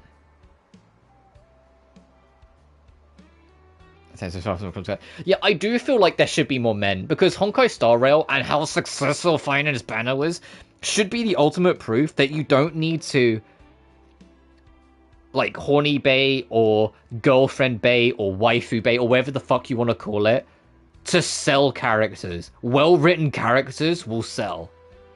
I know Finan had the advantage of legacy value. Like I said, like, people who know him from Kevin were always probably going to get him. But the point stands, he tripled Cypher's entire banner revenue in one day. If you write and make a character valuable, people will be there. People will show up. You don't need to just rely on waifus. Like, I get it. It's easier to promote. But come on. You know, like, if you put the effort in, you can absolutely sell us on men. Or heck, just fuck it. Husbando bait us. Make some really hot men. I've seen Flynn's, or whatever his name is, in Nodcry. And he's just like this emo edgelord with like a dark lantern who's a gravekeeper. And I've also seen how the community's reacted to him and how everyone is down bad for him.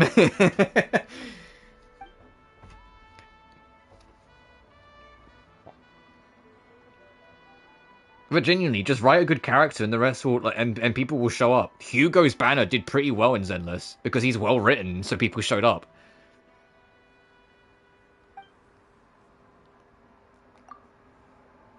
Everyone gets into stuff.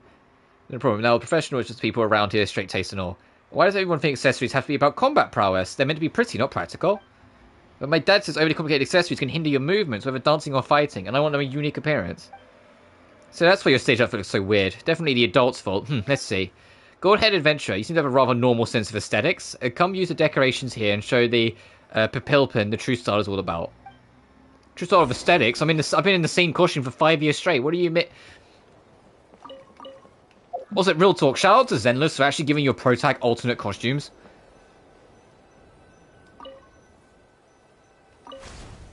Oh my god.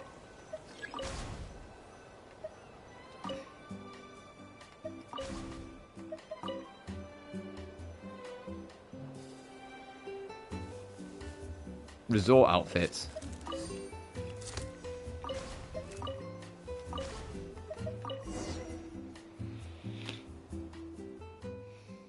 Not bad, my dear actor in training. Care to share your thoughts?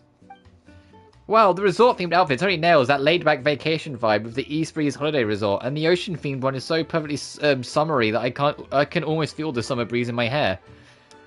Well, that was very straightforward. But in short, just match your outfit with the theme. A vacation makes you think of relaxation. Ocean brings to mind sunshine and waves. Got it? Got it. Got it isn't quite enough. Let's test your understanding to make sure you really do.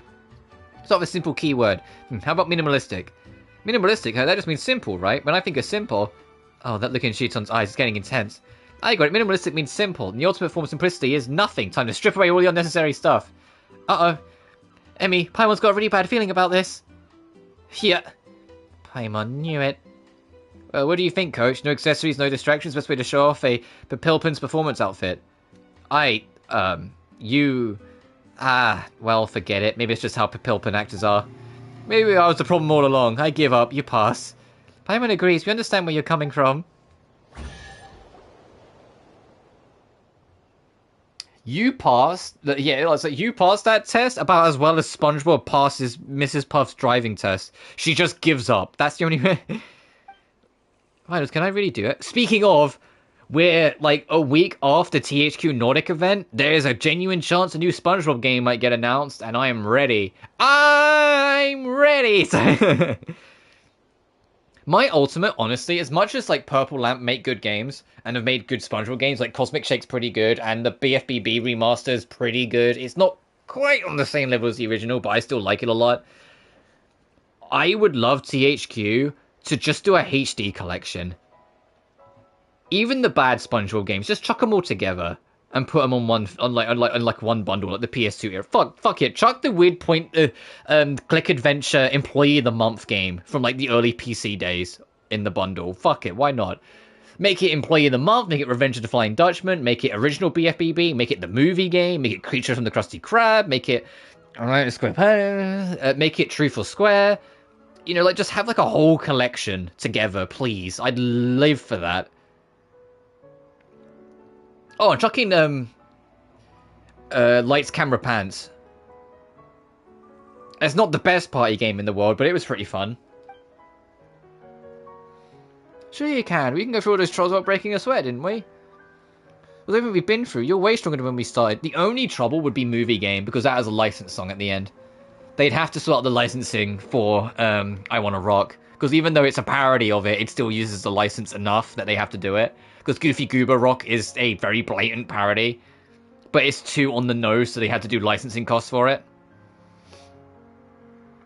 This is, instead of I Wanna Rock, Rock, dun dun dun dun, it's Goofy Goober Rock, Rock, dun dun dun dun. It's like, come on.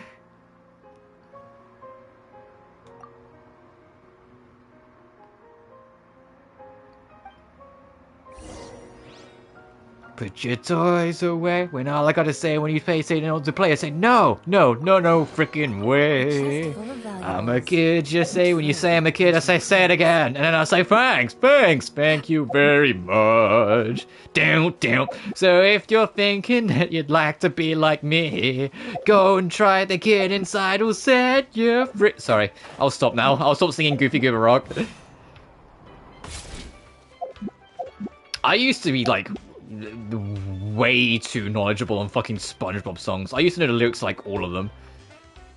I can also successfully sing the campfire song at max speed. Don't try me. The C-M-P-F-I-R S-O-N-G song. If you don't think we can sing it faster, then you're wrong. It will help if you just sang along. I can keep up the pace of that fucking thing. I can keep up with SpongeBob. It's a banger. It was also my introduction to Ocean Man. It was the fucking movie.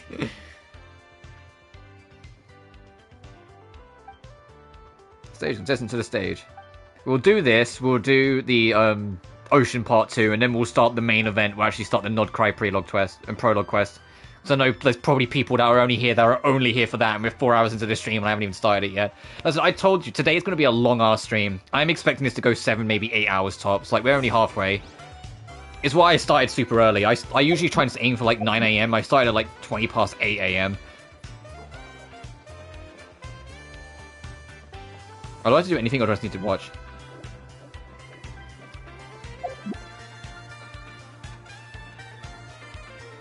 The only thing I'd hope is that if they do like a HD collection and they include the movie game, fix up the mixing on the tracks. The SpongeBob movie game has a great soundtrack, but god-awful mixing, and especially the loop. If you listen to the official soundtrack variants, the loop issue is still there. All the tracks just abruptly cut off at the end. They don't loop at all. And it's a shame, because some of them are god tier. The only one that vaguely gets away with it is Planktopolis, and that's just because the track goes quiet when it goes to end. So it going quiet and then kicking off again, it makes it have a bit more of a flow.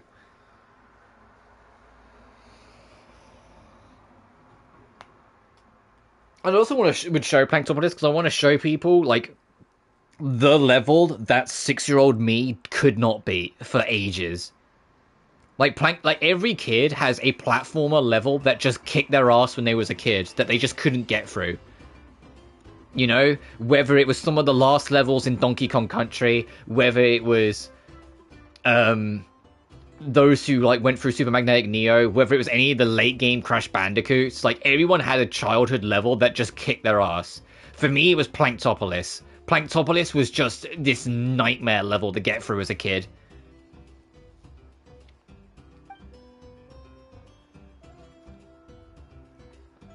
And it's also one of the very few games I went for the retro achievements on. You know, like when people make like their own community retro achievement lists. I did the PS2 version's retro achievement list. I don't recommend it. It's stupid fucking hard, but it was fun. The biggest reason why is two reasons. The minimalist run and beat the dev time. You can find an Easter egg in the game that gives you the full list of dev times for every single driving level and sliding level, and they are obscenely strict because they use glitches and out of bounds tech. And it's like they knew before like the game came out this tech and made time scores that exploited them. Some of this tech wasn't found till years after the game came out. What? But no, they just expect you to do it to beat the time. I was like, what the fuck? And the minimalist run is just no upgrades beat the game, which just makes like some parts of the game way harder because you can't deflect any projectiles. And it also takes twice as many hits to beat the final boss. It takes 12 hits instead of 6.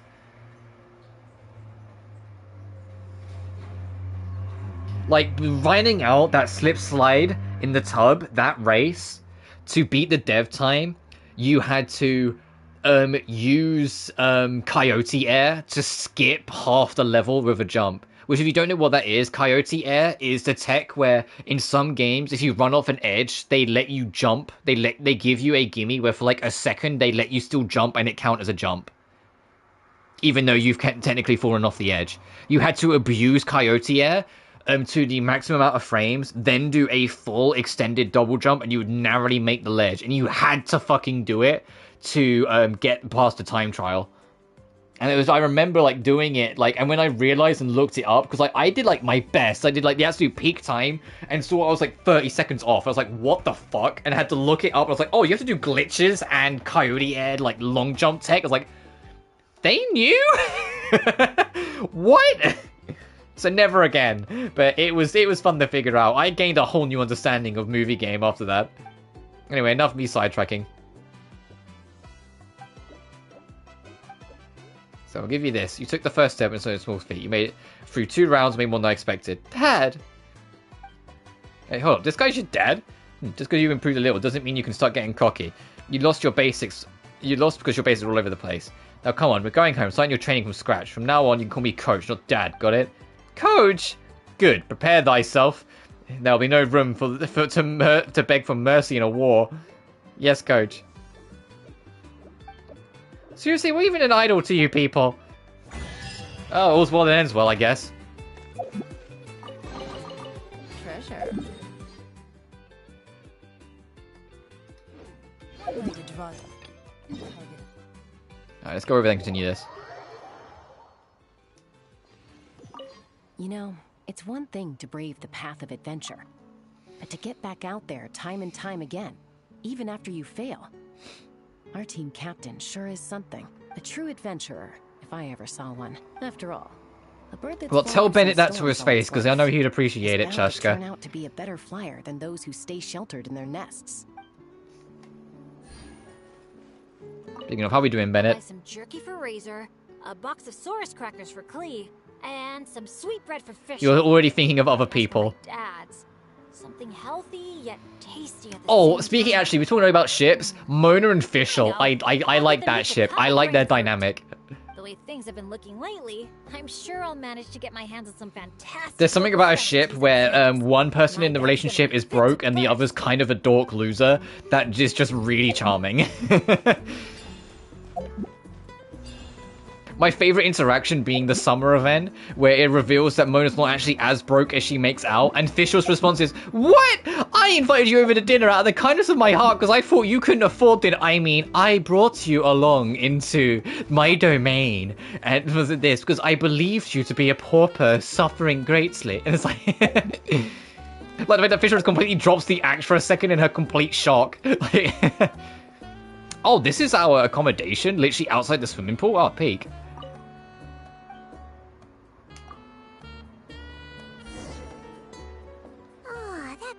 I love Fischl. I used Fischl for ages back in the game first came out, before I got Raiden Shogun 2.1. Which is good, because it's time to get serious about this whole vacation thing. Oh, doorbell. 1 second, guys.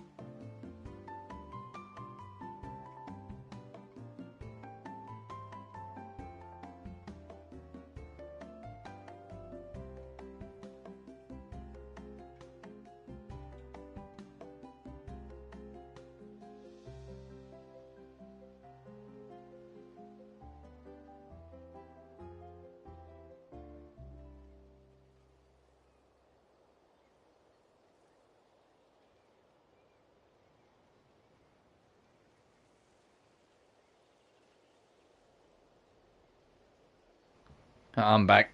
We're gonna have such a blast today. Come on, let's go find the others. Mm-hmm. Just gonna say part 2. Morning, everyone. Oh. Sleep well?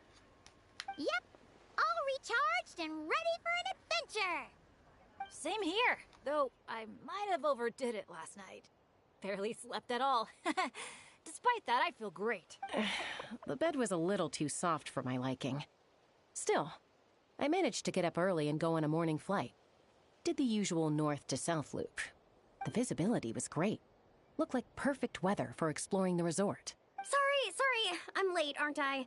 I'm so not a morning person. Anyway, have we decided where we're gonna start?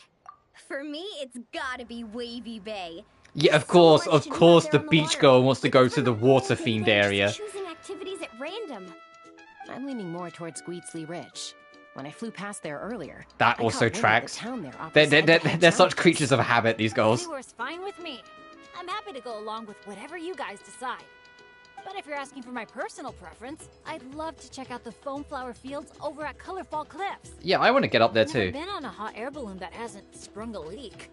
It must be amazing, seeing the view of the whole resort from up there. As long as I don't fall out.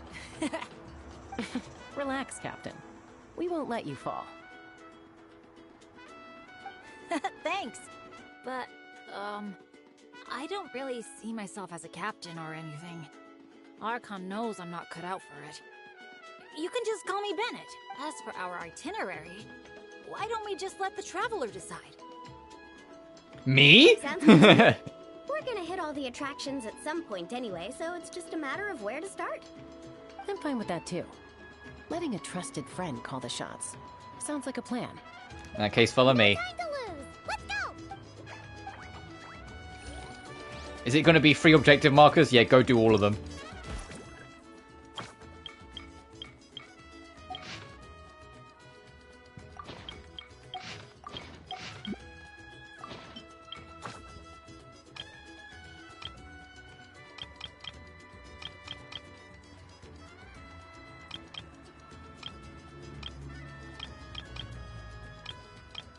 Oh, these two we'll get later then, okay.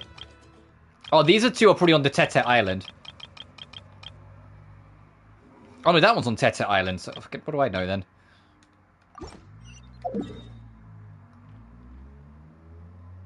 Either way, I'm kind of curious about the hot air balloon. I'm going with Bennett's idea first.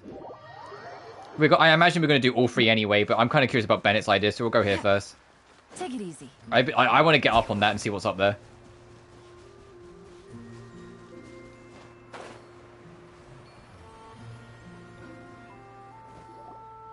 Here we are. So, these must be the foam flower fields marked on the map. Oh. How come it's all so... green?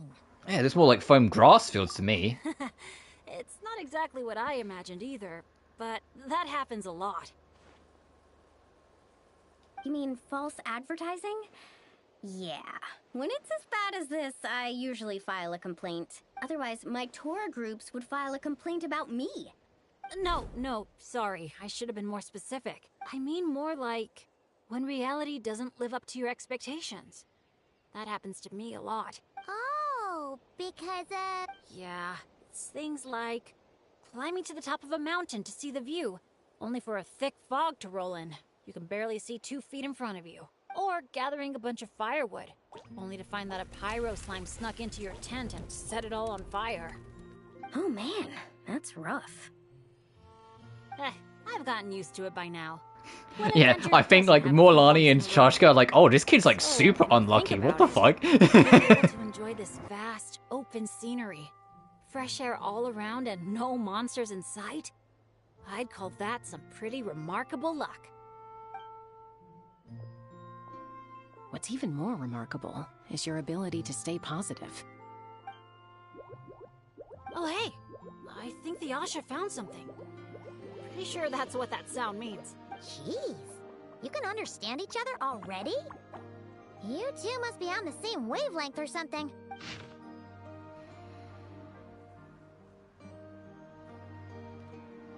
Oh my god. Okay, so there's an Asha causing trouble. That's what I'm reading. Wow, the archiest of arch enemies. If they were both people, maybe they could sit down and talk it out, but one's an Asha. Come on, let's lend a hand. You ready, Asha? Whoa, wait a second. How did we skip straight to action mode? Paimon doesn't even know what the game plan is. If you think about what the Asha love doing most, it must be dyeing things different colors, right? Yeah, and? And they're simple, pure-hearted beings. So I doubt that Asha is here to cause trouble on purpose. The little guy probably just can't stand how dull and uninspiring all this plain grass looks. Yeah, and it's not like he could communicate any of that. Right. So if we help dye the meadow in a range of vibrant colors, you know, turn it into an actual flower field. We can make that Asha happy and help out the staff member at the same time. Took the words right out of my mouth. Huh. A little conflict mediation. I like the way you think. Real talk, this costume for Bennett, I vastly prefer over his original to such an extent I feel like this should be his default. This feels like this should be the Bennett costume, not what he gets. Not what he got in 1.0. Like, this suits him so much better. Stop! That tickles! Are we going somewhere? Is it far? I should let my friends know first. Wait, where are you? Hey, interpreter, did you catch any of that? Maybe something needs to be moved, or there's someone else nearby who needs our help even more. Okay, those two things sound completely unrelated. What are you even basing that off of? Well, the longer I watch Asha, the more their body language reminds me of Saurians. You better not be lying to me. No, I'm serious. In Saurian body language, the same movement can often mean unrelated things. When my Saurian mom raised her wings, it either meant, come home early for dinner, or, you're in big trouble, kid. Wait, then how did you tell the difference? When I was little, I couldn't. Let me tell you. I walked straight into a lot of punishments. Wow, super sturdy and fast too! So this is a Natlanese hot air balloon? It's awesome! Up here, everyone! Also, I think the reason why Bennett's bad luck isn't kicking his ass here is because we've talked about before in the game about If you're Natlanese, if you leave, your powers are dwindled. I think it's because he's home that, like, the negative effects are getting removed and now he's getting better luck.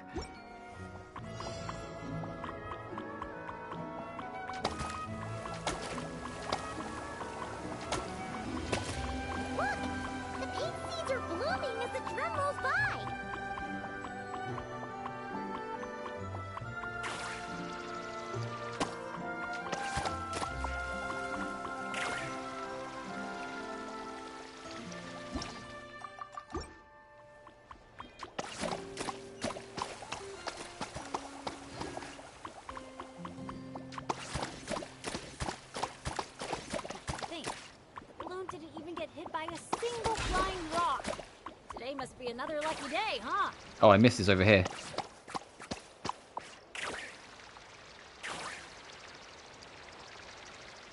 Also, I just heard that. Benny went, and today I've not been hit by a single flying rock. Like, he fucking knows.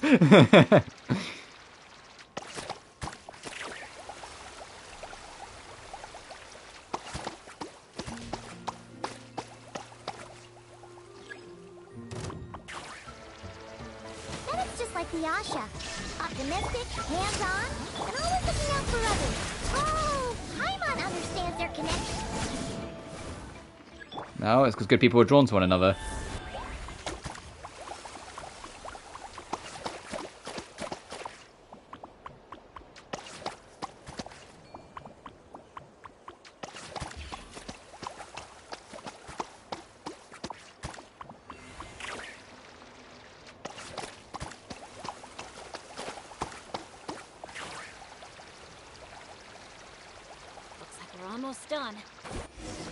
Whoa! Whoa!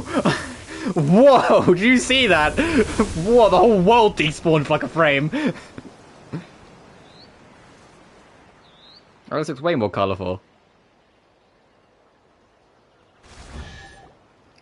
Whoa! It looks incredible! The foam flower fields finally live up to their name. Great work, everyone! Now we've just got to let that staff... Oh, hey, there's a soundtrack thing behind us. Please, everyone, wait up! Talk about perfect timing! It's okay. Catch your breath first. All right. I'm the staff member in charge of the main event here at Colorfall Cliffs, the Airborne Asha Challenge. Just now, gazing down from above, I saw the meadow suddenly transform into a sea of flowers, and the colors were so stunning. I almost dropped my binoculars. You truly are the saviors of Colorfall Cliffs. It was nothing. Besides, these two did most of the work. Kind-hearted adventurers, would the pair of you consider taking part in our challenge? Or a challenge, rather, you say? Would you do us the honor of bringing some color to our landmarks too? That sounds awesome. But are you sure we're allowed to do that? Of course, of course! I would love nothing more. You did my colleague such a huge favor, so it's only right that I thank you on his behalf. And I figured an experience like this would be even more special than a monetary reward. No. We want the... What she means is, we'd be delighted to... Paimon. What? No, I want the money. It's just a sharp Paimon. Please, follow me. We'll take the hot air balloon up.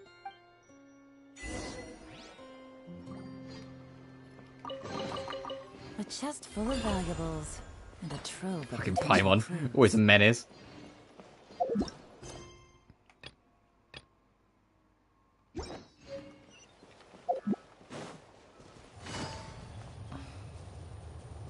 And we assume that you wouldn't want any financial gain from this. What? No, give me the money. Paimon, shut up. That does look a lot better, though.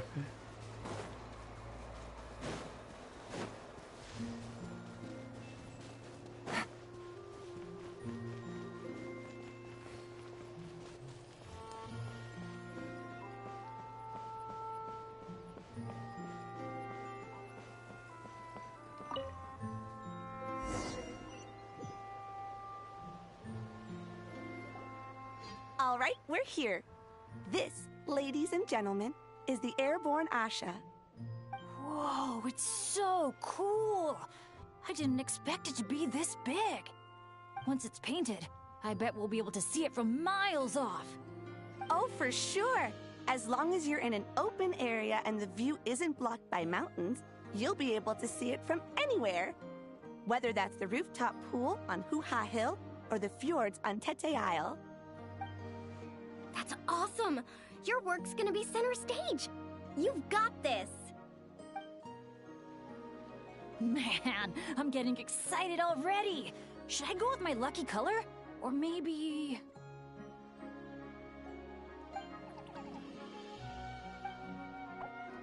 You can go lucky color if you want, Bennett. We can go blue. Wow, he sure had a lot to say this time, huh? Did you catch any of that, Chaska? Mind translating for us again? That was a lot to take in.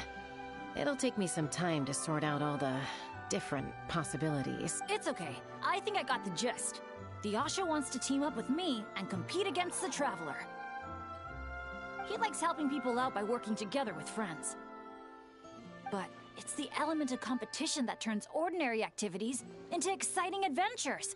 And that's what he enjoys the most. He really said all that? More or less. I filled in the gaps here and there. From his reaction, it looks like you got it spot on. The bond between you guys really is growing stronger. All right, Asha. I like that idea. But we should make sure the Traveler thinks it sounds fun too, right? It's always important to check in with your friends and respect their opinions.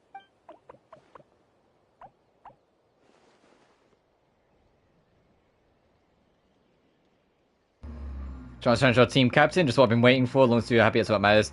Even against all 5 of you, I'd still come out on top. Like the confidence. All right then, I'll give it my all too. Attaboy. Hey, how could you even think of going against Paimon? We're a team. All right. I did see the meme of saying, would it be a bigger plot twist if Paimon actually was just Paimon and not like Asmodee or anything like that? I got a real giggle out of seeing that. Cover your graffiti zone in paint. More graffiti. Oh. This music? Orange it is then. The color of flame.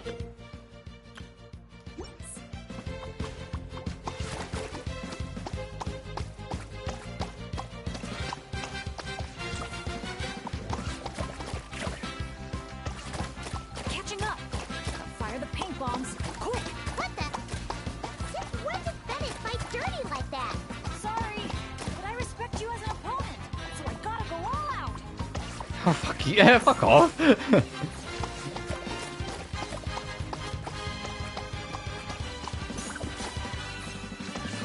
got this, Traveler. Go, Bennett, go! No matter how high you jump, they're not gonna see you. Yeah, but I can still send them encouragement and good vibes. Come on, Traveler! You got this!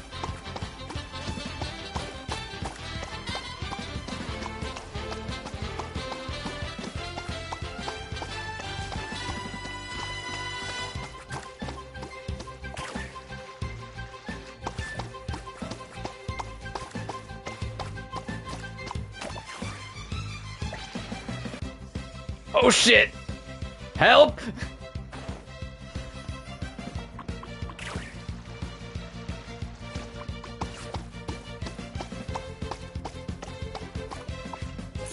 got this, Traveler! Go, Bennett, go! No matter how high you jump, they're not gonna see you. Yeah, but I can Oh, you're doing all of up here. Oh shit. Come on, Traveler! You got this!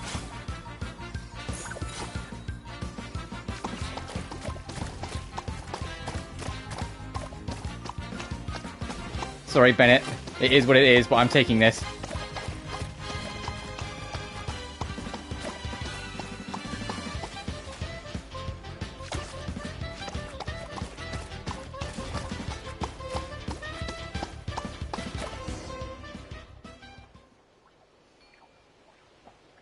All right. With that, the Traveler takes the first round. And then we're going to go up to the top to do the second Head round. to the top of the airborne Asha for the final showdown. The Traveler's a tough opponent, but if I want to get stronger, I can't let up. Chroma blast mode. I'll try it. Now What? That's what I call a blast. This is awesome. Hey!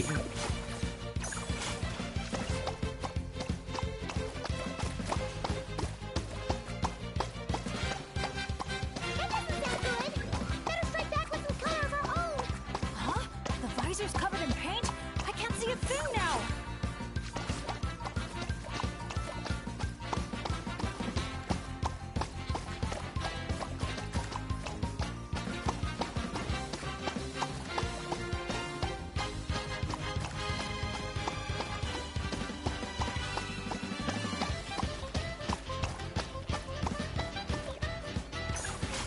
Blast mode, here we go! Uh-oh, this is bad. Ben's trying to fucking cheat.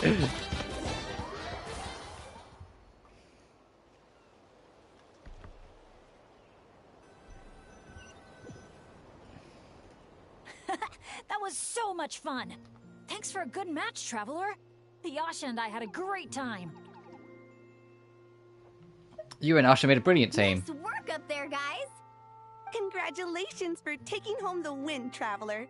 And a big shout out to our magnanimous benefactor and his Asha companion. Oh, hey, I just for got their a notification. amazing The 6.0 beta's just gone live. So you're going to start When I seeing heard clips of the you were 6.0 Asha characters. was saying earlier, On Twitter probably, or like leaks early on it, so be wary. It's time. We're gonna start getting on Nod Cryisms. Same here. Both of you had me on the edge of my seat the whole time. It felt just like watching the finals of the pilgrimage. Yeah, honestly, the more heated things got out there, the more I wanted to fly up and fire off a few bullets myself. What, you got paintballs on you or something? Something like that. The final color would be a bit of an unknown, though. And I couldn't guarantee that Asha would stay airborne after I was done with it. well, we're now just one step away from completing the airborne Asha. Our two heroes just need to light up the airborne Asha's brushes.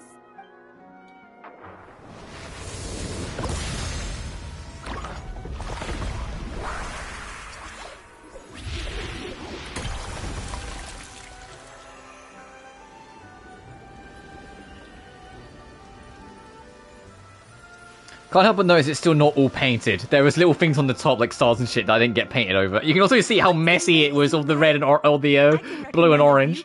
That'd be perfect for a group photo. Bennett and I are not the best painters. We tried our best. All right, the airborne Asha's looking great, and everyone's in the frame. Chaska, move a little closer to the middle. A job well done. Everyone ready?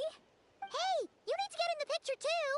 Yep, just 1 sec, and we're good. Okay, all set. 3, 2, 1. Asha!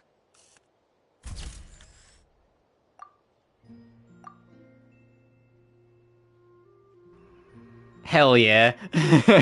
Hell yeah. Yeah, we do have an onlooker. I wonder who our onlooker is.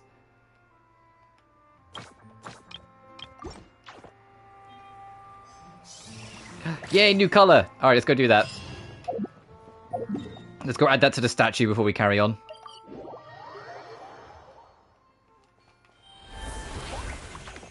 We got orange. Alright, now the only color we need left. We need purple. Of course, purple, like one of my favorite colors, is the last fucking color we'll get. We'll work backwards. We'll go to Chaska next.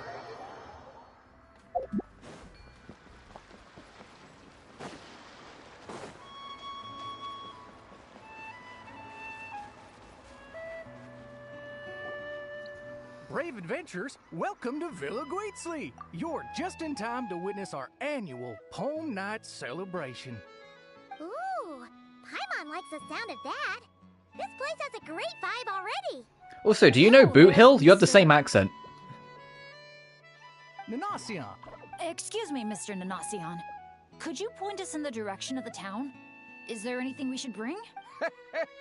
Just from hearing your question, I can tell I'm speaking to an experienced adventurer. Just head downhill from here, and you'll soon arrive at the charming town of Villaguitzli. As for things to take, you'll need a bold spirit, a heart eager to help others, and a dash of courage to face any challenges that may lie ahead. Ah, I see you brought a little companion along with you. Would you mind keeping him in your bag for now?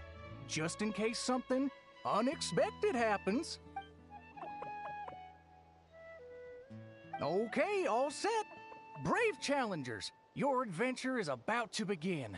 I wish you all an enjoy the amusement park ride, but maybe keep your pets away from the amusement park ride. That's what that was. Enter the cavern. Oh, it's a fucking drop, huh?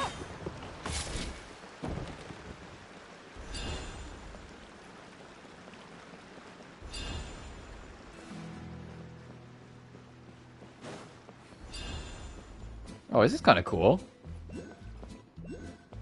I hear the sound of pyrocollises.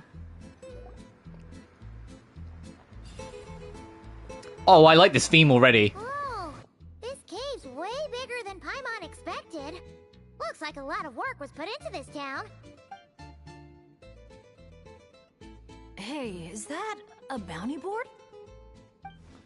Oh, I think that's our new world boss. Let Paimon see. 1 0, 2 zeros, 3 zeros, 4. Huh? 5 zeros, 6 zeros. And there's even a 5 in front. That's 5 million Mora. Holy! Oh, something's coming. Esteemed guests, welcome to the beautiful town of Villaguitzli. Jeez, you almost gave Paimon a heart attack. You must be here for Poem Night. I'm sorry to report, we won't be celebrating the festival this year. Oh, did something happen? Not long ago, those Nochtli ruffians ransacked our beautiful town and seized all our gold and treasure. Even now, their ringleaders still holed up in the town. And worse, not only is he refusing to leave, he expects us to do his bidding. That's awful. Can't you do something about it? Well, it's a long story. Anyway, you all made quite the journey to get here. Why don't we head over to the bar for a quick drink? Thanks, Alpaca Sheriff. Oh, the targets. Before we do that, hang on. Where's that Pyrocollis?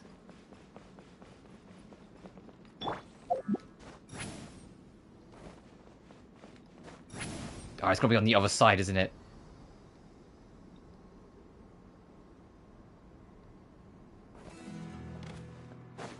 Fine.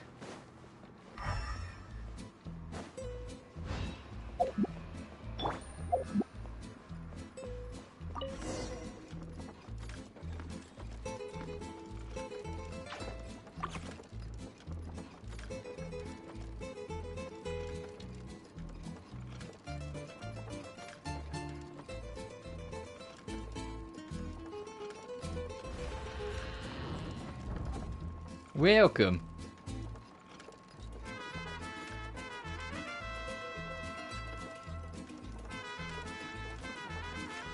Sheriff, you're back at last. Meh. Did you find anyone to help? Here, sit tight, and I'll grab you a drink. Meh. Hey, where's our booze? Why hasn't it been sent over yet? The boss made himself clear. The boss! Oh. Himself. He sets his own price. Aggressive much? Time for some peacemaking.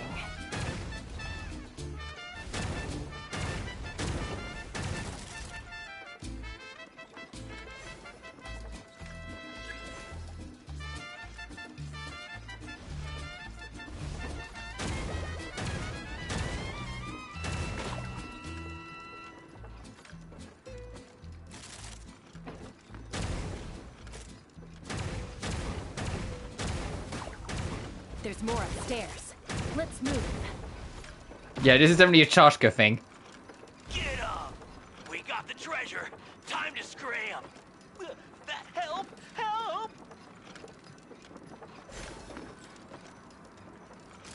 They're taking hostages?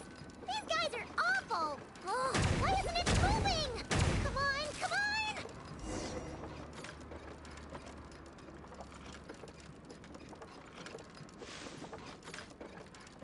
Oh, right stick turns slower than left stick. Left stick is faster aim.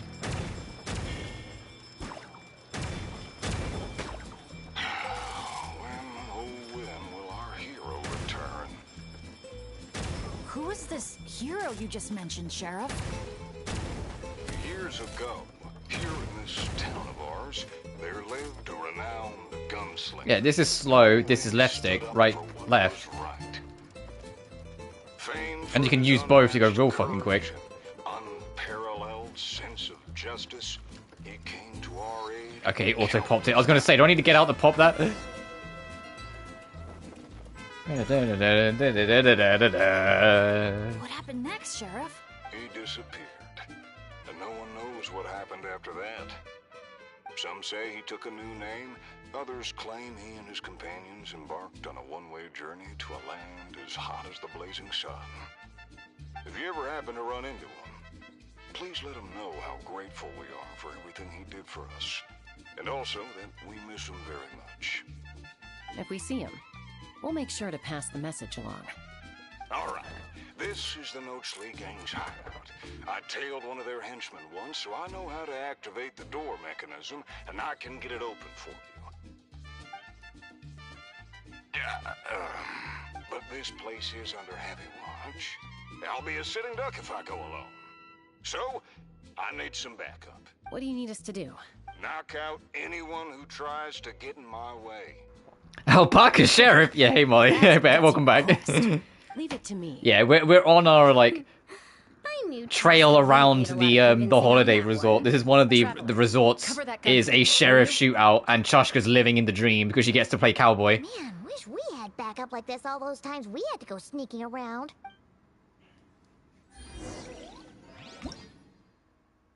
Oh, is this gonna be the fucking gyro shit again? Uh-oh. It absolutely is. Oh boy, here we go. Hold your fire. The sheriff's still sneaking in. When our moment comes, I'll let you know.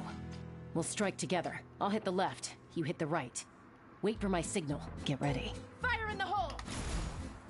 Nice shot.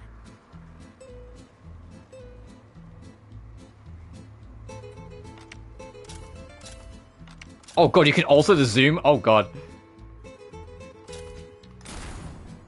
The sheriff stopped. Must be enemies up ahead. Shoot that bottle over there. We need to draw them out of their hiding places. Got him. Same old, same old. Fire together on my signal. Get ready. Fire in the hole! Nice shot. Oh, she was gonna shoot the other one. Whoops.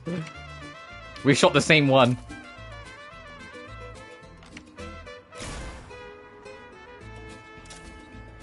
Take some time, cover me. Okay.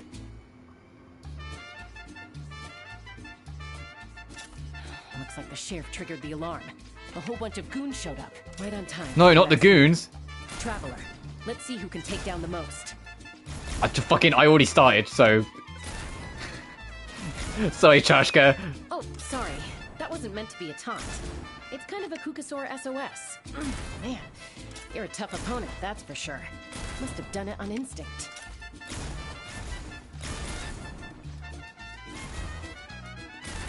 I challenged you to a competition. You've already shot 3 of them. That was basically how that went down. Wow. You won, Traveler. You're a pretty good shot. Almost seems like you've done this before. Here, let me teach you how to fire off rapid bursts of bullets. It might come in handy someday. Oh, shoot. What happened? I got distracted for a split second. And now the sheriff's been caught. Let's go after him. It appears as though Chushka has been tinkering with the toy cannon. It can now hold a special skill button to enable target acquisition mode and fire all enemies at once.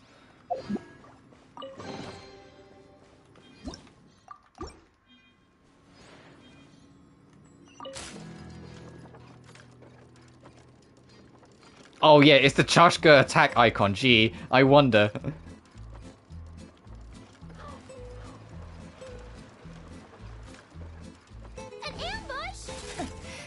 chance to try out. Yeah, this is absolutely Chashka. This is absolutely Chashka coded. Come on, that's literally just her skill.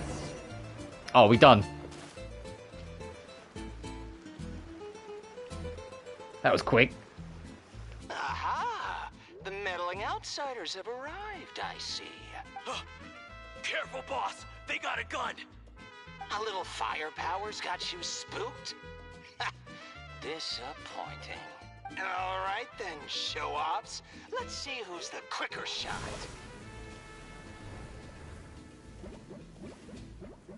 There's a ton of smoke over there. What happened? Got away. Whoa. No one outruns Chaska's gun. Truth is, the leader never planned to fight us. All that No idea talk was Mizuki just got a added to the standard distraction. banner. A way to Confused for create 5 minutes and how I got it on Inefas. Oh yeah, she's all along. she got added to standard for 2 reasons. One, because there wasn't an Inazuma standard character on there, and because they skipped it at the time. And 2, it's because of It's like another trap. her skills. They wanted a standard access to that skill set. Because she's a unique, like, group medic. Look! There's a bunch of cages down in the canyon. Let's go save those captives. I know first. my time is due. I know I'll get her eventually. I know a way to lift the barrier.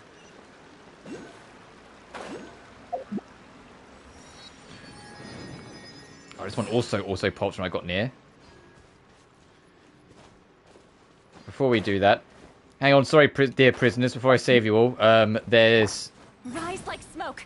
a Pyrocarlus over here apparently, somewhere. Probably just beyond this, I'm going to assume. Actually, it might be above. Take me up. No, where is that one then?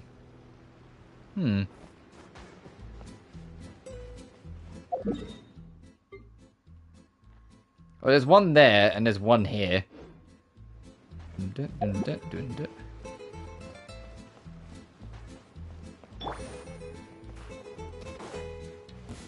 Yeah. Shine down. Butch Sherdley and Slosh Dance Kid. Blaze Bear. Well, that's only for 2 then, lol. Fairs.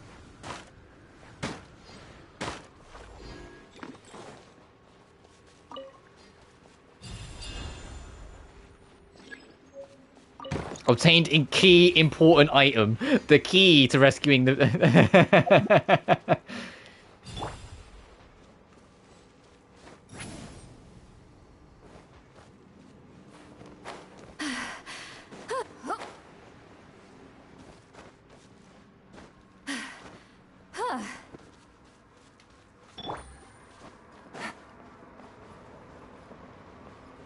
How do we get that one open, I wonder?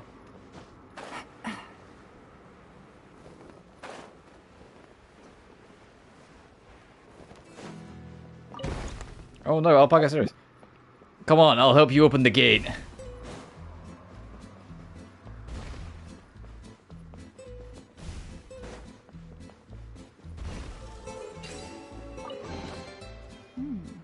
Easy money. Whoop. Dun-dun-dun-dun-dun. Check out this awesome move! What are you, Marge? 1 quick step, 2 quick steps, 3 quick steps. Navigating the world is a whole Meh, lot meh. easier with different identities to choose from. Need me to come up with some for you?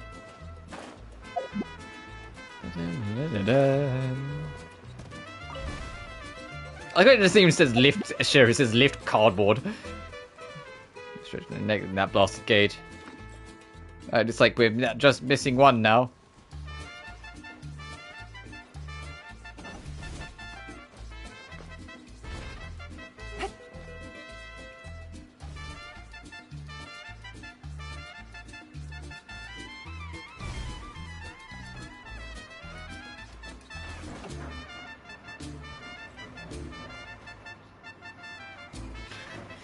This is such a silly little side thing. Aw, what a bunch of rotten scoundrels! If you're gonna top the top, at least have the courage to back it up. Let's check out that cave that got blown open. Maybe we'll find a clue to help us escape.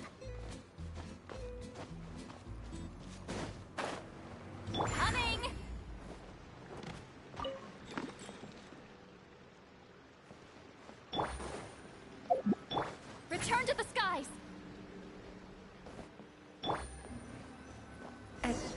camp.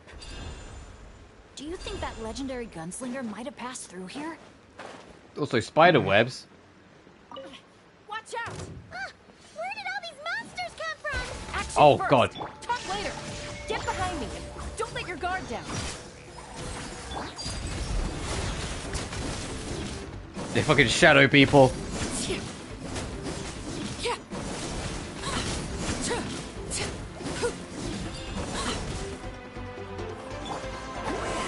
Suffer the wrath of Eastleigh! Show no mercy!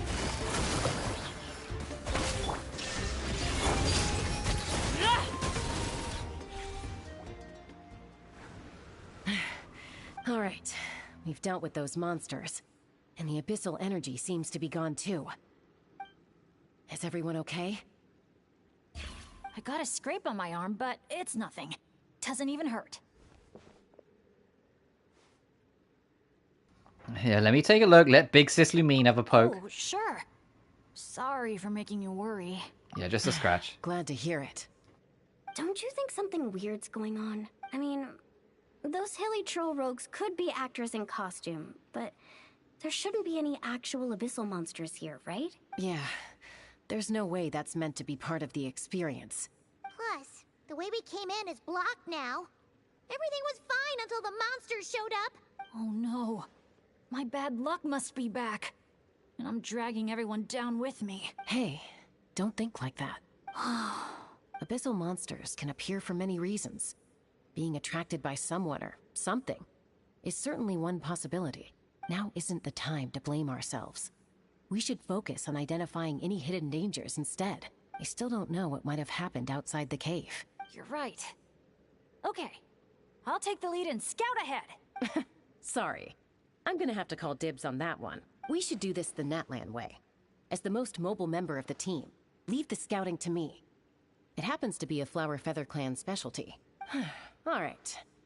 I'll go check on the situation outside. Yeah, Chaska, no, we know what it is. This is just you're having too much fun in this make-believe. Get back. Oh, Jesus Christ. Wait a sec, we're not ready! She sure is a fast flyer. I can't even see her anymore. Well, at least there's a way out now. Wait, what are you looking at?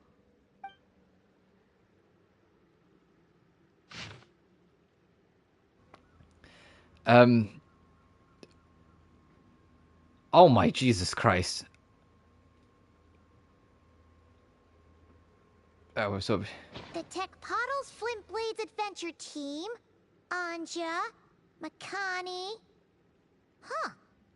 Paimon doesn't recognize any of those names. Neither do I. Well, It still seems fine. Doesn't seem like there's anything else happened after. we should just make a note of it and move on for now. Everything okay, Bennett? Yeah, I'm fine. You guys think it's probably better not to move anything around in the amusement area, right? Yeah, better not. All right then, let's go.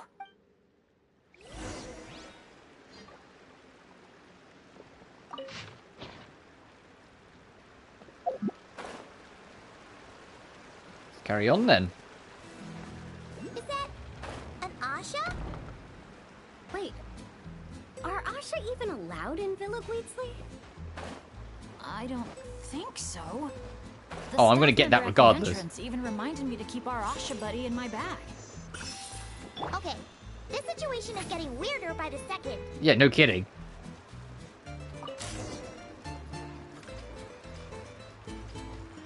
I'm ready. Whoa! Look at all these Nochtly henchmen Chaska knocked out. Better than abyssal monsters.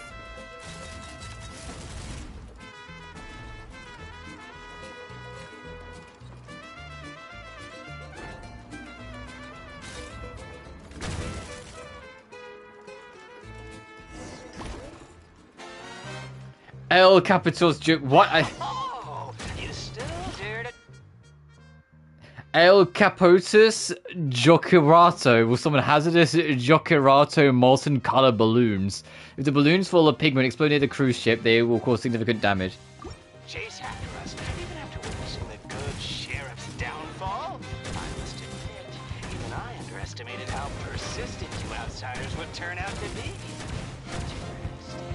As it says, boss villain that sounds delicious.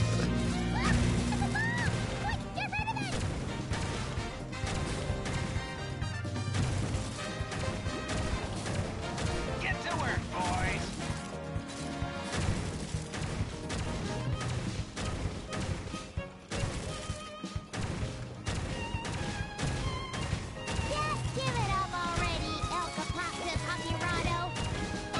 Of course, Paimon perfectly names this thing instantly. Why wouldn't she? Me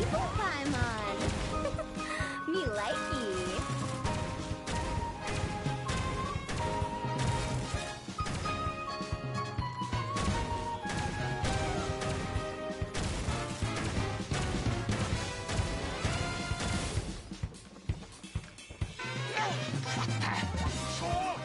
Trey, you're doing that thing.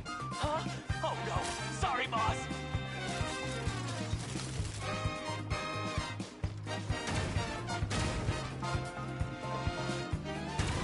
I can't reach. Do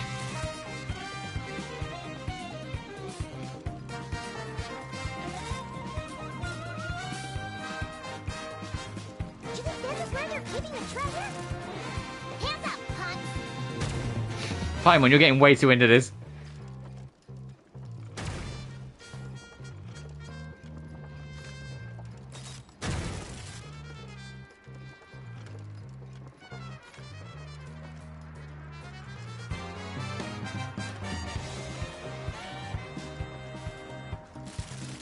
That's a lot of fucking heals.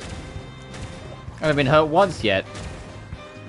Please enjoy it, new boss. Your beloved son will never rise again.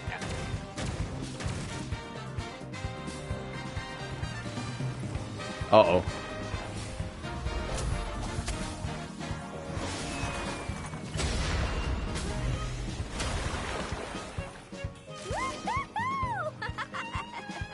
This was so much fun.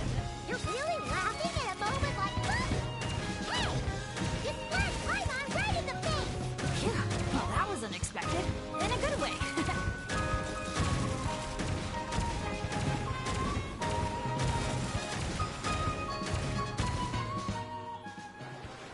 Cute.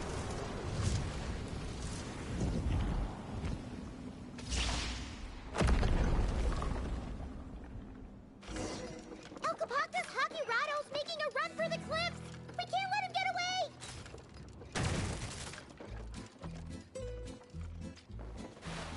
Well, I like how he just kind of like chucks us out. It's like, yep, you're done, bye.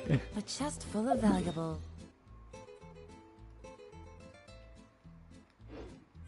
And a trove of potential. Before we go that way. Dun, dun, dun, dun, dun, dun, dun.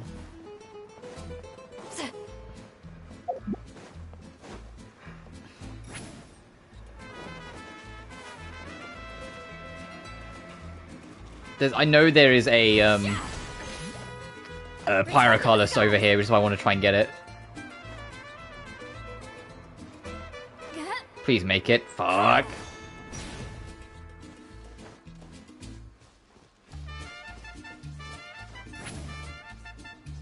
It's like I'm playing Peak. It's like just narrowly short and fell to my doom. Oh, have you guys seen that they've added, like, after saying no, we're not going to add cannibalism to the Peak game, they've now added cannibalism to Peak. Rise like smoke. If you're playing co-op, if your friend dies, you can eat them to give yourself more stamina. And it's just like, that's insane. They got bullied into adding cannibalism. Return to the skies. I say they're good spots. Take me up.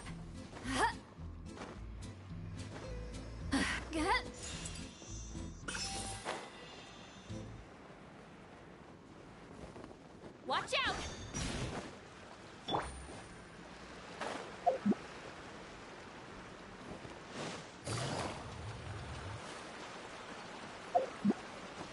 They also, like, in the patch notes, like, hey, we still don't know why this one particular item is kind of bugging out the game. And I was, yeah. They're like, hey, this is one item, and it's still kind of bugging out the game. We don't know why, so until we fix it, we've removed it. And I was like, you know, valid. But yeah, Aggro Crab and the devs associated, they're fucking goobers, and I love them for it. And I'm glad that Peak's popped off. The game looks very silly. Hopefully it'll come to console. If it comes to console, I'll do a stream or two of it. If you don't know, Peak is literally the idea is it's just a co-op game where the idea is that you have to figure out how to climb the fucking mountain, and the mountain's randomized, like randomly generated every day. But it's got a lot of like silly like shenanigans that really lean into the humor and bullshit, basically. Like you have your stamina bar is also your health bar, so you can climb mountains, but you're also like draining yourself. You'll get hungry, you'll get tired. If a snowy wind kicks up, you'll start to freeze. Near the end, it becomes more volcanic. Let me get this.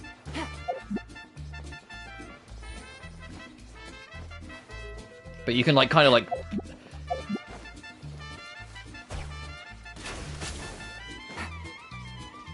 what plan? You see those treasures? Go in and draw their attention. I'll hit them for a surprise attack. We'll split the treasure 50-50. Deal?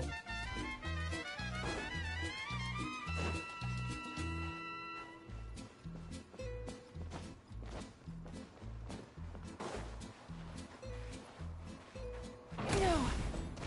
Really?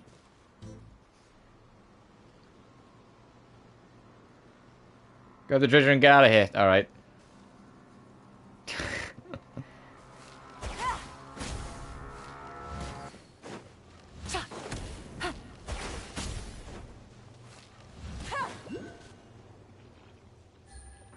They're gaining on us! Get on the boat! You got it, boss! I haven't got on yet! Sorry, I surrender. You're my boss now. Don't do it again. Ow! I did no damage.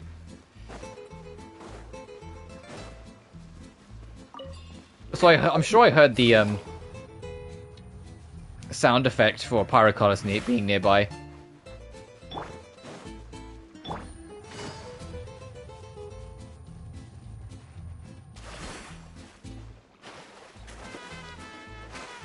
But yeah, Peak looks fun. It's one of those games that every time I see like clips of it, I'm like, yeah. Even though it's a co-op game, it's one of those ones where, oh hey, even solo, I imagine it would be a blast just to actually try and figure out the mountain, figure out how to get on top of it. That would be a good game where like, well, I just kind of like chat or stream whilst I like slowly work my way up. Like that'd be a good like banter game to just kind of yap.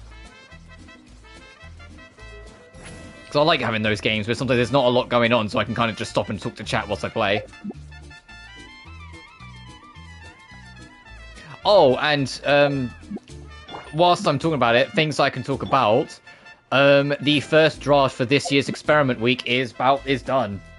Which, for those who don't know, for the past couple of years, there's a week in November near the end where I do something called Experiment Week, where I play a different game I've never played before, one day each day for every day of the week. Well, usually at least the main 5 days. I don't usually skip the weekend.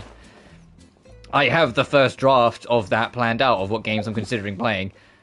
Some might change, it depends, because I usually, like, at least kind of, like, poke my head in and give it 5 to 10 minutes to see if it's something I actually want to really play. But I've kind of got my idea now. Surrender now, and maybe, just maybe, I'll let him live. Phew! That was one big hill. Because right now, my first draft, I've got Angerfoot, I've got Process of Elimination, I've got Unicorn Overlord, I have Labyrinth of the Demon King.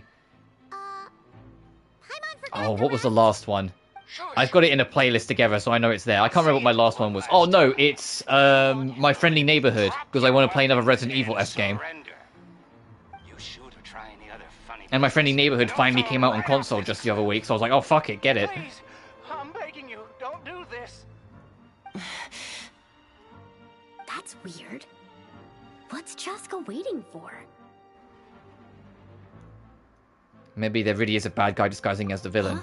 You mean like someone replaced the actor? if we factor in those abyssal monsters that came out of nowhere, does that mean this is...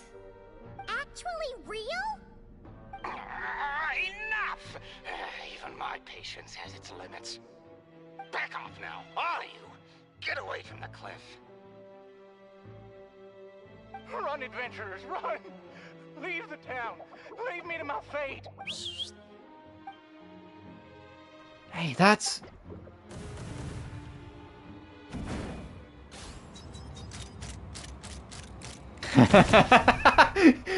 Really?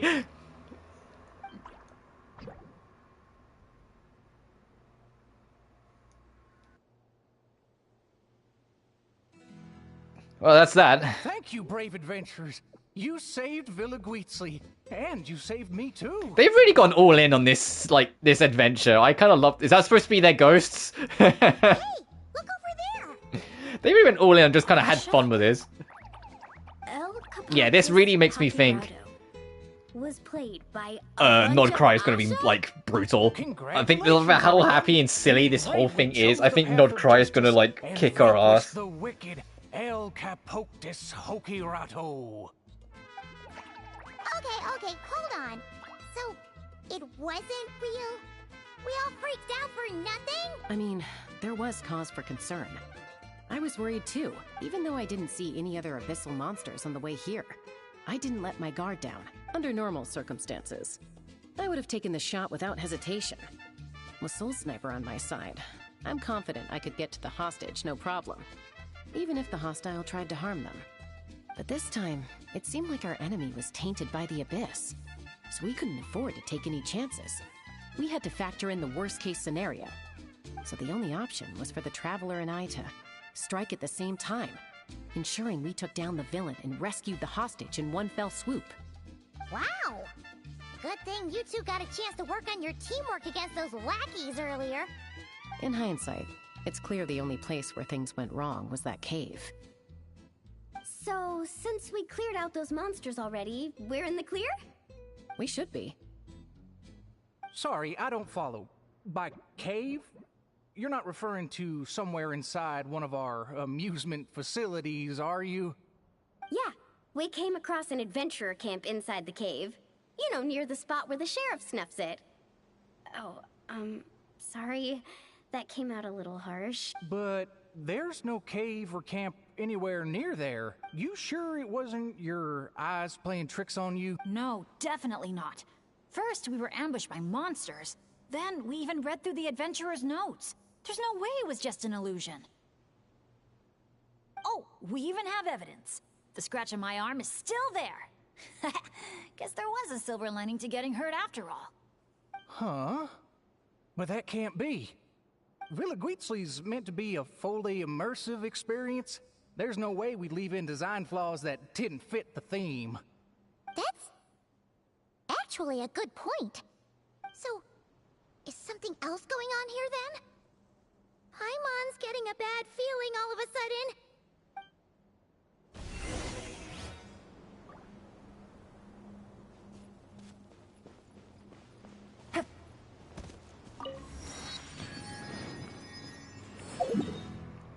I thought it was going to be like another silly thing. I didn't realize it's going to be kind of potential mystery in the background.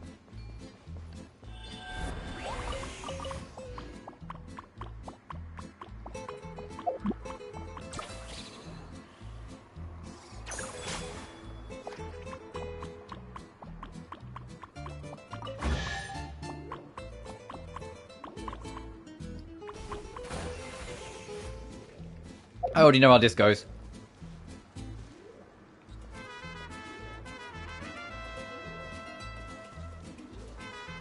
And then the majority team decide gets what? Take it easy.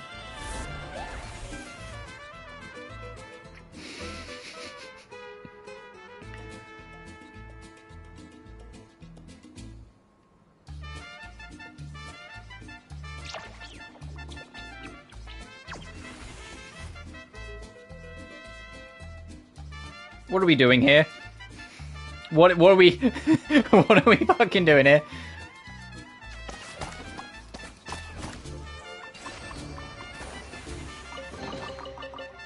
full of valuables and a trove of potential clues.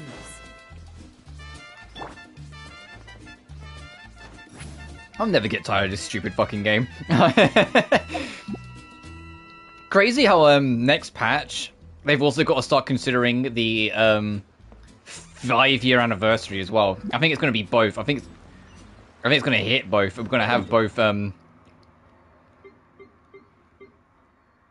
Nodcry and the 5th anniversary in the same patch.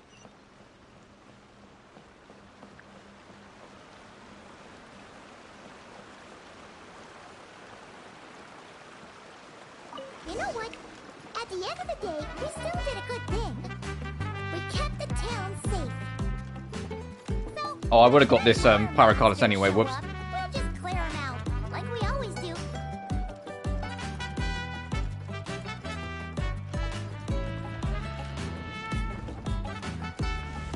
Wow, such an awesome vibe. Yeah. Villaguizli is really cute.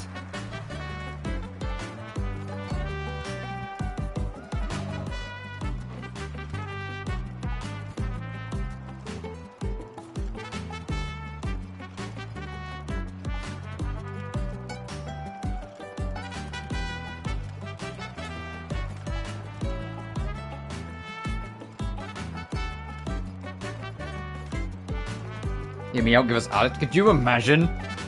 Could you imagine?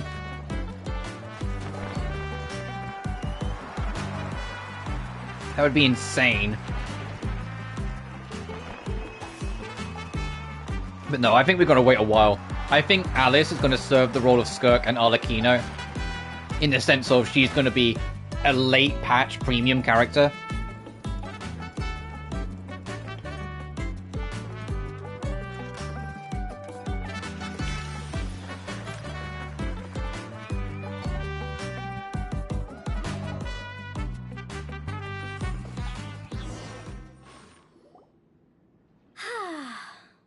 I feel a bit more relaxed now. Yeah. Honestly, it's our fault for messing with stuff that wasn't part of the attraction. Ugh. This whole part of the trip's been an emotional roller coaster. Wait, are you two still thinking about it? If no one knew that cave was there, do you think it could be related to Tenochtitlan? Yeah. I also think that adventure team story is real. But I wouldn't be surprised if it took place a long, long time ago. Like, before this resort was even built. We're here. You must have been. It is kind of crazy though that like, of the main 3, Genshin's just like dead against like 3 5-stars. We got 1 free standard 5-star for the 4th anniversary. That's been like it. 5 million Mora? Yeah, I don't think we're gonna see a single coin of that. If they actually had to cough up Mora every time he got captured. Yeah, it was make-believe, Paimon. You weren't actually getting 5 million Mora. Exactly! The prize isn't real Mora, just a commemorative Mora-shaped chocolate coin stamped with that number. But since the chocolates aren't ready yet, I'll give you some easy breeze badges you can exchange for other items of your choice. Oh, well, Paimon would have preferred the chocolate, but other gifts are fine too. Paimon. I'll get the camera ready. Oh yeah, we gotta take a photo for the occasion.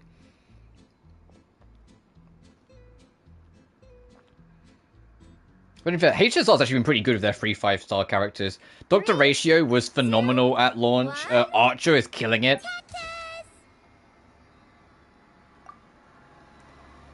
Alright, I like this artwork a lot. I like Sitlali, not Sitlali, fucking Chashka playing cowboy in the back. Yeah, and we've still got our onlooker that's gonna like probably not show up until we do all 3 of them.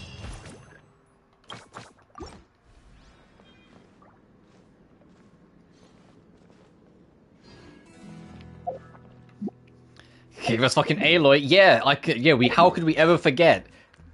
Oh, Hoyoverse fucking forgot. Let's be real.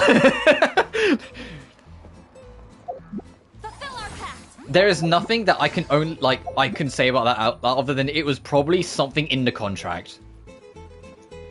there was probably something in the contract that was like, if you're going to put it on PlayStation, because originally it was, you know, as a console exclusive, it was a PlayStation console exclusive. It might have been in like the exclusivity deal that they had to have something in it, and because Aloy is fucking Sony's industry plant, I mean, what? They just had to have her in. I love that joke, Aloy being an industry plant and Horizon Zero Dawn being the industry plant, the thing that's just put in there. That joke makes me laugh every time I hear it. So I'm just taking this opportunity to just double check to see if there's any treasures I missed before we move on. I am going to take another quick bathroom break before we go to Wavy Bay to do Mualani's mini adventure. But I just want to kind of like...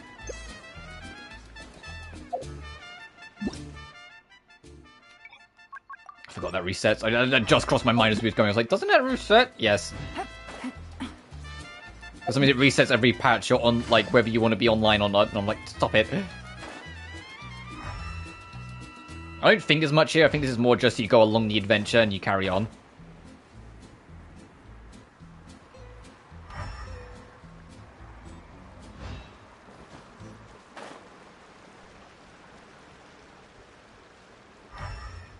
Yeah, very much seems that way. Coming.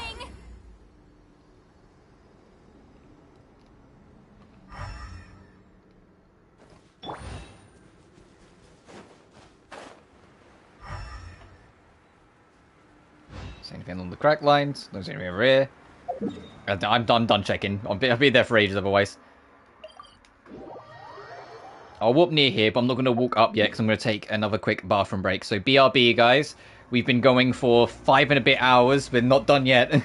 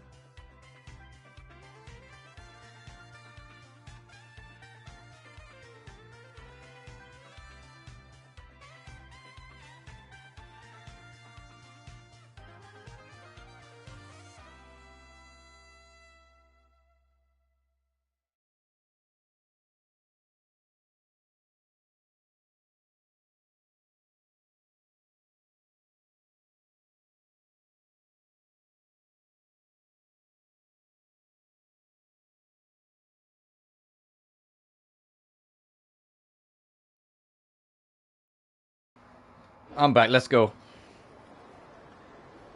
Oh, wow, literally only took 2 steps. Now Mualani's gonna have love life here because it's wave themes. Sunshine, waves, and Kaholasaurs. Yep, she's gonna be in paradise. The minute she sees the water, it's like the rest of us don't exist. Paimon thought Umoja meant no person left behind. Quick, this way! Come on, guys, stop lollygagging. Let's go! Oh, coming!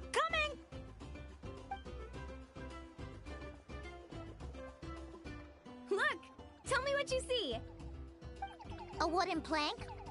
Not just any old wooden plank. Read what it says. Ooh! It's a sightseeing map! Exactly! This map is as precious as a key to a vault of untold treasures. Yeah, I see that. It's like a call to adventure. Yes. Or like a burning ember of phlogiston. Phlogiston? Oh, that's a type of energy, isn't it? So, is a map like phlogiston because just a little spark is enough to light a fire under someone? Exactly. And just like phlogiston, a map is super important. With a map to guide your way, you're free to carve out your very own path of adventure. Freedom and adventure. I like the sound of that. Whoa, whoa! Hold your horses, folks! Why does Paimon feel like Moalani's hiding something? All right, everyone. Time for solo exploration. Wait! What kind of tour guide calls it quits the minute we get to the part where we're supposed to, you know, tour? Maybe Mualani just wants to go off on her own. Spoken like a true friend. I won't forget that you had my back. Here, just take a look. These two major attractions have been marked under testing. My guess is that they've run into some issues. So, if we split up, we all get to check out the attractions we're interested in. And we can help out with the testing at the same time. Maybe we'll even get Wavy Bay up and running sooner than expected. Oh, so you were looking out for the group the whole time. Sorry. Paimon, it's probably a little bit of both. Obsessing over water activities. Don't sweat it. Why don't we regroup near that giant Kaholosaur building when we're done? Based on the guiding experience I've racked up over the years, my gut tells me the entrance to the main challenge should be somewhere around there. Sure. All right then, let's split up. Don't forget to keep checking the map.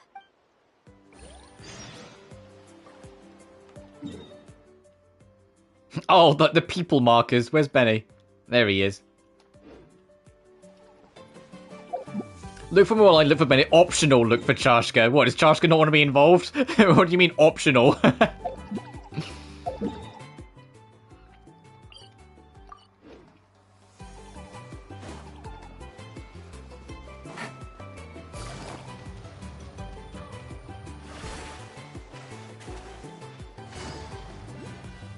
Oh.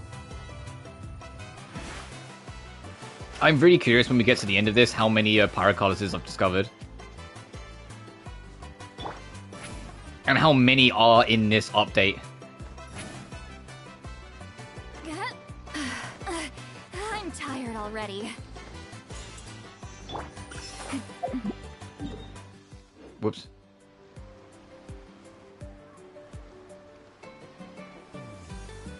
Let's see what's going on with Chashka first, and then we'll work back round. Rise like smoke.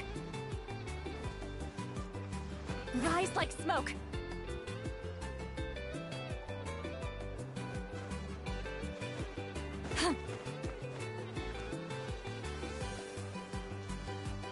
It's not above us, no. Okay.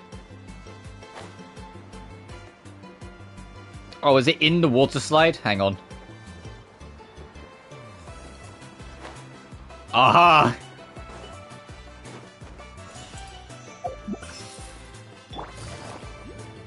Oh fuck, there's another one. Oh boy, this is gonna happen a lot. Where's this one? Oh, just in the middle of out yonder.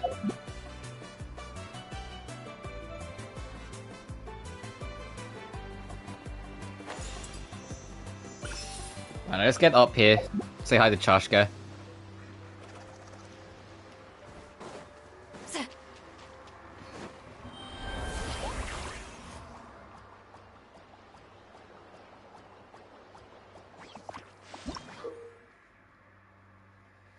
Oh, there's a challenge to do here. I was in the Munito form, so it interrupted it.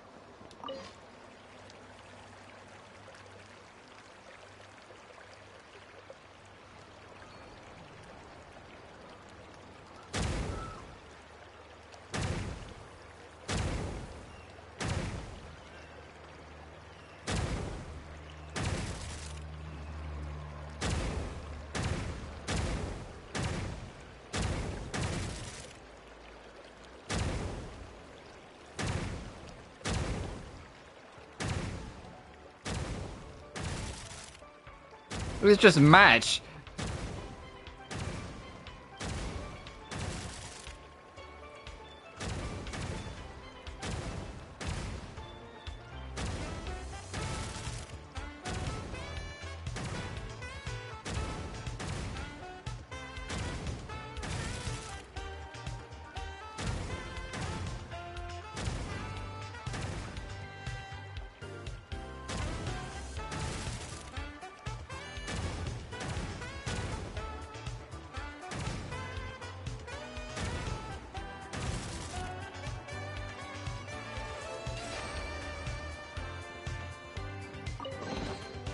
And there's a harder variant. Oh, Jesus.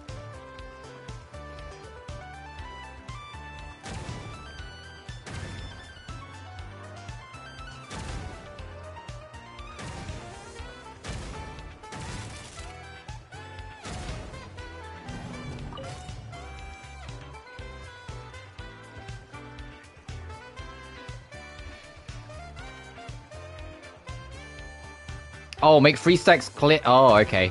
I wasn't paying attention.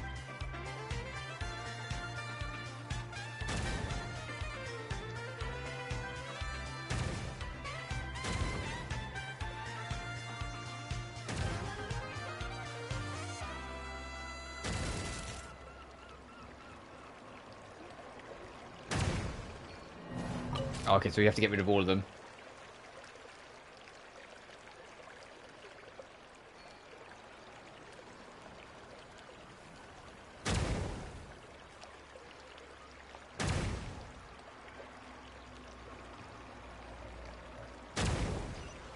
We got there. Took me a minute.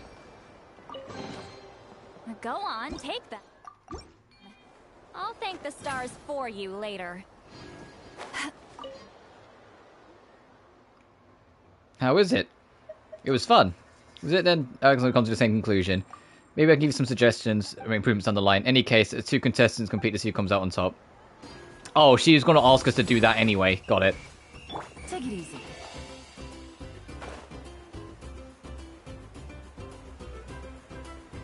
Coming.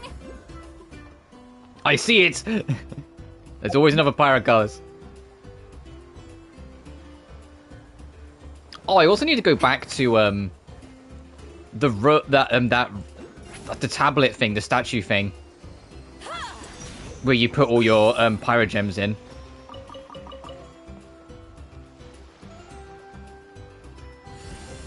I see you. Fucking goddammit, 1 second.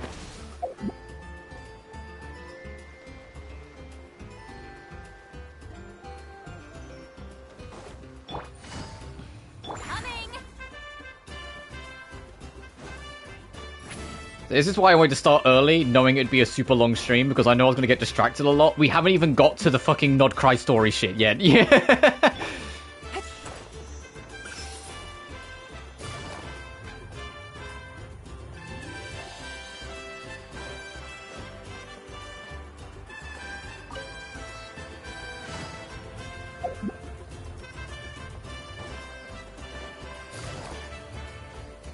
At the rate we're going, we'll see how much time we have when we get to it. I might have to do the Nod Cry quest tomorrow. But we'll see. We'll see how long this takes us. Because I also kind of want to explore TT Island. I know it says under construction, but we can probably at least venture in. Oh, let me get rid of that cancel.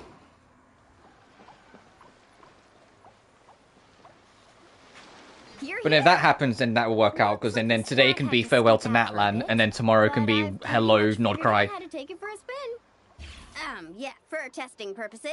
Great! Then show us the ropes!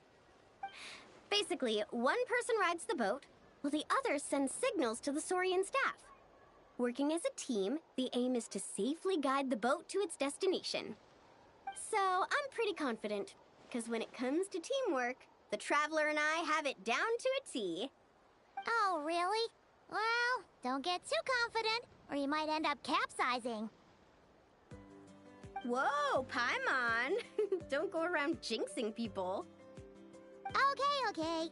Then Paimon wishes you smooth sailing? That goes without saying. I'm actually kind of in the mood to ride the boat. I'm used to tough surfing challenges, so it'll be fun to switch it up. I'll take care of the signals. I'm tired of Wave Rider too. No, I'm never tired of the Wave Rider. I wish it was more present. See? We're in perfect sync already. That's gotta be proof of our bond, huh? Can't wait to pump up my inflatable swimsuit and bounce right onto the boat.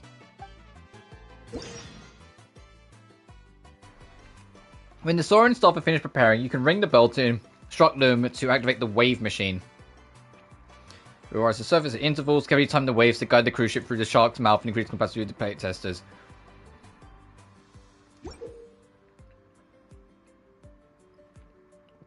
Oh, okay, yeah, new stuff thing. I'll set off from here, and the destination's over there.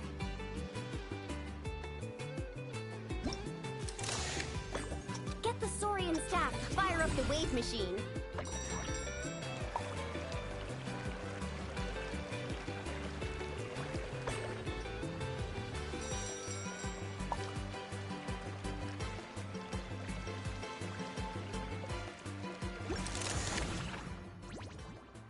Oh yeah, you're supposed to wait for the thing. All right.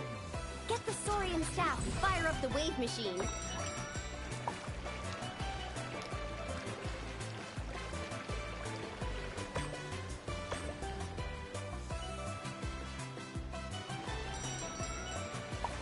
Wow, I'm gonna get eaten by a shark! Molani. We nailed it! Now that's what I call teamwork. Let's give ourselves a round of applause.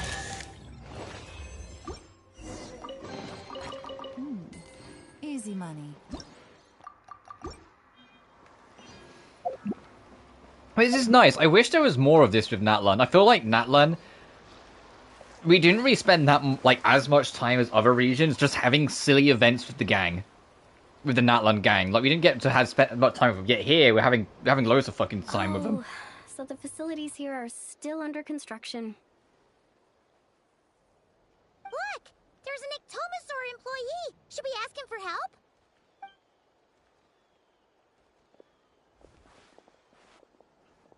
Hi there! Any chance you could give us a hand getting these built?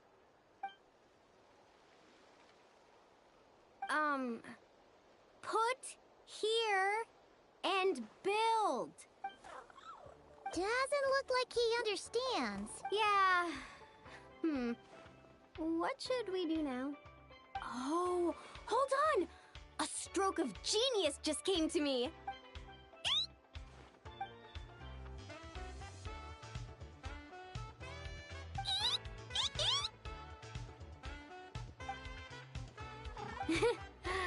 Nope. Well, at least we know he doesn't speak Koholosaur. Why don't we just... Oh, I've got another idea. What now? I once heard Aoife mention that Ectomosaurs go wild for glowing horn shrooms.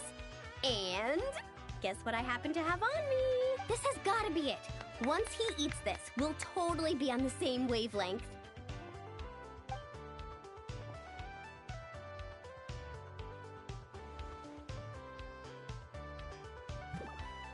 There's no such thing as packing too much when you're heading out on a long trip. Kachina was spot on. Gotta remember to thank her for this.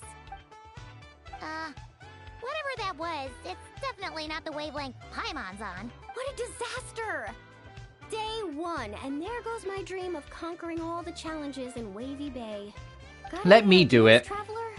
Oh, great hero. I could also always fetch another Ectomosaur to help. Okay, let's try that. Appreciate it, Traveler.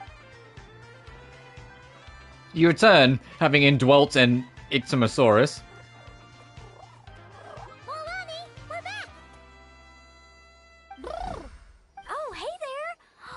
Oh, aren't you just the cutest? Oh yeah, right, I forget. They don't know that we just, indwell. Her stomach started acting up, so...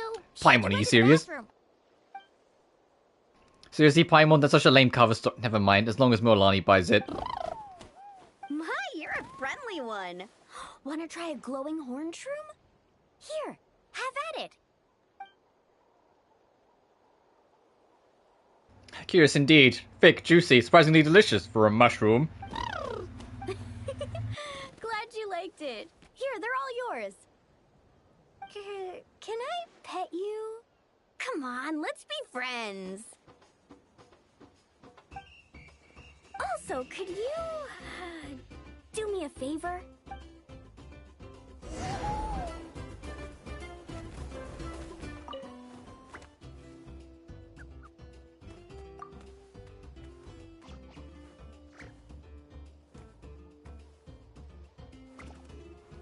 Sorry, I was having a snack for a second. I was hoping that would go on longer. What is she yammering on about? I don't understand. My friend asked me to look after this place. I'm not saying about manual labor. Well, those mushrooms tasted nice. It means if I get more of them.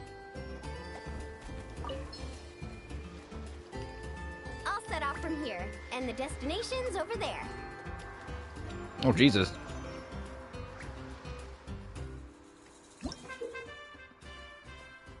Powers is to create a chompy shark. Oh, okay.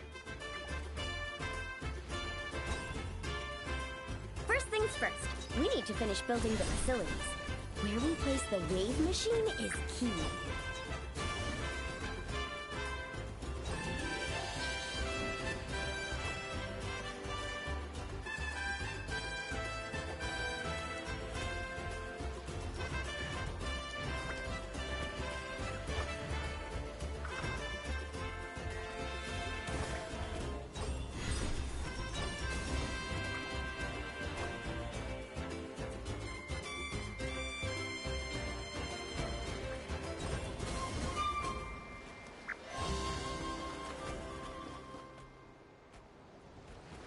I'm gonna pick up another one, fuck.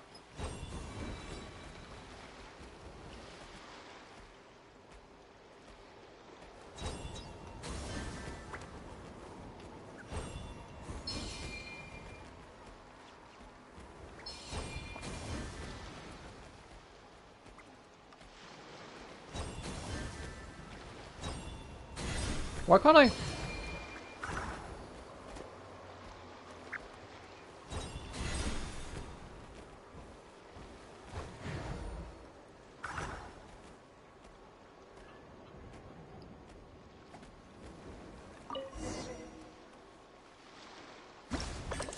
Nice job! Smart little thing, aren't you? Guess I'll set off right away then.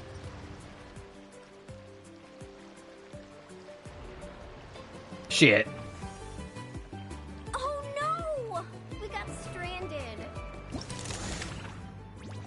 Let's give it another shot. Nice job!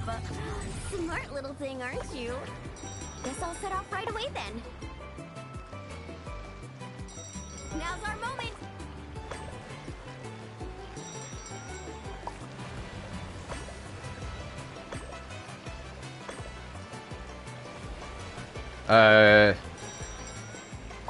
I think we still fucked it up.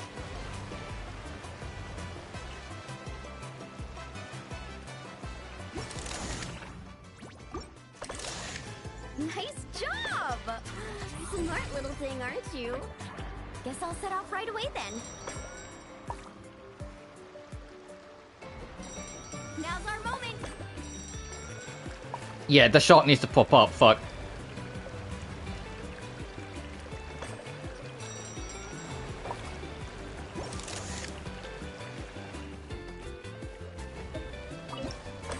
Nice job! Smart little thing, aren't you? Guess I'll set off right away then.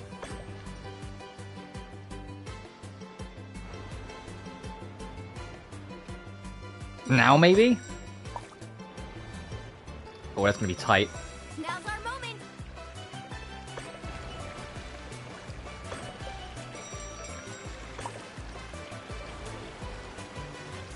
I mean, not? How do we get that to go?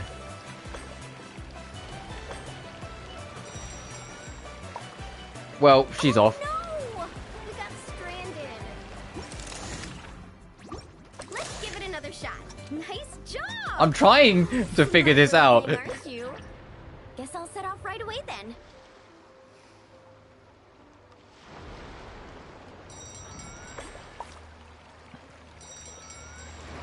Now's our moment. What am I missing?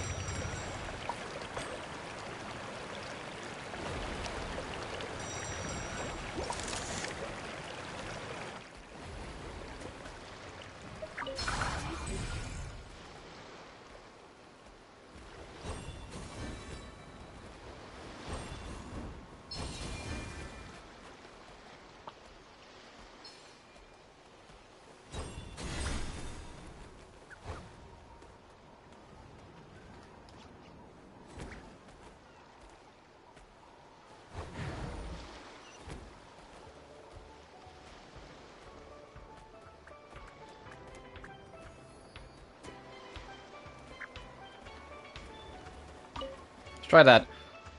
I think I just didn't realize I could really move it. Job! Smart little thing, aren't you? Guess I'll set off right away then.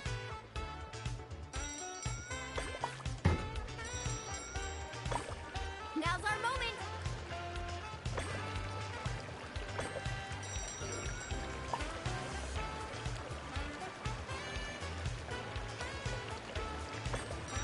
Okay, I think we're good. Took me a minute.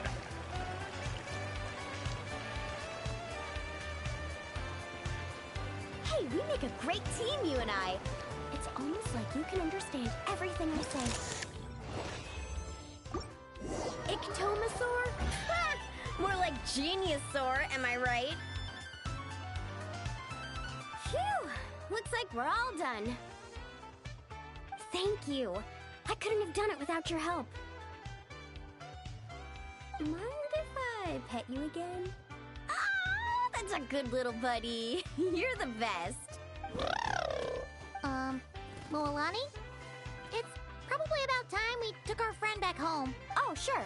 I'll wait here in case the traveler gets back in the meantime. Such cute little things. Maybe I should get Granny to teach me some Ictomosaur. Oh, I'm hey, back. Traveler. How's the stomach? Absolutely fine, thanks. Glad to hear it. Oh, you won't believe it. You just missed the sweetest little Ictomosaur. Seriously, so adorable. It almost makes me want to go stay with the Masters of the Nightwind for a while, just so I can pick some more glowing horn shrooms and spend some time bonding with them.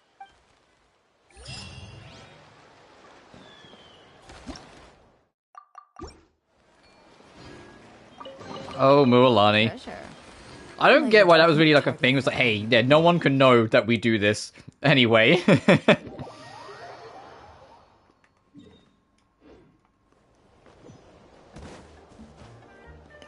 Alright, Bennett, on my way, buddy. What we got going on here, buddy? I'm sorry, but we can't let you take that risk. But that's not what you said earlier. Our sincerest apologies. We may be pressed for time, but the safety of our visitors has to come first. We hope you understand. Oh, Traveler! Perfect timing. Could you help me talk this gentleman around? They need someone for the testing, so I went over all my adventuring experience, made it clear I was willing to accept any risks. It was all going so well. But the minute I mentioned some of the close calls I've had in the past, he flat out refused to let me take part. I mean, yeah, you do have a history of bad luck, though. I appreciate your enthusiasm, I truly do. But if you, in your own words, have a tendency to fall into rivers even when you're crossing a bridge made of solid stone, it might be better to try something a little more laid back. Like lounging on one of those beach chairs over there.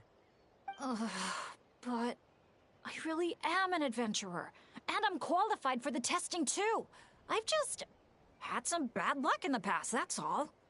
I really want to help. Here's what I'll do. If this story quest wraps up and the stream has crossed... Got the times now. It's about 5 hours and 50 minutes into the stream. If it's crossed 6 hours 10, I will do the Nod Cry quest tomorrow. If it's before then, I'll do Nod Cry's quest as well. Because I don't... But the only reason I'm saying like I'll leave it to like at the latest because I don't know how much longer than that it's gonna be. You know? Yes, my full confidence. Well, if the savior of Natlan says so, how about this? Would it be alright if your Asha companion completed the first round of testing instead? You can watch from the sidelines, familiarize yourself with the route, and if everything goes smoothly, you can join the second round of testing. Does that sound good to you, buddy? All right then. I'll leave it to you, partner.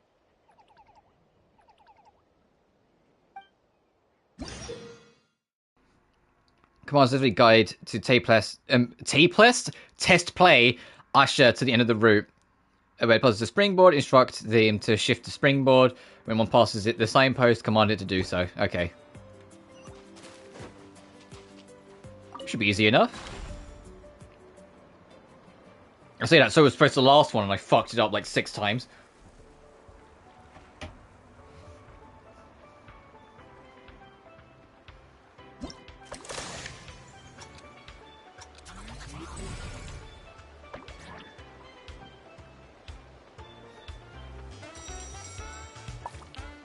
Oh, that is delayed. That is delayed. Oh shit.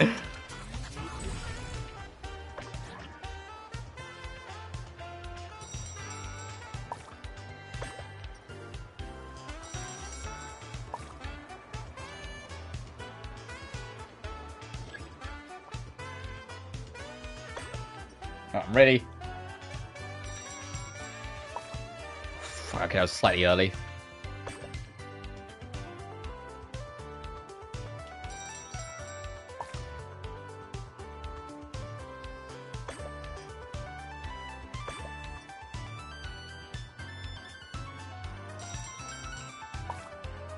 Yeah, down there's trouble.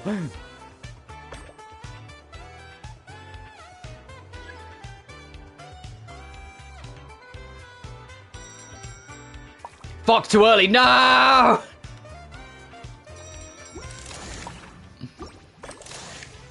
Okay, they at least reset you here. Also, don't make me do the whole fucking thing again. Because there's a slight delay, so I feel like I have to.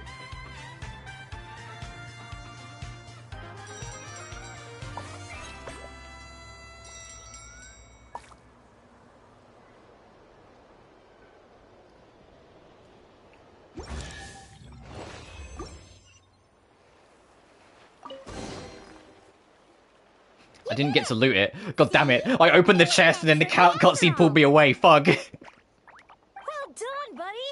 You were quite the athlete out there. I was blown away. It's Bennett's turn next, right? Yep. I've done my warm-up, finished my stretches, and I'm ready for action.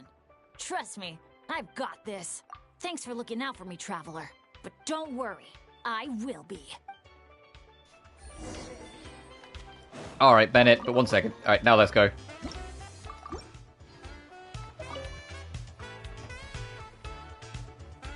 This is so fun. This whole event, this whole, like, island is just so fun and silly and whimsical. I live for it. You're saying you'd be willing to lead the way and coach me through it? You're the best. Why wasn't that one line not voiced? I feel even more confident than before. After you, Coach. Go, Asha! Go, Bennett!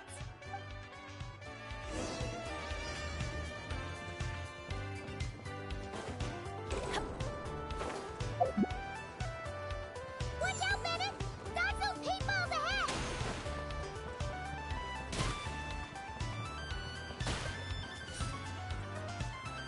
Oh, yeah, now it's in motion, by the way.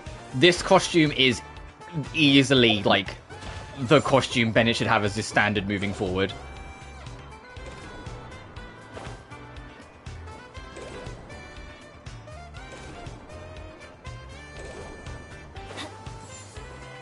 The suits him like a glove. This is perfect.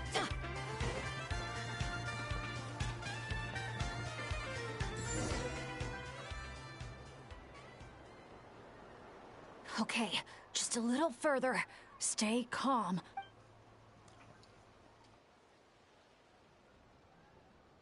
Wait, what? Where did the finish line go? Oh no, did I just jinx myself? Or use up all my luck? No, come on, I can't lose hope now. That's right, I can always follow my Asha buddy. Just gotta trust our connection.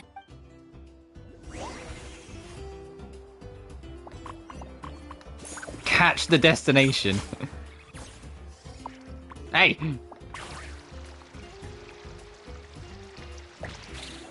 Asha, head right! Come on, we're so close! Oh, I didn't even spot that, whoops.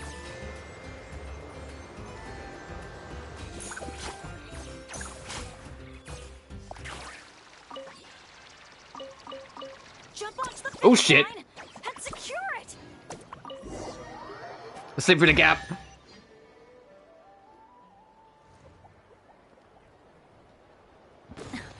Phew, my heart's racing so fast. Gotta take a while to catch my breath. Let's give it up for Bennett and his Asha buddy! You guys make such a great team! Especially the way you work together at the end. Your special bond made all the difference. You turned the tide of misfortune together. Sure did. I owe a big thanks to you in particular, Traveler. If you hadn't believed in me and helped convince the staff, I never would have had the chance to even compete in the challenge, let alone face it alongside our Asha friend. Mr. Bennett, the final safety test has been completed, which means that Asha's speedrun is now officially ready to open. Your help was much appreciated. Did you hear that, Asha? We did it! I'll remember your name, Mr. Bennett, the brave and kind-hearted Mr. Bennett? adventurer. I know this adventure isn't over yet, but just the idea of saying goodbye is getting harder and harder to bear. Asha, I'm really gonna miss you.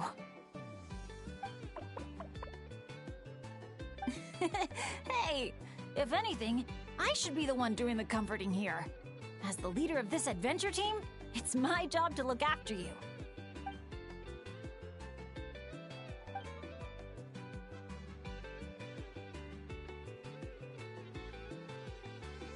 Huh. Something must have gotten in my eyes out there. Getting a bit watery. Got a bit of a lump in my throat, too. I'll have to ask Professor Venti how to express my feelings in moments like this. After all, Professor Venti? What the fuck has he been doing? Don't get bored, but just say something like... Speak from the heart. It really means a lot to have you here by my side. Thank you, Asha. Venti's a lot of things, but Professor ain't fucking one of them. Must be about time to go meet up with the others. Now, we just need to find that giant Kaholosaur building. Oh, there it is!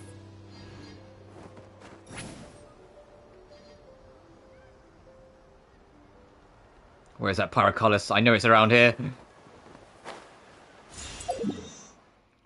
Yeah, Bennett called him Professor Venti, and I was like, he's a lot of fucking things, but he ain't a fucking professor. Oh, since I'm in the neighborhood, let me just pop this.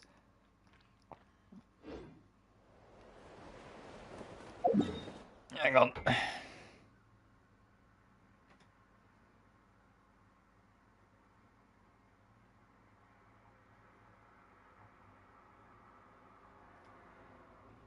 Yep. What just happened, the reason why I had to stop for a second, when for some reason, I don't know why, on YouTube's end, when it hits the 6-hour mark, it's, on my end at least, resets the chat and blank screens it, so I had to reset, like, the chat manually so I could see the chat room again. Anytime we've had a stream that's crossed the 6-hour mark, it always does that dead on the 6-hour mark. So I was like, oh, we're approaching the 6-hour mark, and then I saw it go, I was like, ah, there it is. There's anything he needs to be teaching. Yeah, other than how to be an alcoholic. Actually, I jest, like, he probably knows, he'd probably be one of those people who'd, like, be able to tell you where a wine is from just by sipping it. The Graffiti Balloon Soaring Challenge. Hang on. Let me pop this. So yeah, so there's Tite Island over there, which we haven't gone to yet. Which might be like the heart of the exploration. My plan, what I'll do, because yeah, this is getting on, and I don't think we're going to be done with the quest just yet. Tomorrow, I won't explore here. I will save Tete Island and Nodcry tomorrow, but I'll do the Nodcry quest first. So when we start tomorrow, I will do Nodcry prologue, and then once we're done, I will then go explore here, because then it doesn't really matter how long we go on from there. We can just explore until we're satisfied. Just because we have, like I said, we have just hit the 6-hour mark, so it's kind of like... Ugh.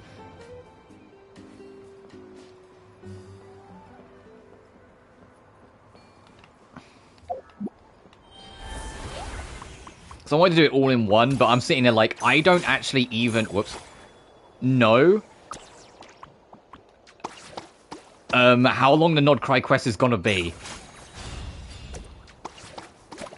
And like, I don't want this stream to be like 9 or 10 hours long, depending on how long this takes me to do as well, you know? Like, that seems like I will be exhausted and my throat will be in agony before I finish.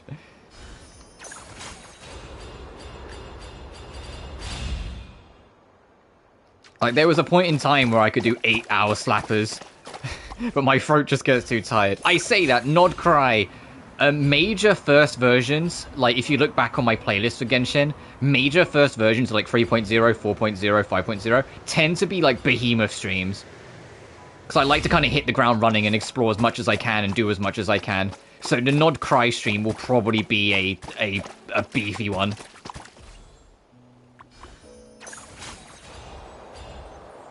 In about 6 weeks' time, I need to prepare.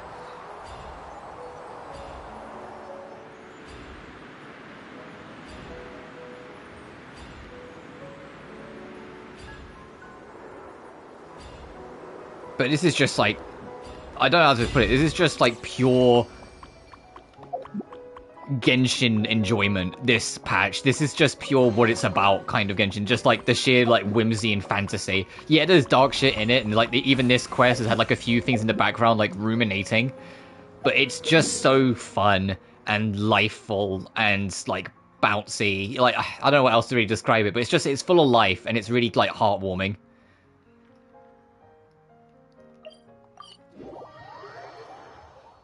I love my HSR and I love my ZZZ, but there's a reason why like Genshin is always the game I come back to, and it's the reason why it's the one that I have like over 1,000 extra hours in over HSR and ZZZ combined. 1, 2, 3, 4. Huh. That's one more than before. Oh, hello. I'm guessing you're here to take on the main challenge at Wavy Bay. Unfortunately, we've run into a bit of a problem, but, here, I can still take a group photo for you if you need one for your album. No, that's not how it's supposed to go. Photos are just a way to preserve memories. Something to look back on and remember all the happy moments. What matters to us is the actual experience itself. Well, these particular photos can be exchanged for prizes, but... yeah, okay, you're right. Just snapping a photo and rushing off wouldn't feel right. I understand, and I'm very sorry about this. Please bear with us a little longer. We'll do our best to resolve the issue as soon as possible. How long do you think it'll be? That's hard to say. Oh? Why's that? Can we do anything to help?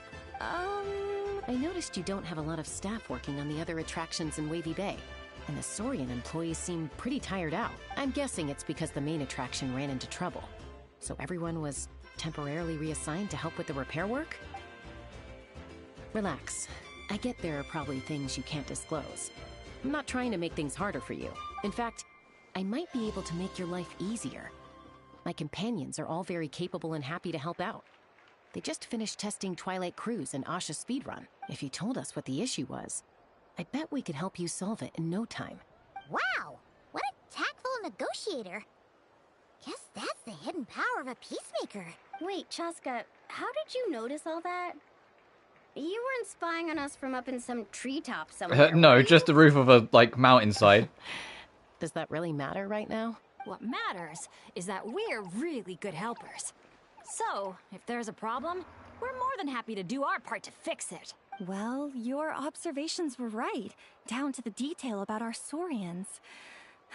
I'm sorry. I shouldn't have tried to hide anything from you all. So, basically, during testing, we realized that the Razzle Dazzle Mega Slide's current paint job still leaves a lot to be desired. Since it has to be sprayed from the Spirit Way, it's a formidable challenge to say. Oh, so we'll ride it and paint it at the same time. Delaying the resort's official opening, we had to temporarily shut it down. Right now, we're working around the clock to get it completed. You call that a challenge? Tell me where the paint is and I'll get it done in one go. Huh? But I don't see how you could possibly... That's because you've never met her before. This is Umoja Mualani. Mualani? Wait a sec. The Mualani? You mean one of the 6 heroes? That Mualani?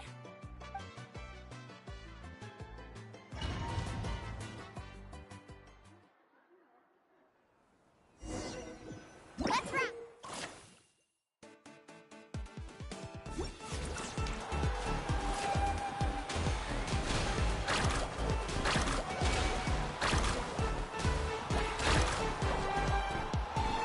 Gentle sky blue. The ideal backdrop for a nice, lazy stretch. Absolutely.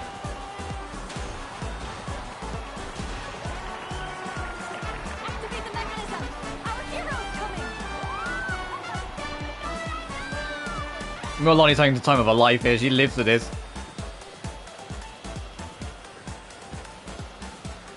Whoa! The inside of this tunnel is stunning!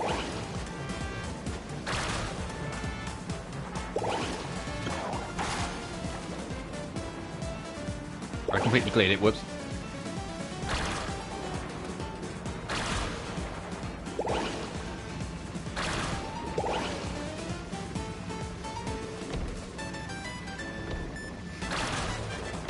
Oh, I just realized this is a partial remix of Milani's theme.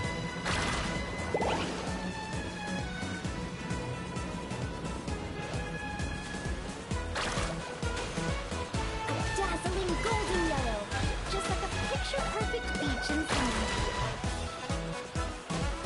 Mint green, the perfect color to bring out the cool, refreshing moisture of the sea breeze. Well, they weren't kidding. There's a lot they didn't paint, huh?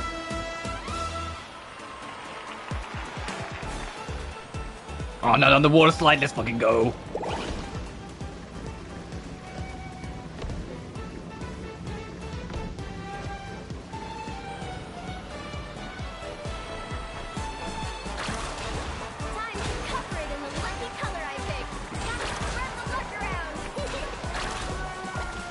Oh yeah, she picked blue for Bennett, so yeah.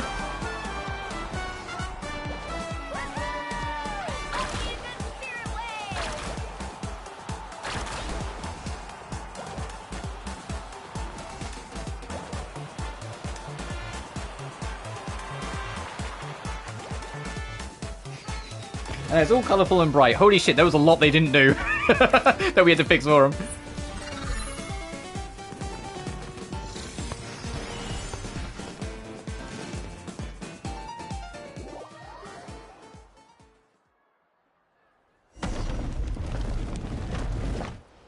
Great job, Milani! Whew. That was awesome! How was I, guys? Not bad, huh? It looks incredible! A truly heroic effort, honestly. Paimon told me all about you while you were out there. Everything you managed to accomplish is so amazing. Seriously, I feel all fired up just thinking about it. Oh, thanks! I am so hyped right now. I feel like I could throw a hot spring party right here. Oh, look! The staff from Wavy Bay are here too. After all that hard work, they must be looking forward to finally letting their hair down. I think they've got other ideas, actually. Huh? What do you mean? Mualani, could I get your autograph? Uh-oh. Me too, please. I was like, God's out the bag. Uh-oh. Better take the group photo now, before the crowd gets here. Ha! Okay. She's like, well... Big smiles and confident vibes. Think about the ocean and your lucky colors. 3, 2, 1...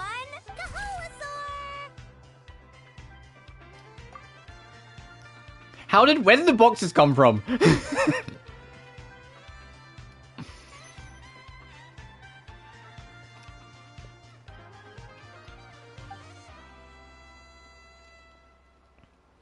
Actually, I might have have a look afterwards. I might have a better idea for how we approach this. So, that's the 3 main challenge. Oh, sorry, Paimon. Main challenge is done. Let's head back and get some rest. With any luck, they will be open to visitors tomorrow morning. Visitors by tomorrow morning. What I wanted to check...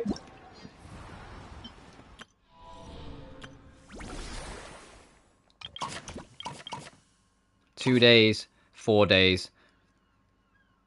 Okay, my thought was maybe I continue this on Sunday, like after we finish this up, so I can do these as well.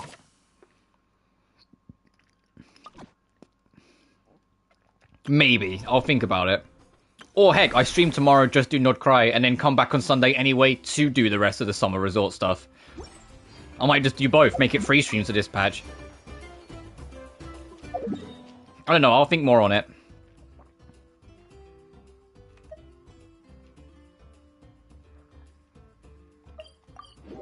And if I do make any changes to that idea, I will keep it on. I'll put it on the schedule.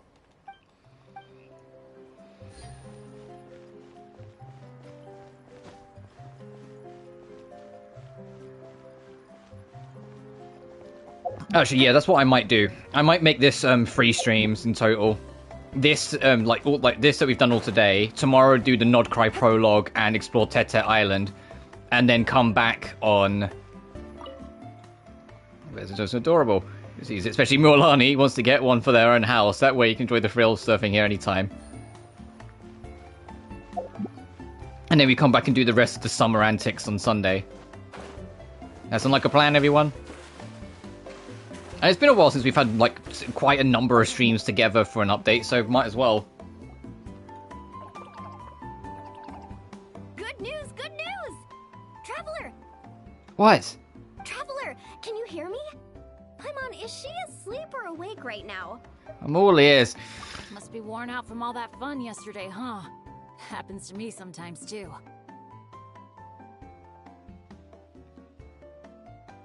You feel fine when it's all go, go, go, but then you finally get a chance to rest, and it's like, good luck ever getting up again. The meeting spot's been changed. Yeah, I already heard you loud and clear from next door. What happened to not being a morning person? Well, that was when we just got here. Now I'm in full-on vacation mode, obviously. Uh-huh. And why are we waking up earlier and earlier the longer this vacation goes on? That can't be right. To maximize our opportunities for fun. Come on, Paimon, this is basic stuff.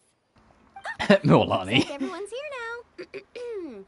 Okay, I've got some great news to share. I just checked with the staff, and Tete Isle is finally open to visitors! Can I get a whoop whoop? Whoop whoop!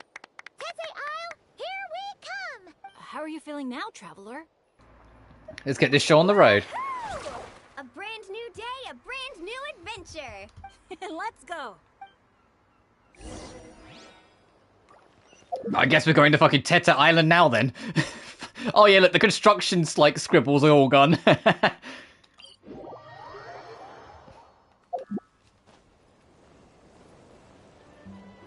I'll see this part of the quest through to the end, so if it takes us a little longer, it's fine. After this, we will wrap it.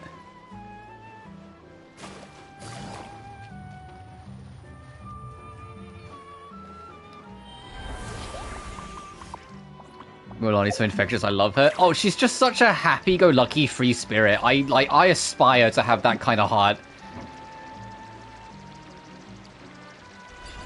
She's just such a, like, excitable being that loves the world around her. I love her. She's brilliant.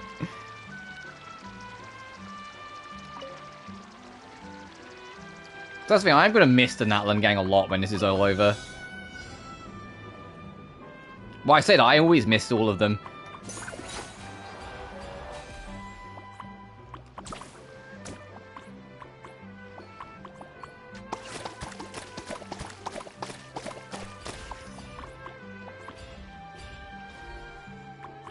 Well, that wasn't quite what they were supposed to go down.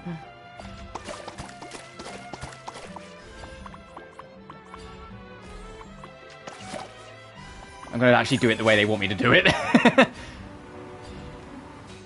we more like Zelonan? Yeah, but Zelonan's still cool. Zelonan's like super smart and can like fix anything. Including her girlfriend's motorbike. Probably more times than she cares to admit. Oh, it's a dolphin.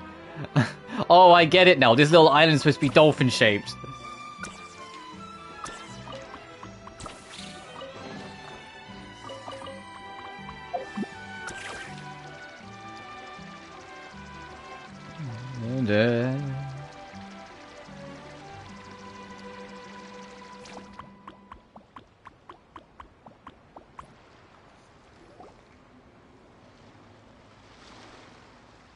Renowned heroes, daring adventurers from afar, beloved guests, welcome to Tete Isle!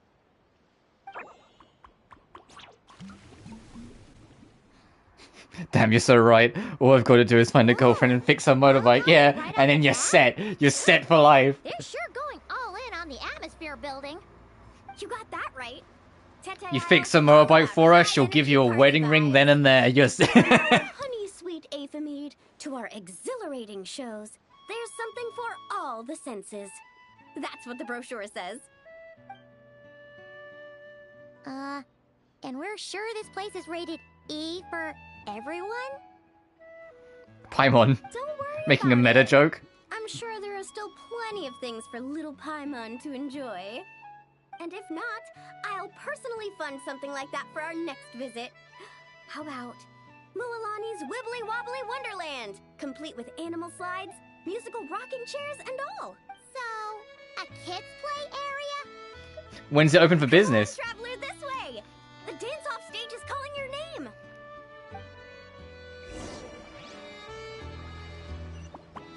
Oh god, is she actually gonna make me dance, Mualani? Please, you're killing me here.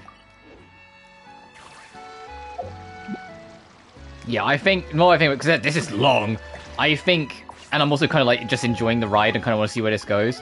I will, like when we finish to wrap up today, so I'm not going to do Nod Cry today because we've been going on for like way too long as is. Tomorrow I will do Nod Cry and explore more of Tete Island like when this story beat stops. And then on Sunday we will do Act 3 and Act 4 of this, like a summer adventure storyline, so it's all together. Will be held right here. We do not want to miss that. Because I'm probably gonna take Friday and Saturday off anyway. If I don't, I'll stream more Tomb Raider because the last chapter of this event comes out on Sunday, so I might as well wait till Sunday regardless.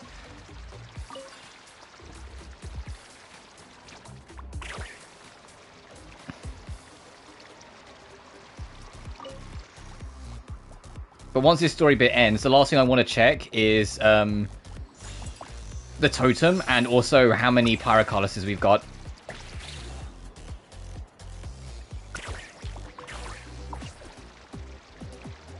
Let's get up on stage to see what line's about to like subjugate us to. Hey, you made it. Welcome. This is... Oh, leave this bit to me. Ta-da! This is the dance-off stage! The name rings a bell, but it sure looks different from the one we know. It's a Shilonen original. Of course it's Shilonen. I'm guessing probably a client request? Traveler, Shilonen recommended you as the DJ. Fucking what? You'd be the perfect person to set the place on fire with some high-energy beats. You sure she didn't say something more normal, like fire up the crowd? Hey, the wilder the better, right? How come she didn't come along herself? Oh, we couldn't get her actress in time. What? 'Cause she... I think she's pretty swamped with commissions right now. Yeah. Anyway, go ahead and give it a... Because she wanted a nap. It's probably all the real reason. To match your height, so it should be a perfect fit. Hey guys, the Yasha just noticed that the area around the stage hasn't been painted or decorated yet. Should we add some color first? Ooh, that sounds like a great idea.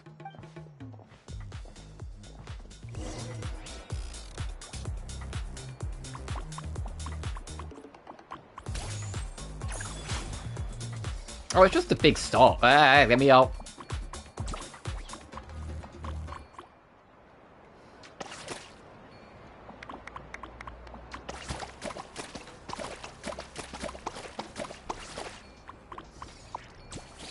Oh, here as well.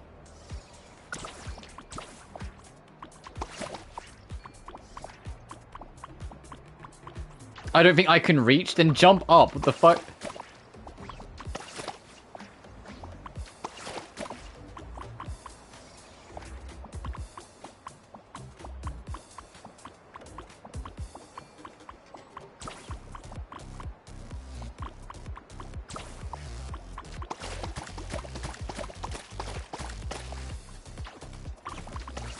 Not over here. What color do you want?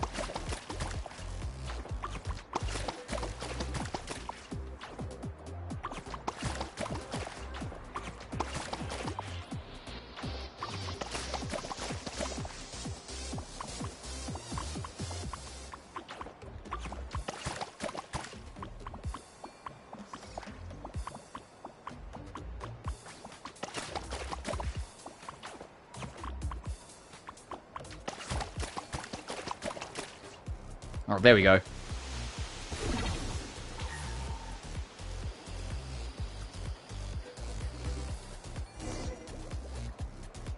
This is just Act 2. What's Act 3 and 4 gonna be? The stage itself even looks like it's dancing. Paimon can already imagine how amazing the show's gonna be. Hey, DJ, how about a quick spin? Call it a warm-up. Yeah, sure, why not? Woohoo! Shake it! Try pressing some of the buttons first. What the fuck am I looking at?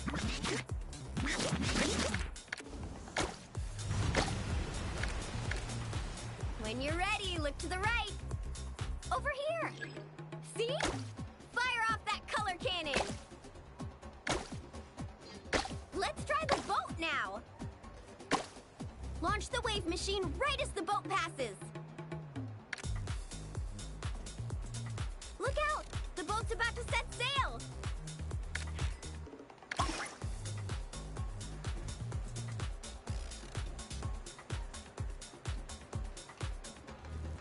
Nice! That's a wrap for the warm-up. Interesting. You called that a warm-up, but are there really gonna be boats cruising around during the opening ceremony? Nope. That's when our synergy with the Traveler gets put to the test for real. You really can't keep a secret, can you? Anyway, time to decide where to head next. What are we gonna do? Hey, something up over there? Hey, it's that Genshin Grain again. You know, the one who showed up first thing this morning? He hasn't left yet? I mean, the issue isn't how long he stays. It's whether we run out of Aphamide before he leaves. Oh, is this Venti? Uh-oh. Paimon has a funny feeling about this. Let's go ask. Sorry to interrupt, but that guest you mentioned? Yeah, there's a high probability he might actually be a friend of ours. Oh, does a guy with 2 braids and a little white flower tucked under his hat match who you're thinking? Ah, it really is tone-deaf Bard. You mean Bennett's travel buddy? That Bard friend of yours? Yeah, but just to be clear, Professor Venti is Stop calling him Professor. He has not earned his title. I don't believe his credentials. The impression he's given you, there must have been some kind of mix-up. Bennett really hasn't seen the real Venti yet, huh? Huh? Anyway, your friend at a bar called the Dewdrop if you wanted to meet up with him. Let's go. Time to rescue Teta Isle.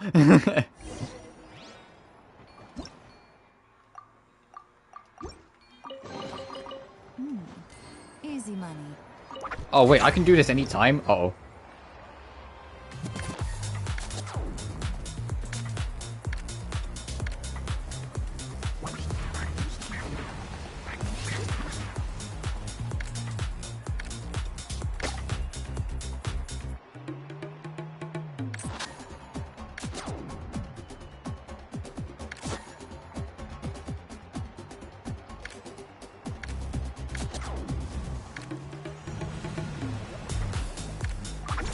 Get out of here.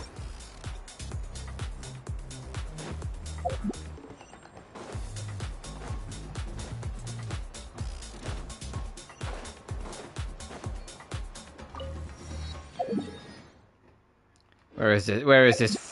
Fuck. I mean, dear old friend, Venti.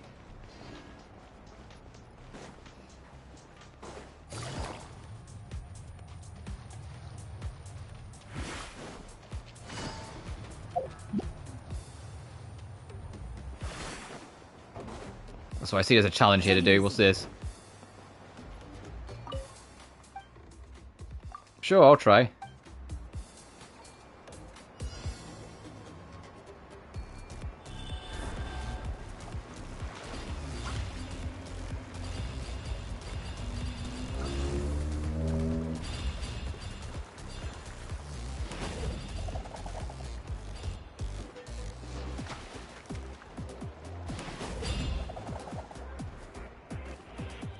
Excuse me.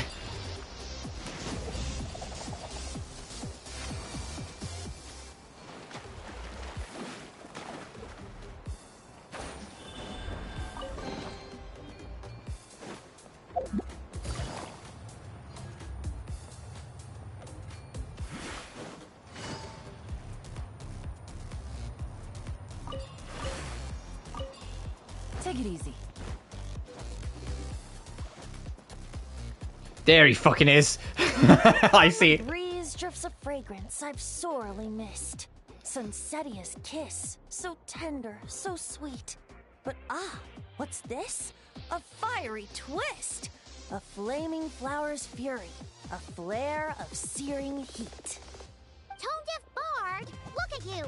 Sitting here by yourself, sipping away at your drink without a care in the world. You're running this place dry, you know. You wound me, fair Paimon.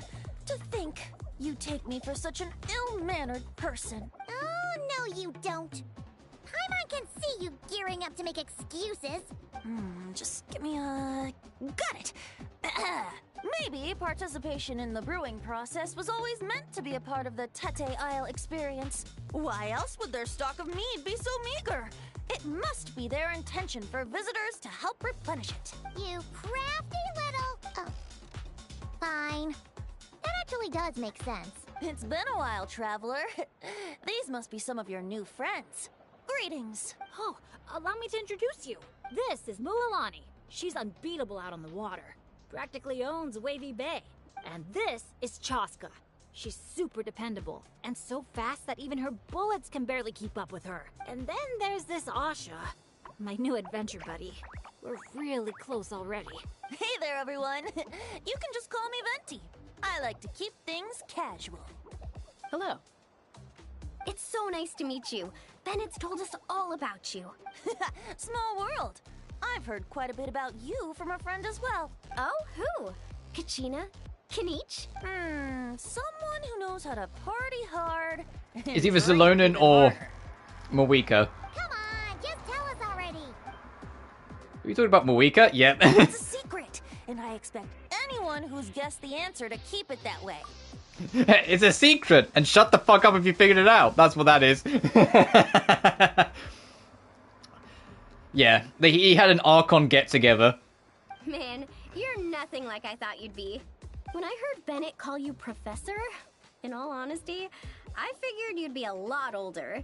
Well, when I do turn old and gray, I hope I get the chance to hold another love poem crash course. You and the Mare Javari, so close and yet so far. One at the edge of the world, the other in the center of my heart. Hey, wasn't that the poem Bennett wrote? Well remembered, traveler. No matter how old I get, I don't think I'll ever forget the poems my students wrote that year. Such a charming little verse. A charming little verse indeed. I need to see this Archon boys, but Zhongli goes crazy. Yeah, I bet he hits that dance floor like a man possessed. Osmanthus wine doesn't taste the same as I remember. It just fucking hits the gritty. Glasses of that refreshing Aethamide I was just enjoying, if you'd be so kind. I'm afraid you just polished off the very last glass. Oh, that's an unlucky coincidence. Our exceptionally, well-hydrated guest is certainly right about one thing, however. You're all more than welcome to take part in the Honeydew Craft Brew experience and try brewing some yourselves. Any takers? Me and Hydration Station over here are both give it a try. Hydration Station. Sounds great. Where's it take? And Vinci knows we're talking about him. Didn't take too much convincing. Well, since the traveler was kind enough to answer on my behalf, how could I possibly turn down such a warm invitation? It's just over there if you're interested. In that case, why don't we all split up for a bit? We can pick a spot to regroup and meet up there later. This Act 2 is hella fucking long. Okay, I'm glad I said I would. A little bar called Me and Do. Do not cry tomorrow. Place to relax, and there's more than enough mead to go around. Chapter 1 was tiny. I thought Chapter 2 would be like only a little bigger. We're still going. Oh, Me and Do. Just Me and Do. Such an aptly poetic name for what I'm sure is a veritable temple of inspiration. Don't try to bat your eyelashes at Paimon. You're not allowed in another bar until you've at least attempted to replenish what you drank. Well, I suppose you're right. Anyway, judging from the look on your face, I'm guessing you have quite a few questions for me. Why are you here? What brings you to Nutland? And why are you suddenly bringing up your poetry class? But questions, dear friends, are like bottles of fine wine. Cracking them open is all about waiting for the right moment. How's Bennett been doing the past few days? He's been having a great time with the rest of us. Yeah, he's been partying hard and enjoying life. A lucky streak wouldn't have anything to do with you, would it? Who's to say? Venti. Oh, you and your non-answers. At this rate, Paimon should have named you Act Coy to avoid giving any actual answers barred instead. Yeah, but it doesn't really quite roll off the tongue, though, does it, Paimon?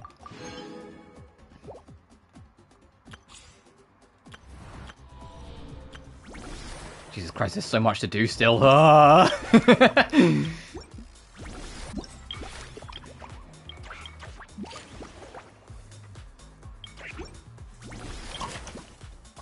Yeah, we're still on this. We're still world is your canvas.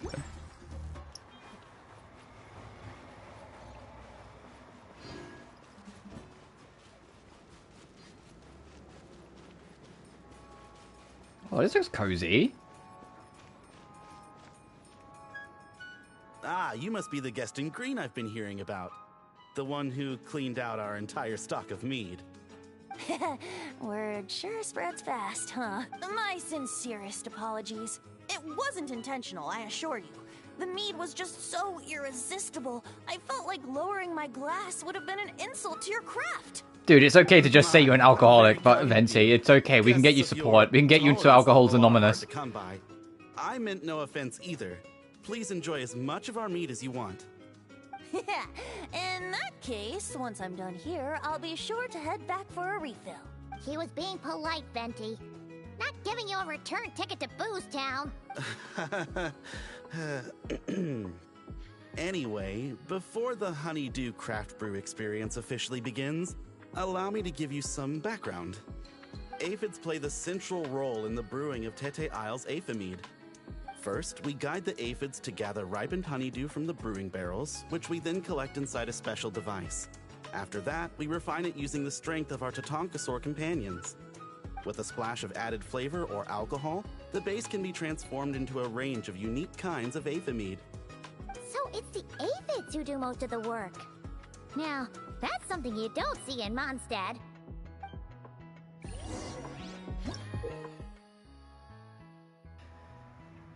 The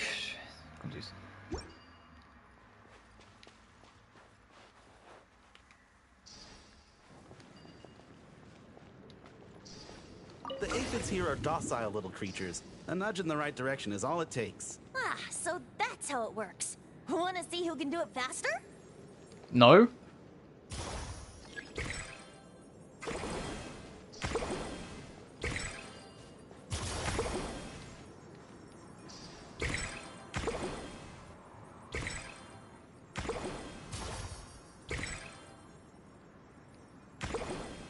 I don't think I get this at all. I don't think I was paying enough attention. Uh-oh.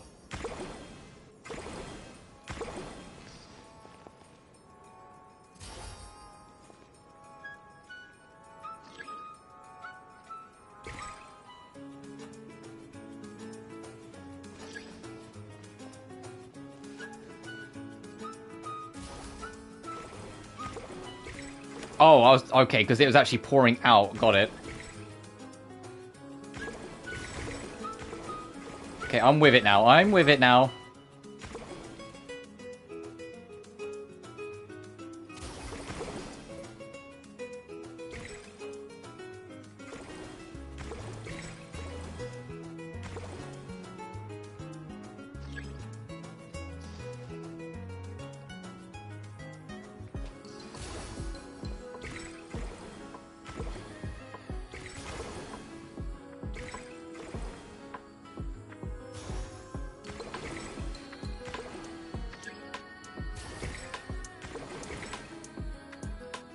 Bubbles are starting to rise. Make sure the little aphids steer clear of them.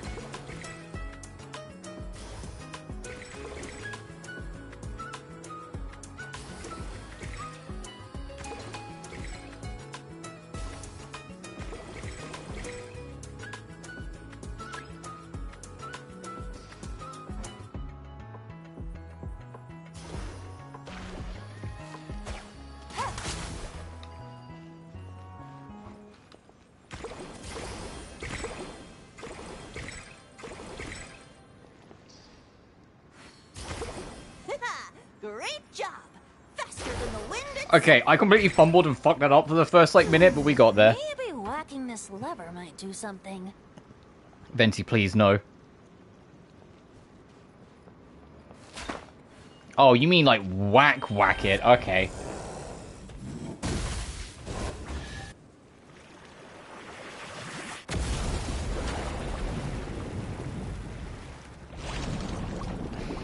Oh, God. All done. Who'd have thought it'd be such a breeze? Those little aphids really pull their weight. Hey, we should invite Diluc over to check it out. Diluc mentioned. Apamide over at the Angel's Share in no time. Wait, nope, scratch that. The last thing you need is more access to this stuff. Forget about Master Diluc. Let's just sneak a couple aphids into our pockets and bring them back ourselves. And if we can't fit them in a pocket, we can always try stuffing them under a hat. Your friend's quite the joker. He is joking, right? No, he isn't. That's the problem.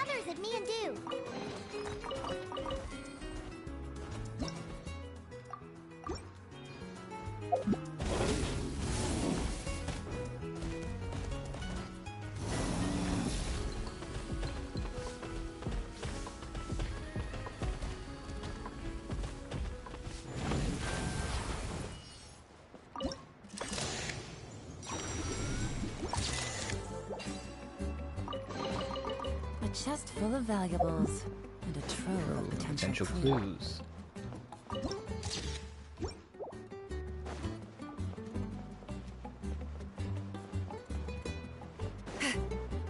Oh, it's there. I was gonna say, where is that Pyrogalus?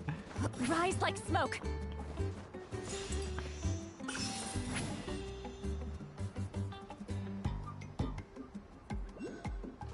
That's fucking another one. Oh my god.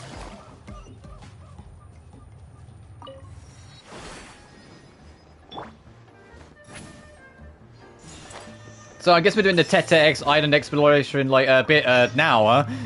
Maybe tomorrow really will just be the not cry thing. Hands off, please. Oh, fucking sorry. Quite polite. No wonder it doesn't dislike you. This dancing looks more wriggling to me. I would say swaying or something. Flower, but it was entry, special nectar. Yeah, he said you will explore now. Yeah, exactly. But that's fine, because you know how it'll work out? I'm Emma Nyonsol, the Alloy Orkleg, or hi, I'm Emma.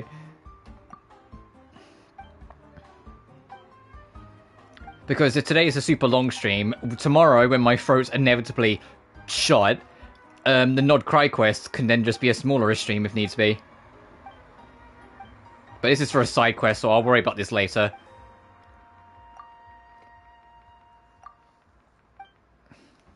I just saw a thing on it and I went to poke it for a second.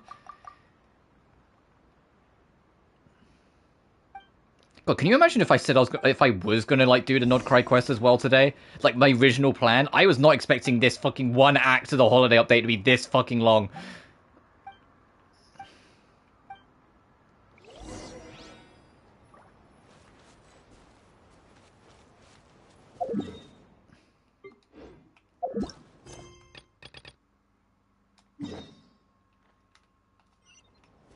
Later, bye.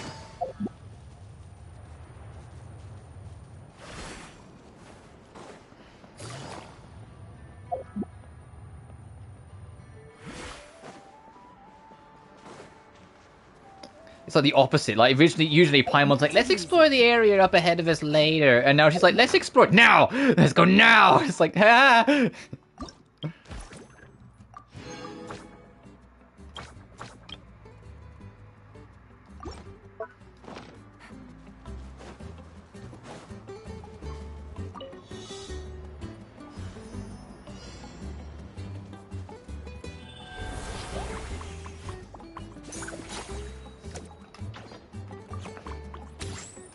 Fucking whoops like every time.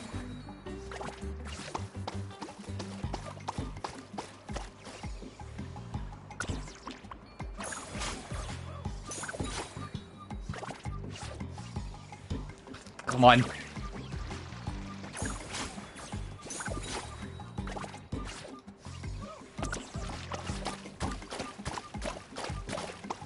because I go to press R2 to shoot, but R2 is fling.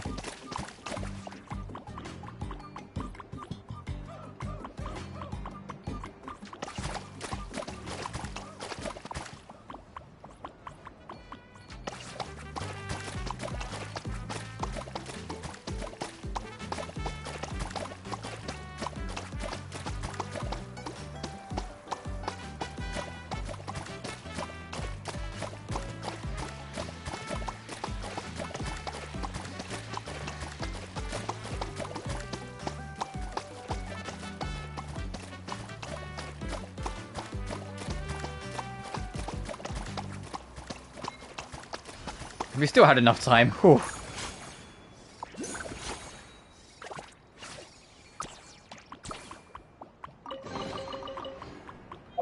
And I heard it. Where is it?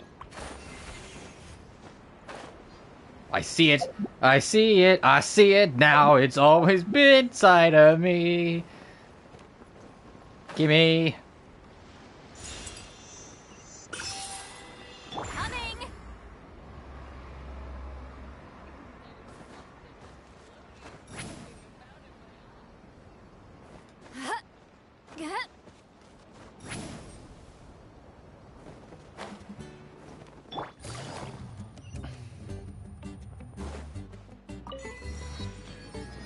Oh, is that all the waypoints?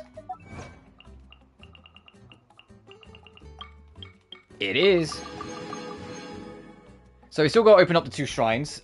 We got to like guide at least one more Munito home. We're getting there on all the treasure chests. There's still some mechanisms, and we're still missing 1 color we need to unlock.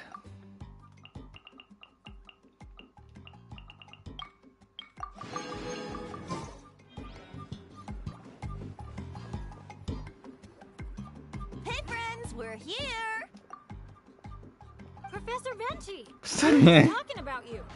Professor, what did you? Why did you lie to this boy so much, Venti?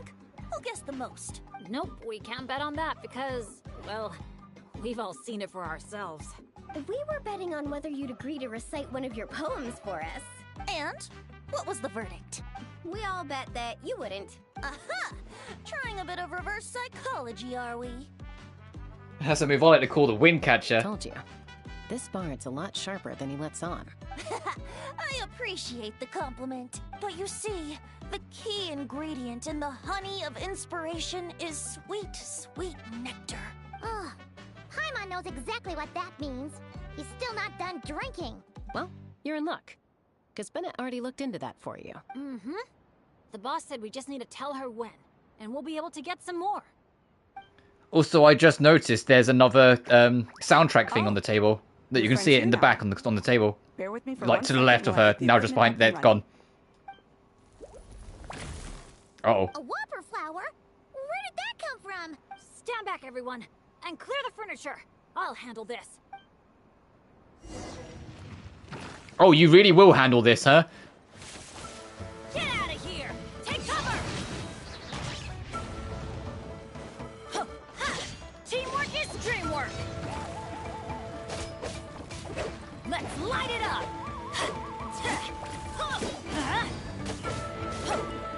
Let's light it up!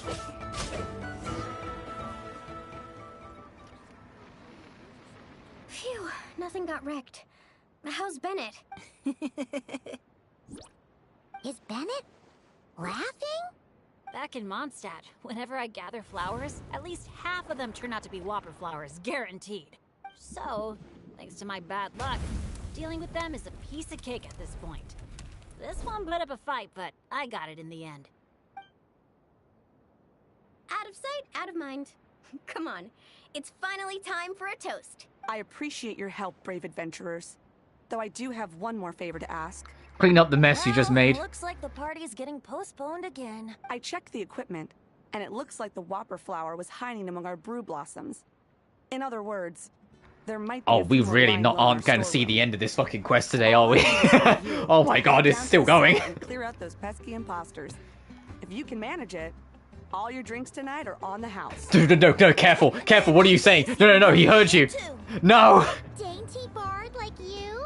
Sure you you can manage it? Ha! Never doubt the morale-boosting power of a song. Just make sure to give me a moment to find a safe little corner to hide in.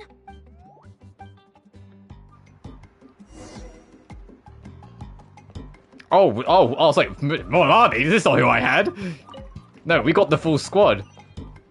Milani, Bennett, Venti, and Chashka. Interesting fucking team comp. Let's see how it pays off.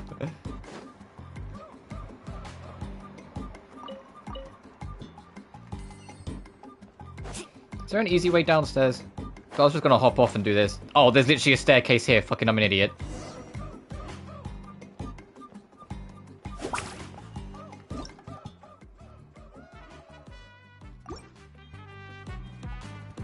The ones that remain open even when approached. Uh-oh. Looks like the Whopper flower brought back up. Don't worry. We still outnumber them. Whopper. Carving waves. Amazing. We missed.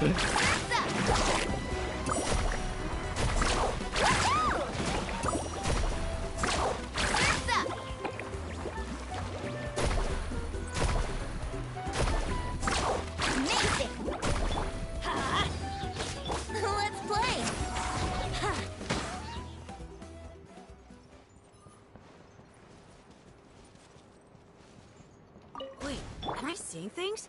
Did it just flinch? No kidding. You must have... Hey, you little...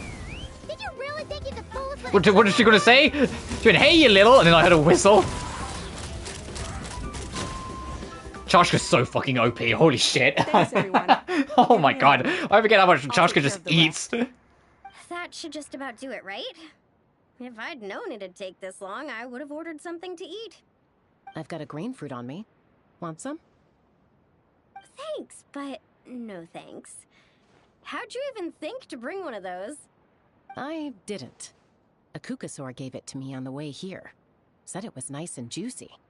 So Kukasaurs just give you fruit wherever you go? You Flower Feather Clan folks live quite the life. Everyone, please, make your way to the observation deck.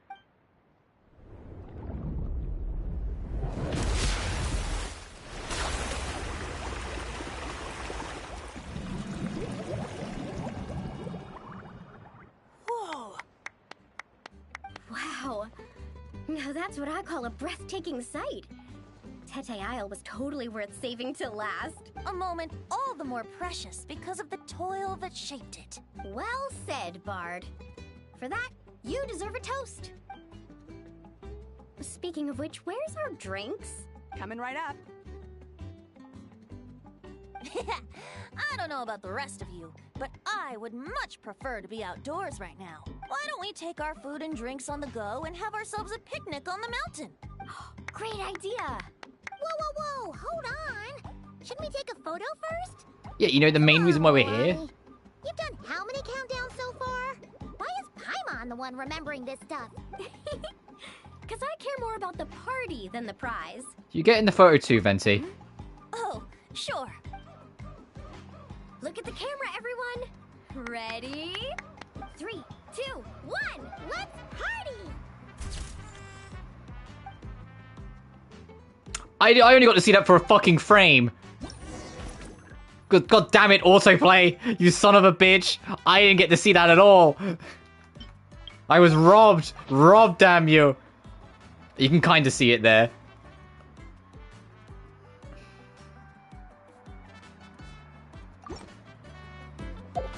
That's why I've been turning off auto, because I knew something like that could happen. I wasn't expecting it to be that fucking lightning fast. Veggies, snacks.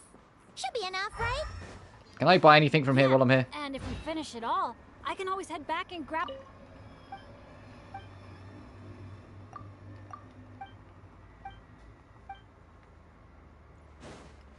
God damn autoplay robbing me of another screenshot. Now that's me. Where are we going? Music to my ears. Don't enable him!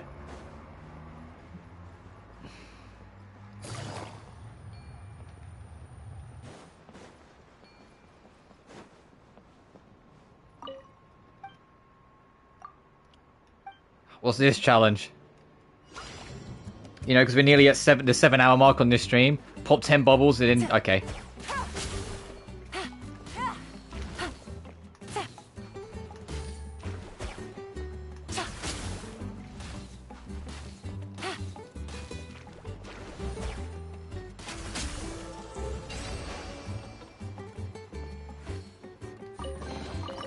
treasure.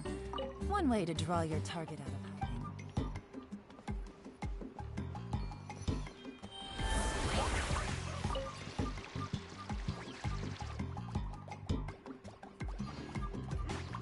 You know, I was like, I said earlier, it's like, man, I don't want to really end this being 8 hours. At the rate we're fucking going, it's gonna be like 9 hours before we even get this done. There can't be much more left. It's gonna have our picnic here, and then the plot will kick off tomorrow, and then that will be Act 3, which we'll have to do on Sunday. I'm just gonna do a quick countdown to be safe. 3, 2, 1. Alrighty then, everyone. Cheers!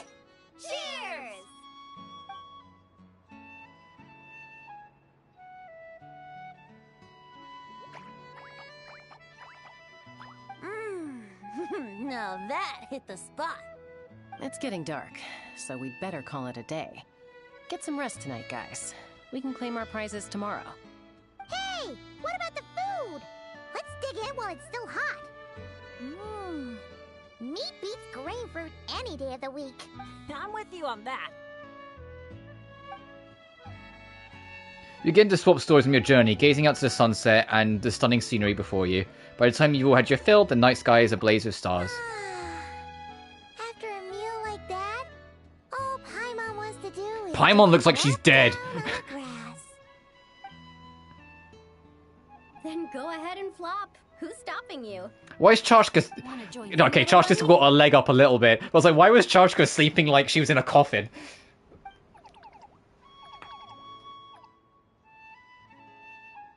Oh, look at all those beautiful stars. Careful. Milani, you really love... knocked my hat off. You really love the world you're in, don't you? I love Milani's spirit. Such a relaxing atmosphere. Yeah. Never has a ray of light lingered so enduring, falling from the heavens, soft as moonlight's mirth, hanging on the hush of night, a sleepless song alluring. Blossom fills the gentle folds that cross the smiling earth. Oh fuck, we made it.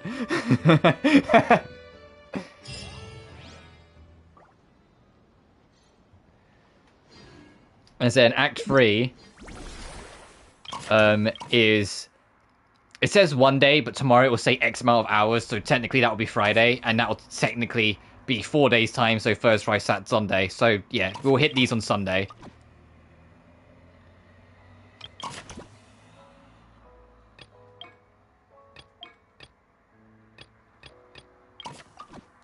But this is super fun. But 6 hours and 57 minutes on the stream. Oh, fucking Christ. Mondstadt's poetry really is a world apart. We'll see what the last thing's characters have to say. It's so soft and delicate. Listening So I want to check the being enveloped temple in thing, gentle the tablet of Toma, whatever it's called, to see if we can max that out. I also want to hand in my pyrocollises just to see how close I am to getting all of them now. Because there's still a few more here, because we haven't explored Tete Island properly, so we still will do that tomorrow. This trip has been So great, but I know it's not for food. Best part is a bunch of great new friends. Can't wait to tell my dads about it, they'll be so surprised. Aw. Venti, you fucking fine mead. These crops are a bit on the small side. Okay, yeah, you want a fucking brew. That'll do for now. Oh, yeah, you know what I should also check? How 68%. Not bad. Not bad at all. Let me go here and turn these in.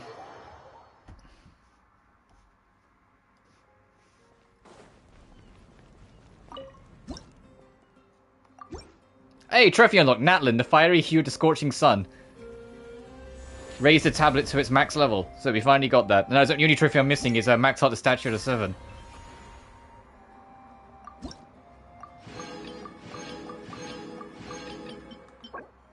That's cool. Wait, what did that read? The tablet shines brightly, and the flames that blaze across Natlan call out to the steel of the sacred flame. Neither shadows nor darkness shall have any place to hide.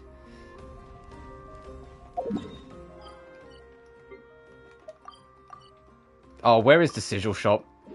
What do you sell? What do you sell in this sigil shop? Oh, hey, I put this here, by the way, the crystal fly trap, because I load in, run in, do this, so it's just on the way. I can just check it, because I never remember how much time I got until it's done, so I can keep on top of my crystal flies. Right, what are you selling?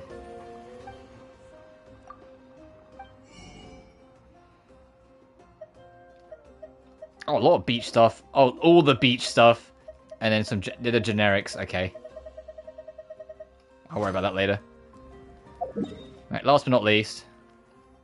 I'll use this one. Oh, also, you know what I should check?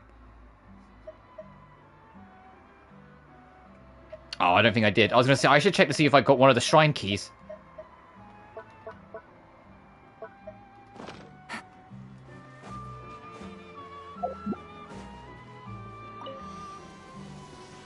Alright, let's see. How close am I? God, I've got another 37. It's not going to be enough to get it to max level.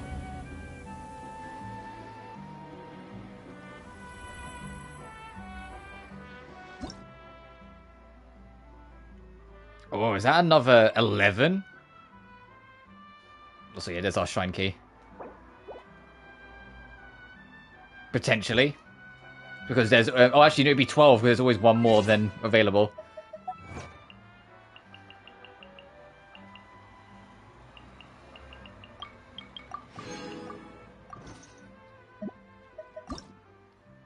I got that name card. This name card I got on, by the way, if you're wondering where it is or where I got it from, it was the Battle Pass reward for 1.1. And I just chucked it on and it just kind of stayed. Like, I've never got rid of it.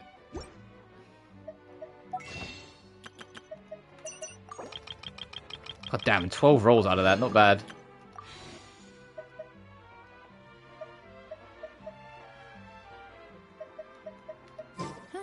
Good roll.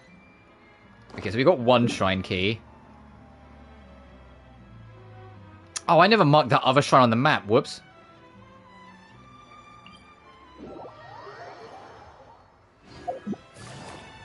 We'll do this, and then I am wrapping up because I can feel my throat getting tired. I finished my water about 10 minutes ago, so I was like, Take it easy. And then tomorrow we will do Nodcry Prologue. Off screen, I will do more exploring. Just I'll leave Teta Island, so I've still got something to do there. But I'll explore like the nooks and crannies I can find here.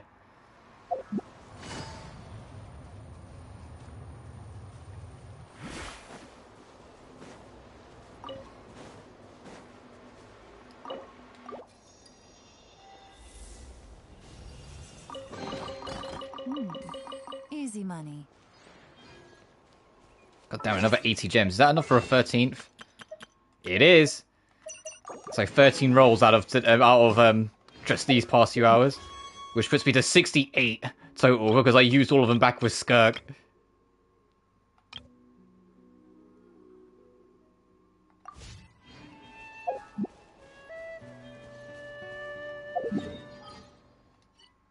But that'll do. Let me go here so we're like in a good rest point. Oh, and get rid of the icon because I don't need it anymore. Nope. There you go. So, that all being said, thank you all so much for watching. Remember to like and subscribe if you haven't already. It genuinely helps the channel grow. Additionally, you can find my BlueSky and Patreon in the description of every single video. But until next time, you guys all take care now. Peace.